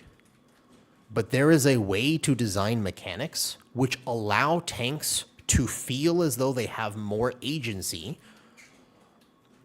without as much premeditated cognitive demand, which is actually what kind of gets you feeling really rough and burnt out on a tank, in my opinion. What I mean by this is something like Skyreach. And this is a video I will make. So if I tell you this right now, you kind of have to promise me you'll watch the video, huh? Because you'll hear the content now, but the video will have a more actual take on it. I never edit my videos, anything that you ever see on YouTube, with the exception of the actual last video I posted yesterday. I did edit that slightly. But basically, everything is done in one take. If you did not know that, I kind of don't really own video editing software. So Fun fact about me, if you've any video you've pretty much ever seen of mine is actually just one take. I do not know how to video edit it. Yeah, that's why. Yeah, you don't have to watch. Nobody watches YouTube. You listen to you basically put it on, Kami, as you are doing, what's it called? As you're doing the dishes. Yeah. You just put on. I have OpenShot. OpenShot is better for what it's worth. OpenShot is the best free video editing software. I do have it. I just don't have the time normally to like put a video in there. I'd rather tank Seath than Skyreach. I'd rather tank Skyreach. Skyreach is more agency. I have more control over my own fate in Sky. Let's pull this. Let's do it safe. There's no need to pull the Lasher. Imagine I went to pull the Lasher right now. That would just be a not smart decision. There is zero reason to do so. That would be a bad choice. You don't have to do that. Oh my god, I got stunned. You didn't see that. I'm a good tank. See, did I die? Did you even see my health move? Okay, so. See what? Exactly. I'm basically John Cena at this point. Giga. All right. One of the very tiring things about tanking is that it is a role that has a large amount of responsibility. At the end of the day, it is very difficult to carry a bad tank. We actually had a season of the 2 tanks that might be the easiest to carry. Brewmaster is a tank that can absolutely get carried, relatively speaking, not actually speaking, but relatively speaking, by your healer. You have a good healer, you will feel better on Brewmaster. Guardian Druid, when no Apex was buffed, is super straightforward. And it's relatively difficult to mess up entirely on Guardian, although not impossible, and there's actually still a lot of nuance that gives you the chance to min-max. But you are responsible for the pacing. You're responsible for like right now, if this guy gets another AoE off, I have just wiped my team. That simple. If he got another AoE off and I chained 2 seconds before I just did, we're dead. Somebody is going to die. And I've had a lot of tanks not understand that because this isn't hard for me. But the AoE plus the instant fire spit, where this entire key we have been slow at interrupting it and haven't gotten them instantly, is going to kill someone. I am responsible for knowing that. But how do I learn? What is the process in which I am going to learn that mechanic? Do you currently know that the reason I pulled the little spore guys the way that I did is specifically because that's how the mechanic is? If the big bloated Lasher gets his ability off, you learn by dying to it, but how do you know if your team is dying to it? That's like one of the big things, is it's not telegraphed. So as an example, when that guy does his Spore Dispersal, which is an AoE, he supercharges all of the little ads around him, and they will clap you with magic damage, a lot of magic damage. So if you are not careful and you activate and you let the big guy activate all the little guys around him, then you are going to get clapped. If that happens, you need to big defensive. And you cannot rely on any physical mitigation because it's magic damage. Did you know that that mechanic exists? There is zero visual clarity for that mechanic. There is no telling that that's going to happen. How would you know? Yeah, the Warrior said they were lagging. It's an unfortunate time to lag for sure. And so that's one of the issues, is that the game does not tell you. There is zero indicator for it. And if you respond to it too late, you're dead. I don't think that that is fun. I'm going to give you some better examples. You ready?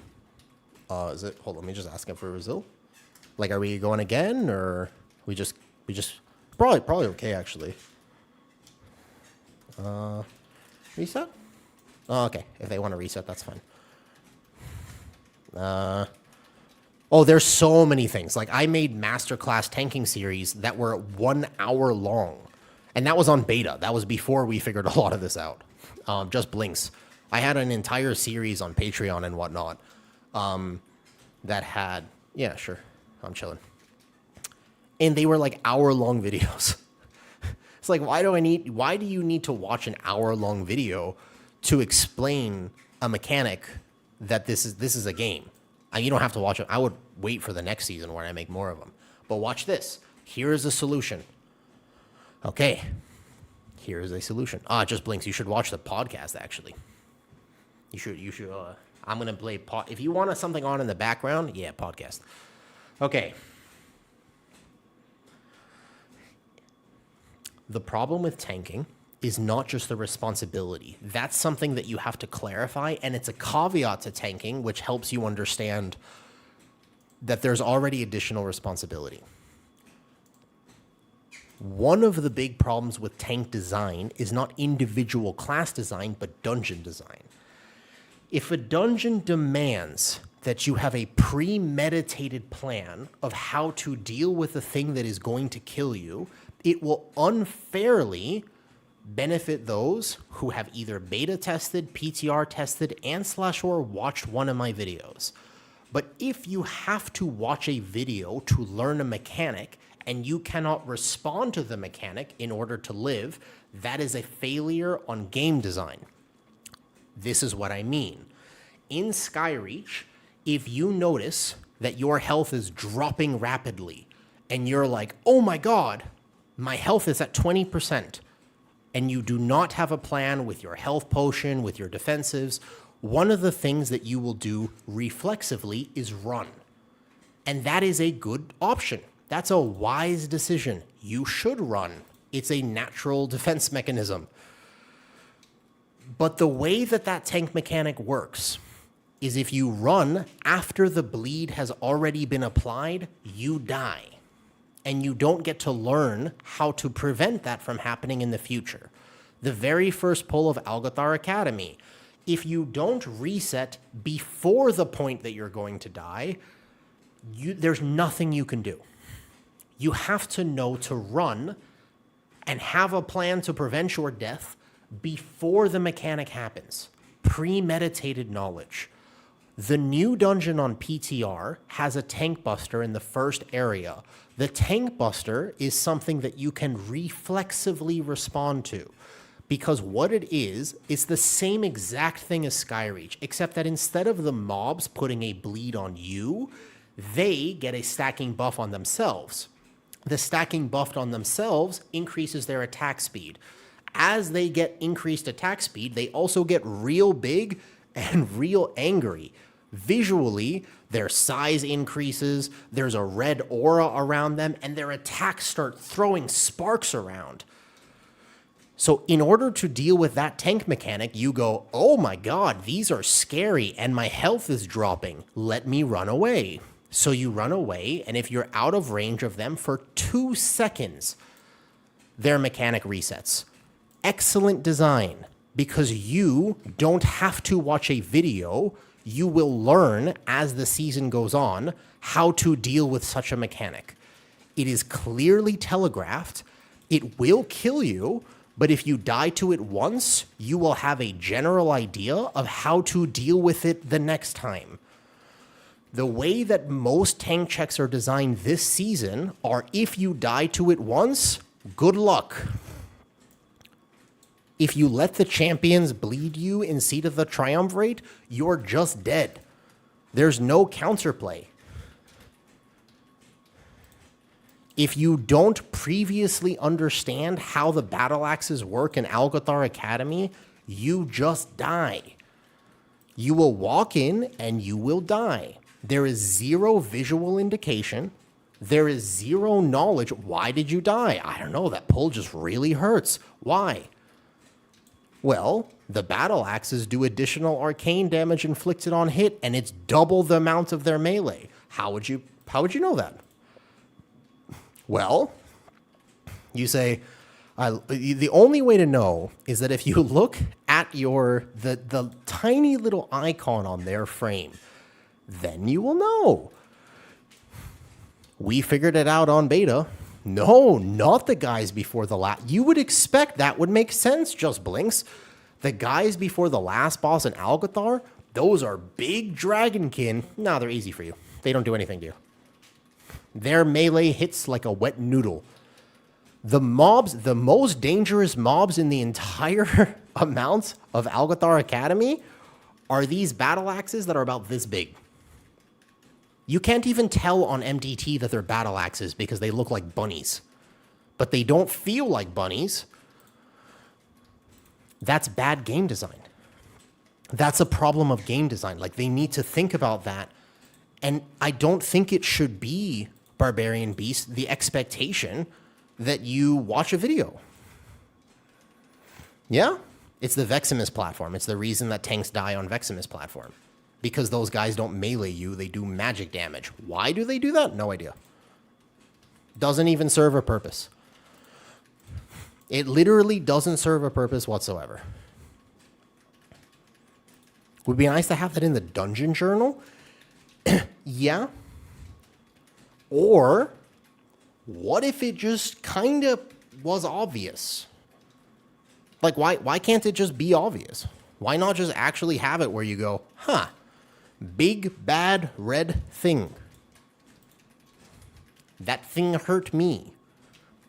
I run away now. That thing don't hurt me. Hurt the dir. I joke, but I also kind of mean it. Yeah. So enrage effects that are coded properly are going to be something that allow you to learn. Enrage effects that have zero visual indication and also, again, put a, like, bleed effects on tanks suck. Because the only way for me to understand a bleed effect is for me to deal with it before it happens. It will actually require me, it requires me to have already known how to deal with the mechanic before the mechanic happens, which kind of sucks. Again, like, that's just not fun. Because what happens is, oh, right, not pulling links. Yeah, because I'm going to be able to deal with that. I will learn. I play PTR. I love beta testing. I'll have that knowledge. You know who won't have that knowledge? Your pug tank, who goes in and dies to the first pull of... How many tanks still die to first pull of Algathar Academy? How many? How many? Currently, right now, it's been out for 4.5 months. How many keys have you lost in the last 2 weeks if you've been playing actively and you haven't taken a break yet? To Algathar Academy. First pull. You say about 3 out of 4. That's a lot. Okay, that's too many. Does that serve the game? Does that make the game better? Because, did you know, Freeze Frog, that when the dungeon was current in Dragonflight, the bleed mechanic was not a thing. They added it when they brought it back. Why? Who does it serve? As key levels get higher, if somebody rips threat from you, they're dead. If they get meleeed by one of the lashers, they're dead. They don't need to... It's a tank... The only person who will ever deal with that bleed is the tank. Healers hate it because healers can't keep up. You can't help your tank if they don't have a plan. Everybody hates it. If you just die as a tank, no one has a good time. Everybody is having a bad time. Your DPS on that big first pull with Lust are going to blast. They're going to do so much damage. Not anymore. Tank died.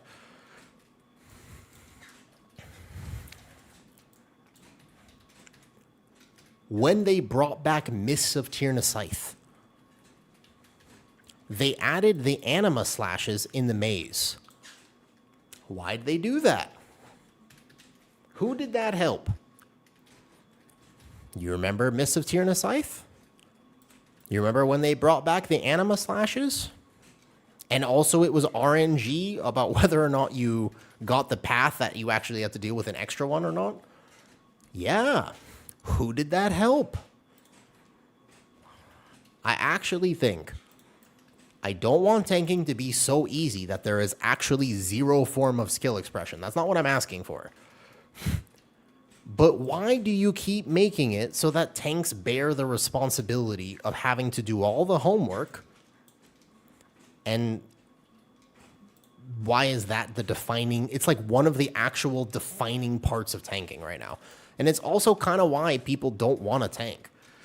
Like a large part of it is routing, that responsibility, plus the fact that if you don't know the thing before the thing happens, you die. And then your whole team yells at you for not knowing the thing before the thing happens. It's, oh my God, he disconnected again. Something about this boss. It's basically like saying, in order to apply for this job, you need entry-level experience. You think to yourself, okay, let me just go get entry-level experience. So you apply for a job that will give you the entry-level experience. But the job that you're applying for says you need actually 4 years of experience. And you think to yourself, how am I supposed to get 4 years of experience when I can't get a job to begin with? It's that. It's that exact system. It's that feeling of just like, what am I supposed to do? I am actually willing to learn. Like, I'm willing to put in the effort to actually become a better tank. But where do you learn? And the fact that you have to learn from a video from me or Shaw or a content creator, I'm not Blizzard.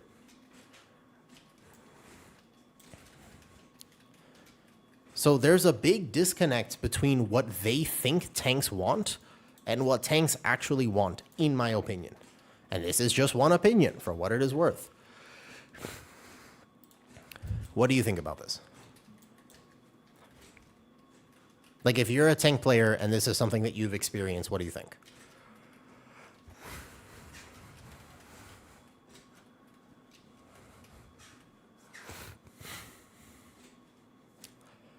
Yes.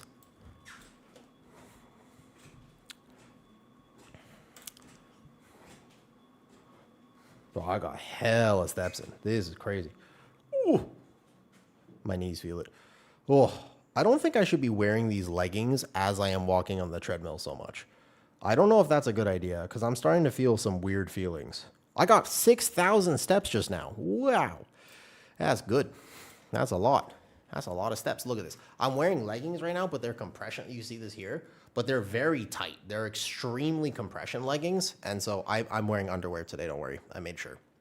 And I think that I should probably take them off if I want to walk this much. Holy. Oh. Yeah, there's always like a giant red line over here when I do this. I've got the genetic condition. Yeah, so I've got the genetic condition where you can draw on my skin. So if you go like this and you're like, smiley face, then it will show up as a red line if I actually did that, and it will get itchy. So the way that my skin works is you can basically make shapes. You could play tic-tac-toe on me if you'd like.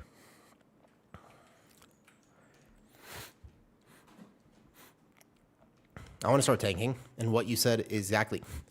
I got you, Kefaze. Seriously. Before next season, I can't make them yet because actually I need to test PTR more. This PTR cycle is weird. It's very hard to get people on PTR currently, and also, for whatever reason, they're only giving us 1 week for 4 dungeons, so I couldn't actually finish my testing. But I'm going to test the dungeons. I got you. I will have resources on the YouTube. And part of my mission is to help people feel more comfortable tanking going into Season 2. I tried to do that going into Season 1. I'll try to do it more. See us off.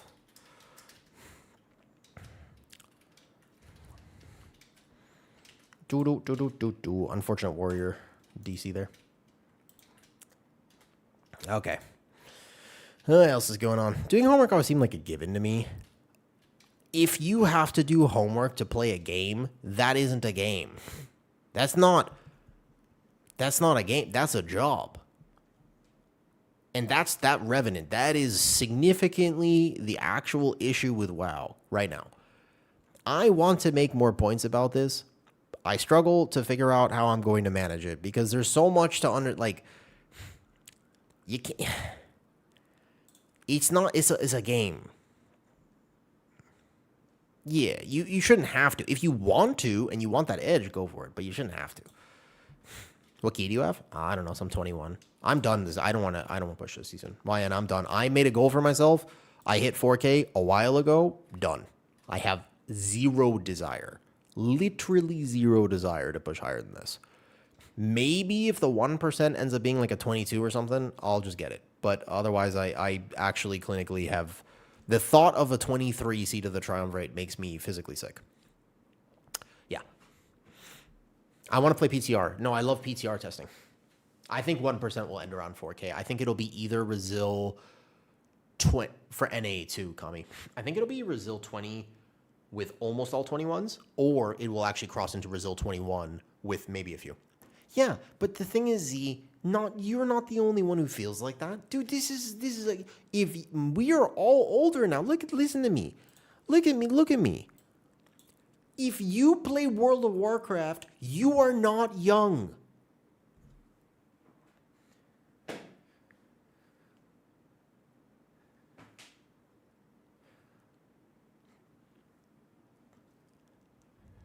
And you can clip that.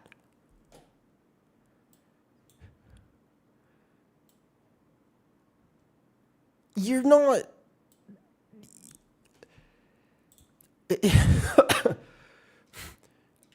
All right, Revenant, you are. Everyone else isn't.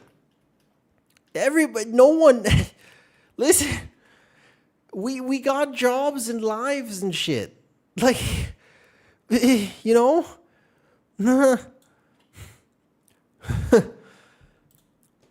It's okay to just want to relax. It's okay to just want to play a game. I don't even like the argument, and I can make a video about this too at some point. It's like complicated points. Is it okay to suck at World of Warcraft? Absolutely it is. Yes. Do you have to know everything about a dungeon before you walk in? Technically, a lot of people will say yes. And do you know why people say you have to be really good at keys? And yes, you should absolutely do homework. The main argument and the good one is because you shouldn't waste people's time. This makes sense. I get it. I also feel upset when my Ogavoger walks in and doesn't know what Ebb and Might is to my plus 21. That feels bad. He is wasting our time. But a better question is, why do you feel like your time is wasted? Is the only reason you play World of Warcraft to win? Is that the only thing that your little heart desires? Why don't you try go winning in real life? That's too harsh. I'm sorry. I went too far. My apologies. My bad. All right, Cold String. Casual prop pally here with a regular Mythic Plus group. Main issue I have is pathing. Our group started with Windrunner, Nexus Point. Very happy to do these routes. Then after about 3 months, got hit with other keys. You never ran them before. I wish that they iterated more Cold String on Lindormi's affix, because routing is such a big barrier, and I feel as though it could be solved with a little bit of iteration. There are also tools that I might recommend, like MDT Helper, which is an add-on that it shows you the path as you're in the key. It's not perfect, but if you are... It's better than nothing. There is an add-on. It is called... let me find it. I don't have it on right now, but it's called MDT Helper. I don't know if I've updated it, so let's see if it works. As I zone into this dungeon, it will give me the MDT route in a little icon that I can have as an overlay on my screen, and that also I could edit depending on the polls, but it does require me to still understand a little bit. It doesn't really solve the problem, but at least it will help a little. If you're struggling with routes, let me see if it loads here. Yeah, see this right here? So it will show you in the middle of your screen. You can position it, you can edit it a little bit, but no matter if you have a route that says this is pull 1, you can zoom in. It's an overlay. It's not perfect, but you can also say, oh, like on pull 2, we had this, and this was supposed to be pull 2 here.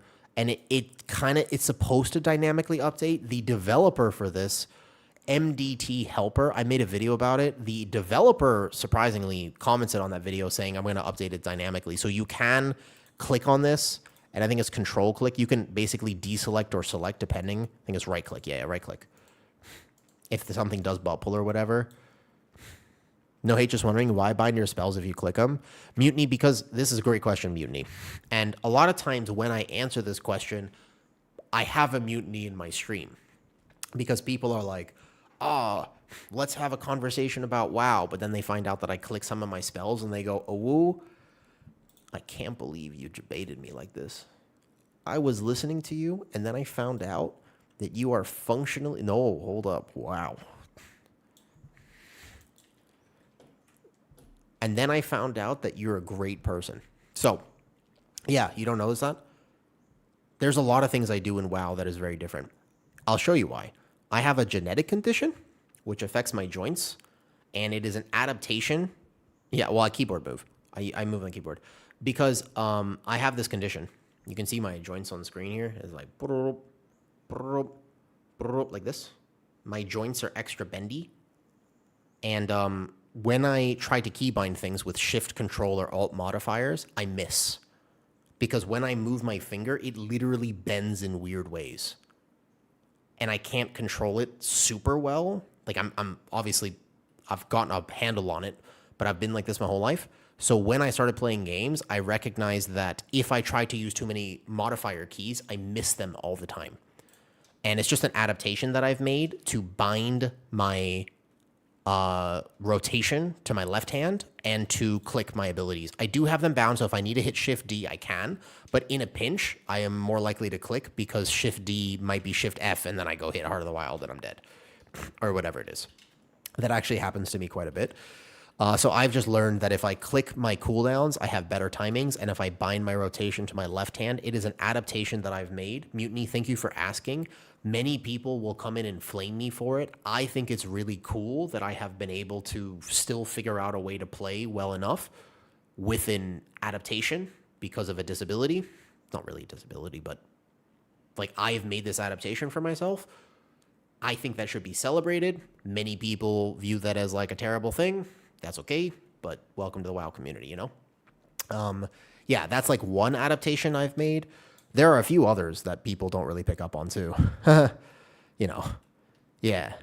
No, I appreciate that. I appreciate that. Again, sometimes people come in here and they're like way more negative with it, but they don't actually ask. Yeah. And what about it's called EDS, Ehlers-Danlos syndrome, Ophil? Why don't I use an MMO mouse? This is my mouse. Actually, my desk is up, so I can't. Let me see if I can pull it a little bit. This is my mouse. It has one button on the side and only one button. This is apparently a knockoff because it's only $5 in Thailand, but apparently people have said that it is actually not. It's like it's a death adder, but it's $5 here. So it's a knockoff. Yeah. I don't know. It's $5 in Thailand. So apparently it is not a Razer death adder. It's a cheap mouse. Works well enough. One button. Look at my right hand. Again, just an adaptation I've made. This happened. I've had this for almost 20 years. So when I was 11, I got this injury, and it severed the nerves in my right hand. I cannot feel these fingertips. These fingertips are super numb. Like if I were to go grab something out of the microwave, I won't feel it because I can't feel these. The nerve was severed. It took about 5 years, and I can feel my hand now, and I can move my fingers. But yeah. So I have this old injury. It's a pretty cool scar, right? It's the only scar I have on my body that doesn't have a cool story too. All the other scars, if you've ever noticed, like I have a bunch of other marks and stuff, is because I used to fight with blades. Not a joke. Almost all the other scars on my body are from like swords or knives or something sweet. But this one is not. This one, I was a kid. My hand went through a window. So I can't feel my fingertips, which means if I had a Razer Naga, I literally and physically would not be able to tell the difference between button 1, button 2, button 3, button 4. I don't know. I can tell that my thumb is on a button, so I can press it, but my only thing that's bound to button is kick. So my kick is bound to mouse button, but I don't do anything else with mouse button because I cannot. I have kick and I have shift click. That's it. And yes, it is hypermobile EDS, not vascular EDS. Why did your hand go through a window? So that we have to go back and identify the fact that I was a very troubled kid. When I was younger, I can give you the whole history because I can tell you now. I was diagnosed with bipolar type 1 when I was 6 years old, streamer, which is a very young age to be diagnosed, and was just a factor of my life. Mental illness ran my life for a very long time. And I was just troubled. It was a fair diagnosis. I would black out rage and bite people when I was my mind wasn't quite there. I believe that the reason for the early onset of this was because a long time ago, when I was 9 months old, there was a reaction I had where my lungs stopped working. So they had to rush me to the hospital. And then from that point, I had significant lung problems. And I developed very bad asthma. But on top of that, my lungs, I would just stop breathing. So I was developmentally delayed, diagnosed. It's actually on my medical file too. I can't say the word, but it is officially, I am, by the way, it's like mentally, I have that as official diagnosis. So my brain and my body just developed a little bit weird because I couldn't breathe properly. And they had to rush me to the hospital a lot. We lived right next to the hospital and they knew us by name. We would literally just go. Every night I would like lay down and just couldn't breathe. So the idea was, right. All right, Jolie, no problem. Of course, I'll talk about this a lot. I look back on it and I can identify a series of events that might have led to the issues I had. I used to think, but before I knew all that and before we actually understood that one of the triggers for bipolar disorder is steroids. And the way that you treat this asthma and the lung issues I had was heavy clinical doses of albuterol. And I was a 9-month-old infant. So when you dose a young kid with albuterol like an infant, they're going to develop some problems. I wish the doctors told me the problems that I would develop because it might have saved me a lot of strife when I was older. But magically, the story is here, I survived, which I wasn't supposed to. And so they probably didn't even think about telling my parents what might happen to me later because they were like, I mean, we'll give it our best shot. And that's basically the story. So my hand went through a window because when I was 11, I had an episode, I blacked out, and then I was raging. My room at that point, by the way, I didn't even have a door. You can ask my mom about this. If you ever get to meet her one day and she's on stream, ask her about it. By that point, I was 11. Dude, my room was empty. The only thing I had in my room was a mattress because I basically tried to, well, hold up, Twitch. I tried to hurt myself all the time. I was very depressed. And so I didn't have any objects in my room. I wasn't allowed like toys or this or whatever. I didn't have a door because I used to smash my head very hard against the door. But they didn't remove the windows. And so what happened is the therapists at that point were all recommended that when I would black out, just let me rage. You can't stop it. Just let it happen. And then I'll tire myself out and I'll fall asleep. And so that was the prevailing theory at that point, was just let it happen. But they didn't remove the windows. So, hand went through a window. Yeah. 235 stitches or something like this. Small stitches, but still. That was the story. These are not, you can ask my family about this. None of my stories are cap. They're very real. I just had a random life. My development path was not quite like your development path. Yeah, I don't focus on the specifics too much, streamer, because when I talk about the fact that you don't actually need to understand everything that somebody's gone through, I say it because if I expected people to understand the things I've been through, I would be very alone. I would be so alone. There is statistically not many people who would understand many of the things that I went through. But streamer, I don't actually know what you've been through either. I don't know, Moonglance, exactly what your life has been, and anyone else that's listening, I don't know the exact version of events that have led to you, that have led to this. But I bet you felt depressed before. And I bet you've struggled with anxiety and maybe feeling a little awkward, or perhaps like you don't fit in, or perhaps even more extreme, like you might be an alien that's been put on this earth, and you might question whether you're even human. I know that because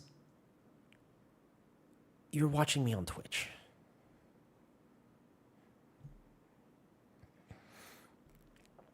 But also because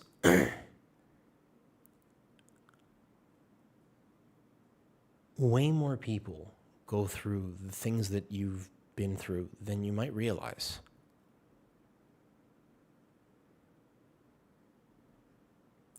You're not actually alone. You can convince yourself that you are, but you're not.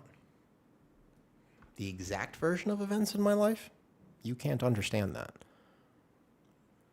The feelings of despair and hopelessness I went through, you can understand that, probably. And it's actually my choice to decide if I want to isolate myself by saying no one will ever understand me, or if instead I want to say there might be people who have felt even something similar to what I have felt at different points in my life. That's a choice. And I don't normally like to give advice in terms of a lecture, but trust me, one of those choices is way better than the other. Mental health matters. It can feel so overwhelming to go through the things that you go through.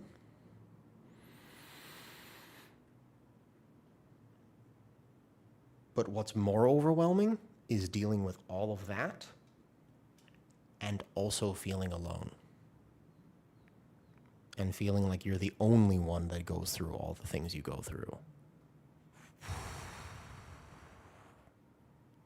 That's too much. It's already enough. It's already borderline too much without feeling that extra part.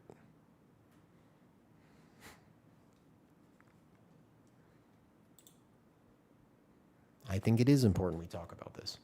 I don't mean to be to have solutions for you. I don't. I cannot solve your problems. But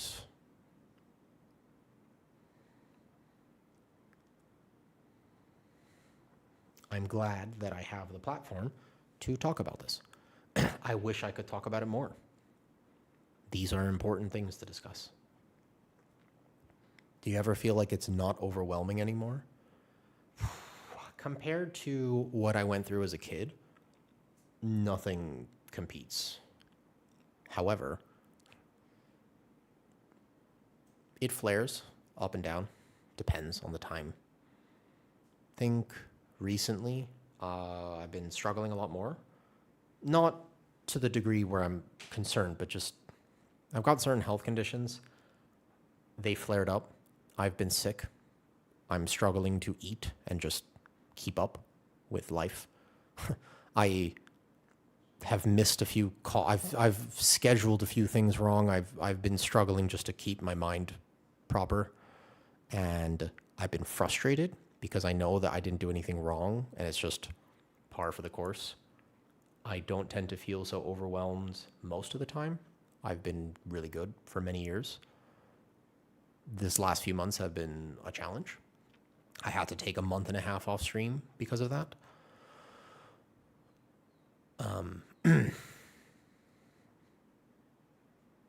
It has been tough. I am slowly but surely recovering, getting better.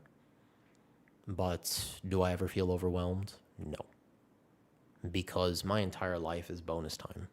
I really feel like I wasn't supposed to survive the things I went through as a kid. There were a lot of kids that I grew up around, and they're not here today.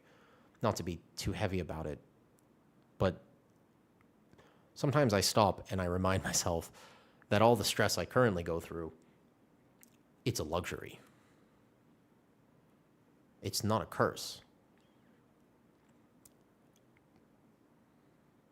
It sucks that I get lightheaded and sometimes struggle to form thoughts, and I wish I could stream longer hours sometimes because I like streaming, but I don't feel so well. I wish I could work on so many more things. Bruh, I get to work. Sometimes it sucks that my joints do weird things.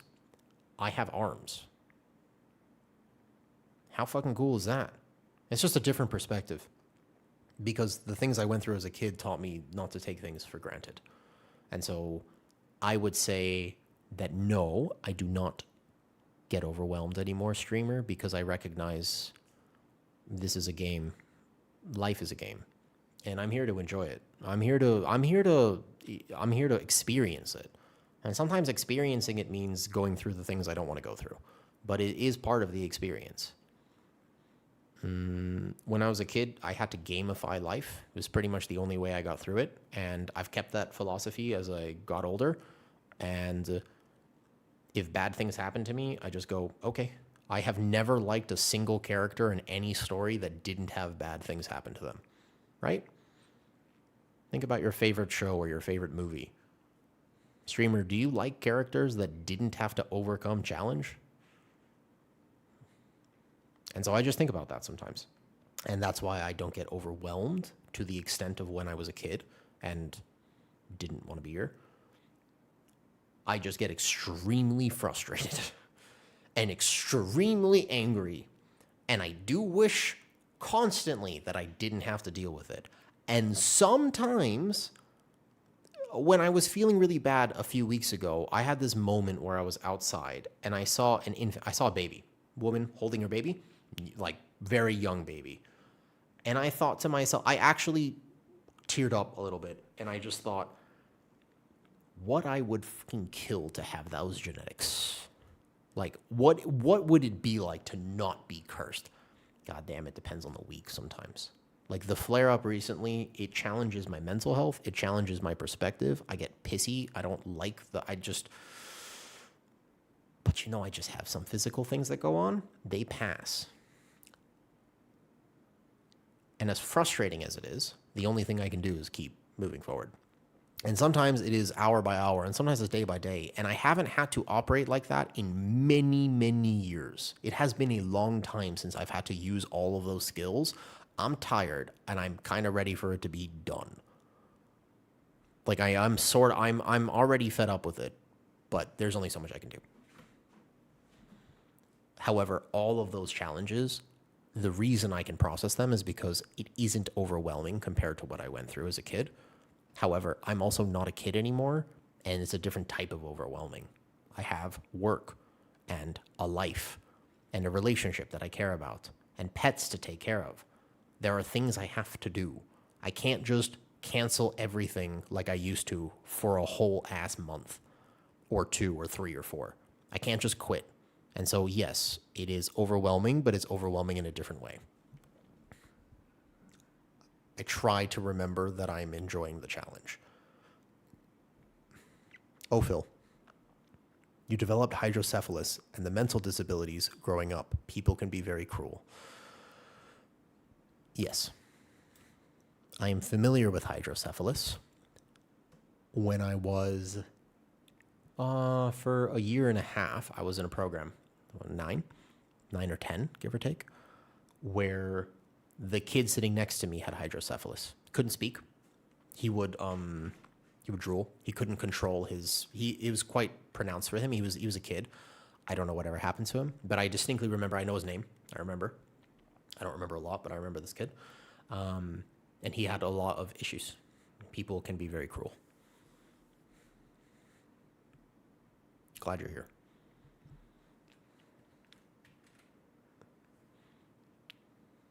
I wish I could take this entire conversation and post it. I wish I could share it more publicly. I don't know how to do that. I would like to talk more about mental health and physical health because I am somebody who has had the unique privilege, and it is a privilege, of being on both sides of this coin, where for the majority of my life, I was just so sick all the time. And I still carry with me the frustration and the anger for that. I still carry with me the feeling like I was cursed somehow. But at the same time, I have achieved a level of health and success that is miraculous.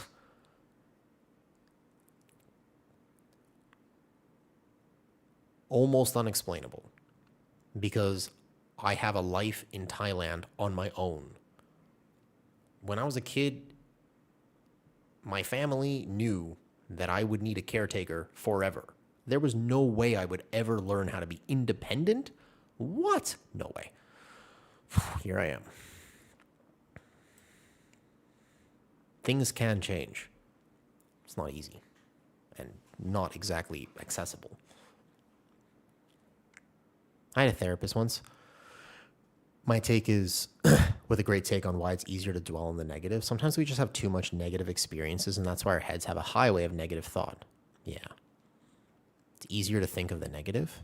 Of course, I'll talk about time. I actually want to do an in real life Thailand stream. I was going to make it a stream goal. I completely forgot today. My gimbal is getting delivered back in about a week, and I was going to put a stream goal for in real life Thai stream, because normally I like to do special things with it. But if I do special things with it, I need money. So I was going to have this here. You tell me what you think about this. Is this weird to have as a stream goal? Like, in real life Thailand stream. Thank you for the sub, Ophil. And thank you for sharing your experiences. It is not so easy to talk about that. What is this? Something like, when we hit this many bits, or this much, I will do an in real life Thai stream so that I can take Kitty out.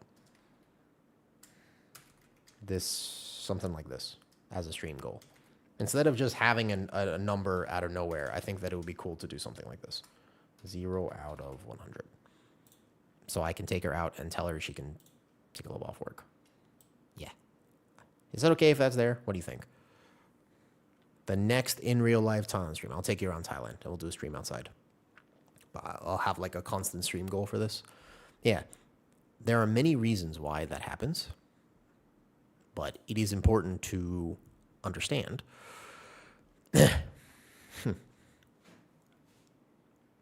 Your brain is designed to protect you. Not therapist, but as somebody who's been through a lot. Sometimes it's just easier. Sometimes you really just want to know you exist. And it's easy to understand that you're here when you're sitting on the tip of a spear. Does that make sense?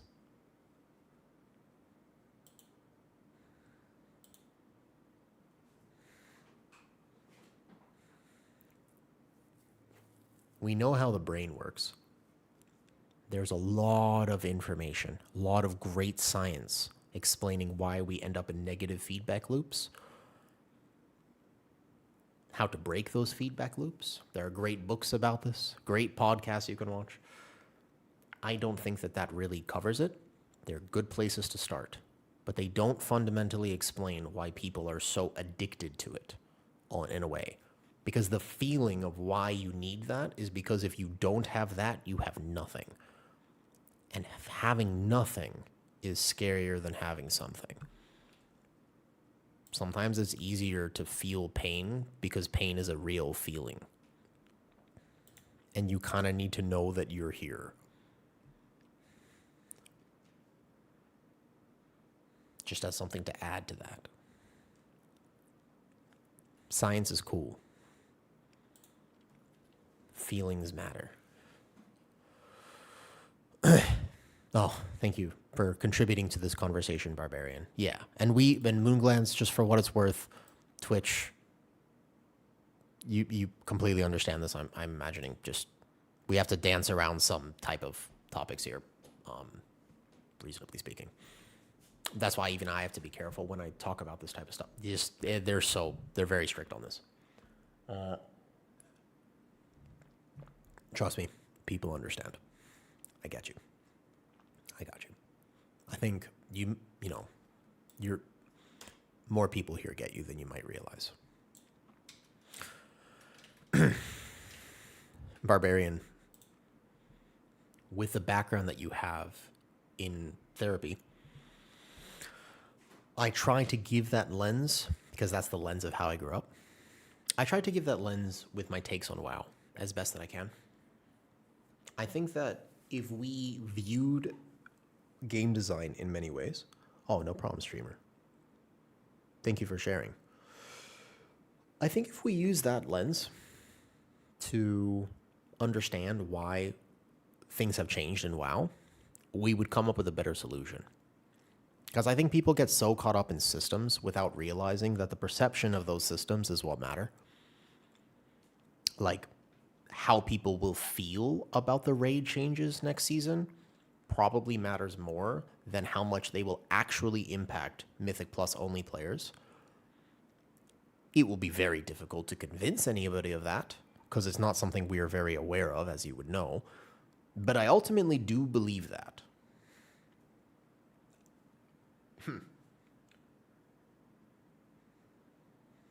Wait. Oh, my gimbal's already delivered. That's cool.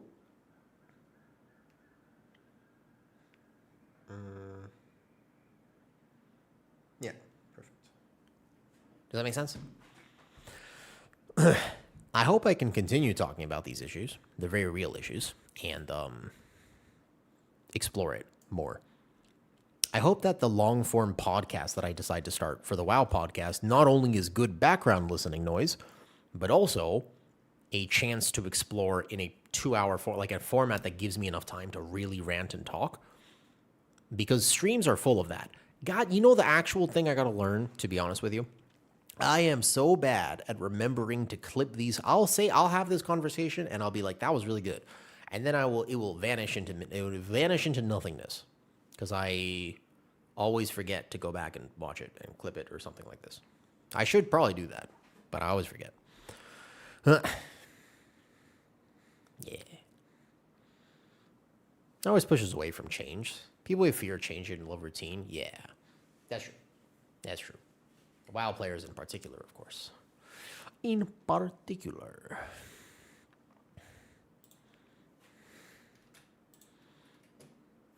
Tomorrow, we should be able to test PTR. I'm imagining that PTR is back up tomorrow. Unsure. I am excited to experience King's Rest and Temple of Sithralis for the very first time, considering I have actually never played those dungeons. I've heard bad things. Is it actually as bad as people tell me it is? I don't know. But I will be excited to find out. Zero clue, actually. No idea. Yes? Oh, boy. But they have released a lot of changes. That is something to know. They've released a ton of changes. Did you guys have the last boss of Temple will pan out with the current changes? I was curious about the Ruby Life Pool changes. Ruby Life Pool was also significantly changed going into next season. I read the notes and I was like, oh, I know that dungeon. It was changed a lot. Very interesting how much it was changed. They removed the dot. The first boss is kickable on top of the fact that now we have directional. That's the best part, actually. Hold up. Have we been having this long conversation listening to Cupid's Chokehold Breakfast in America? My bad. Stargazer cheered bits. Thank you for the bits. I'm going to put this. This is all going toward a goal now for what it is worth. Stargazer, I have set a goal where I will do an IRL stream once we hit a certain amount. And that is, we're now going toward that goal. Any bits or gifted something. I actually probably should clarify how this works. But any amounts of gifted anything. Thank you. We are now $1 closer to this. I wanted to let you know that what you're doing here is creating... Thank you. Appreciate that, Barbarian Beast.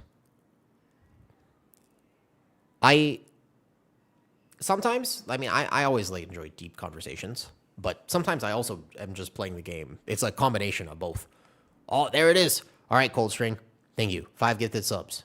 I will count each gifted sub as... Wait, what? 2.5. Thank you. Thank you, Hecky. I like the stream for a few days. I'm listening. Now I know I accidentally... 5 wrote the heart condition. Most people who meet him have no idea. Yeah. There's a lot of kids that suffer without knowing, you know? And there aren't that many Twitch chats by nature of how this website works. Thank you, Cold String. There really aren't that many Twitch chats that are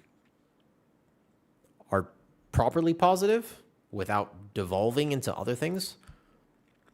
I hope, and I will actually, I don't hope, I will make sure that my community is that always. Like, my Discord is a place where people can feel safe to ask questions and learn about the game. I will caution against sharing too much of this in Discord. Don't do that. But while I'm streaming, we can have these conversations. Okay, all right. In real life Thai stream is coming sooner than we think. It is now 13. I will count each one as 2.5. 2.5 times 5. 12.5. I'll round it. 13. Thank you, Coldstream. I still don't know what I'm going to do for this next Thai stream, but I'll figure it out. Yeah, but so I will make sure that my community... Barbarian, I'm not just passionate about the mental health side of things and the physical health side of things, but also just... Goddamn, I despise... There's a whole other rant. I'll probably extend this a little bit. I despise when somebody is trying to learn about World of Warcraft and they ask a question that might be a silly question and then get absolutely shit on in class discords. Oh my God, I really dislike that. Coldstring, as you are learning how to tank and you are in a position where your group is trying to progress some of the new dungeons, feel free to ask me any questions. I will answer it as best I can. There are many different ways to play World of Warcraft, and not everybody should be trying a route for plus 25. At the same time, there are things to understand. I will try my best to help you. Because I cannot stand when somebody wants to learn about a game and then gets told that they are trolling and just, you know, that response that you just see a lot in different, not just class discords, but communities. I hate that. Like, if you're willing to ask about a game, you care enough. You don't need to be told that you suck on top of all that. That's just not cool. And it's also incorrect. So, yeah. I will do my best to learn and then be able to share with you. I just hate that. Yeah. What's up, Cartridge? Hey, you know what I mean? Like, do you say, oh, can I play this talent? Do you like the talent? Is it cool? It's 1% less good than the other talent. Play it. Goddamn. You know how many do you actually remember to use this? You don't want to play it? Don't play it. It's fine. Drop something or play something else. That's cool. You do you, man. And if more people were willing to actually just kind of do that, I feel like this would, yeah. Just, and also passive, like at the beginning of this season, Cartridge, all the brews were playing Black Ox brew. Bro, just swap it. You're gonna, and actually by the end of the season, all brews had already kind of swapped anyways. You're gonna have such a better time. You're not using that button correctly. Just swap. You know what I mean? And it was just one of those things where I was like, sometimes passive talents are way better for most people. That's cool. That's not a problem. That's actually a good thing. I'm glad that those exist. And it's the same thing where Cartridge, you're a tank. You're a raid tank, right? Bro, thank you, Stargazer. All right, bet. It's me. No, Cartridge, you're a raid tank. And you play CE. Like, you raid hardcore. Hardcore enough. I don't know exactly what guild rank you're in, but you enjoy raid and you play all the different tanks in raid. Dude, Puzzle Box simming, I guess for raid it's actually a little better. The fact that Puzzle Box simmed the highest for all tanks, and therefore every tank was chasing it and were like, oh, I got it in my vault, I'm going to take it immediately. And then tried to play that Trinket and Keys was really not good. And I was trying to tell people, I was like, don't do it.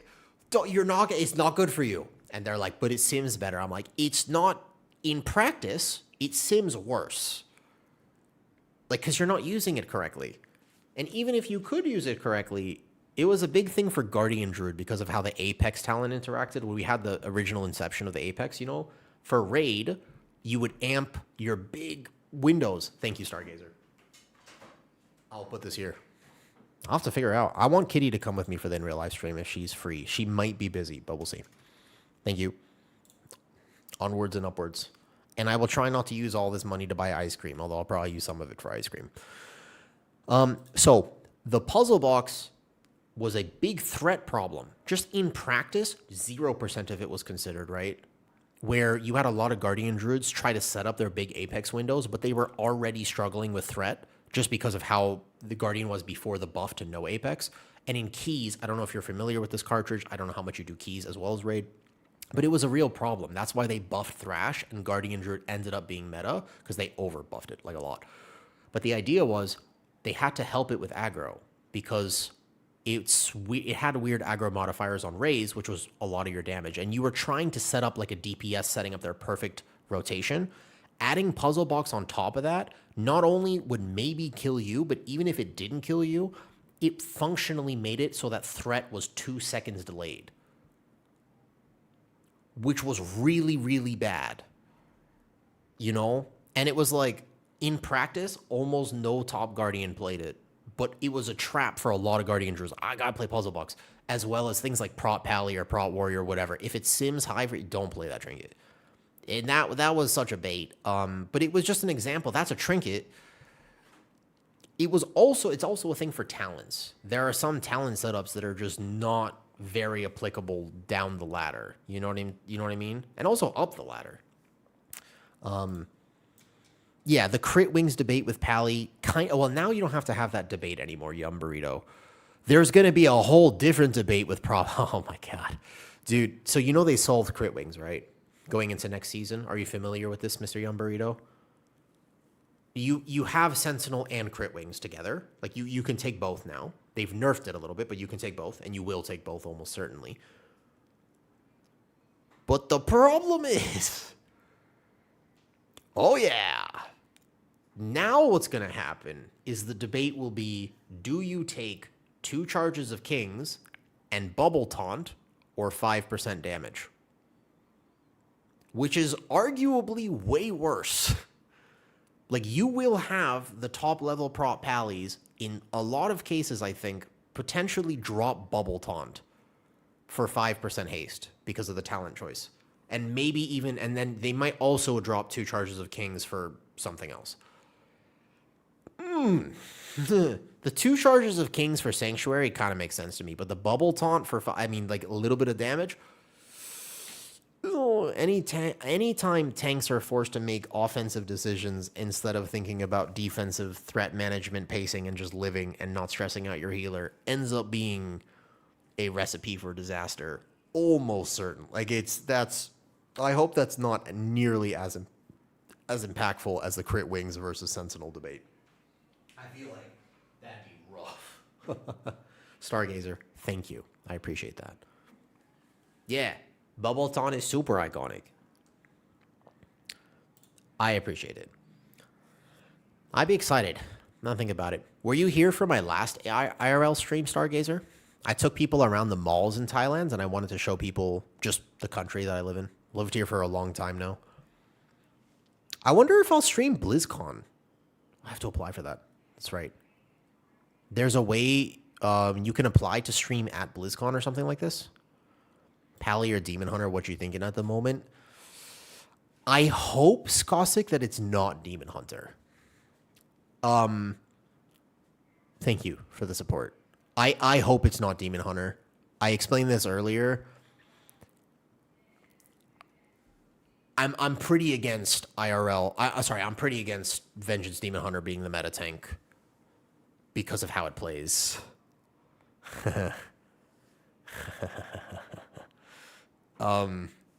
Not that I am like hating on it for no reason. It's just a lot of VDHs just kind of jump into a pull and die.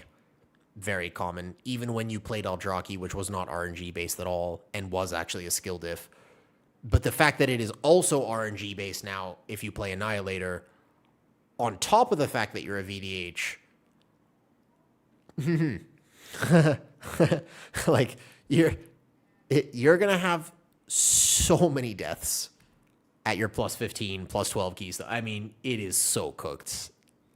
Unless they overtune it like crazy, but even then, even when it was meta in Season 2 of The War Within, the amount of times you would have VDHs leap, dead, it was very common.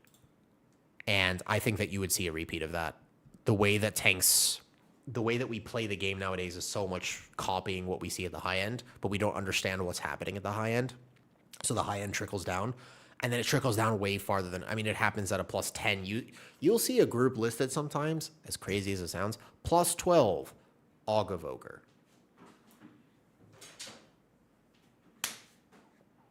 No. Incorrect. Wrong. I normally don't say that things are wrong, but that one is not correct. You know what I mean?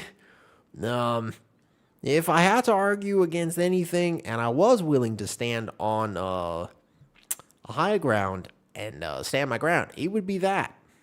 You do not need an Ogavoker for your 12.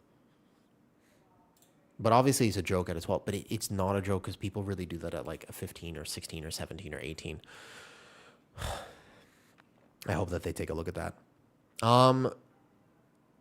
Tonight, I don't know if I'll have time to record a video that I want to do. Cartridge, I have a solution, one potential solution for dungeon design and how to help tanks. I've thought about it a lot over the last few months. I've made a lot of videos talking about it a bunch. Oh shit, what's this? Moonglands gifting subs now. Damn.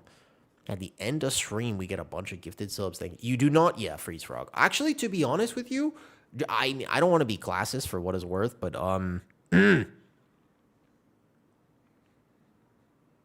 you probably do better if you just don't take Ogavoker at all, because it's very hard to play Og. It's actually not easy to play Og. I would agree with that, Skosik. I think they need to change the Apex and maybe give back Demonic. I think that I don't understand why they removed Demonic from VDH, because it made you have a weird relationship with Feldev, first of all, but also no other tanks also still have a bunch of buttons. VDH got like their extra button removed in the pruning, but didn't actually need to. Thank you for the gifted sub. Moonglands, thank you for just hanging out today. I really do appreciate the conversations. We'll go back. I go back and forth. You never know what you're going to see. Is this your first time in my stream, Moonglands, today? This is a surprisingly common... This is actually... It is? The other day, we had an hour-long conversation on divorce and marriage. This is just how it is. And then we talked about WoW after that. Yeah. Like, I remember that was a good one. I know that was a good one because I got in trouble for that conversation. I like it when you look to do something on an alt for fun. There's like a plus 18 relax and a plus 12 competitive. Oh, yeah. We just go back and forth. You never know what you're going to show up as. Yeah. He's a mystery. It's like opening a loot box, except without the predatory monetization. You hit the easy topics after talking WoW pugs. Yeah. That's the easiest topic. I actually thought I thought we had a great conversation about divorce and marriage. I thought that I almost wanted to take it and it was like, could be a form of divorce therapy for people who might be going through something like that. I thought I had a lot of good points. But I said one thing in that conversation, which apparently landed me in some hot water, which was that I don't think I would be... I was married, by the way, and I'm currently in a relationship. We got divorced a while ago. I got married young. And it was a very difficult time, of course. But I said I don't think I would be ready to get married for another 10 years. And then later that night, I was sitting next to my girlfriend, and she was just really... I clearly did something to upset her. And I was like, what's up? She was like, 10 years, huh? And I was like, fuck. Whoops. Ooh, my bad. So what I meant was 8 years, and that didn't help. So, whoops. Yeah. I went from the hot water into the boiling hot water. What's up, Copter? The gaming philosopher. I just like conversations. She is half Thai, half UK. She's both. She has a complicated backstory as well. Yeah. She had 10 years change after, yeah. If you count from when I met her, it would be... We met a long time ago. And the circumstances, yeah. Sounds anytime she wants. 10 to 8 was... I wasn't going to lie. I mean, the answer isn't 1. It's somewhere between these numbers. I don't have a specific... I mean, it's still fresh. You know? Yeah. I said, by the way, it was like 90 positive things. I said I was like I was high regard for this current relationship, and then just that one thing. But I don't think anybody would take my side here. And it's obviously, I'm mostly joking. She wasn't actually upset with me. But I did think it was funny. Kind of. Sort of funny.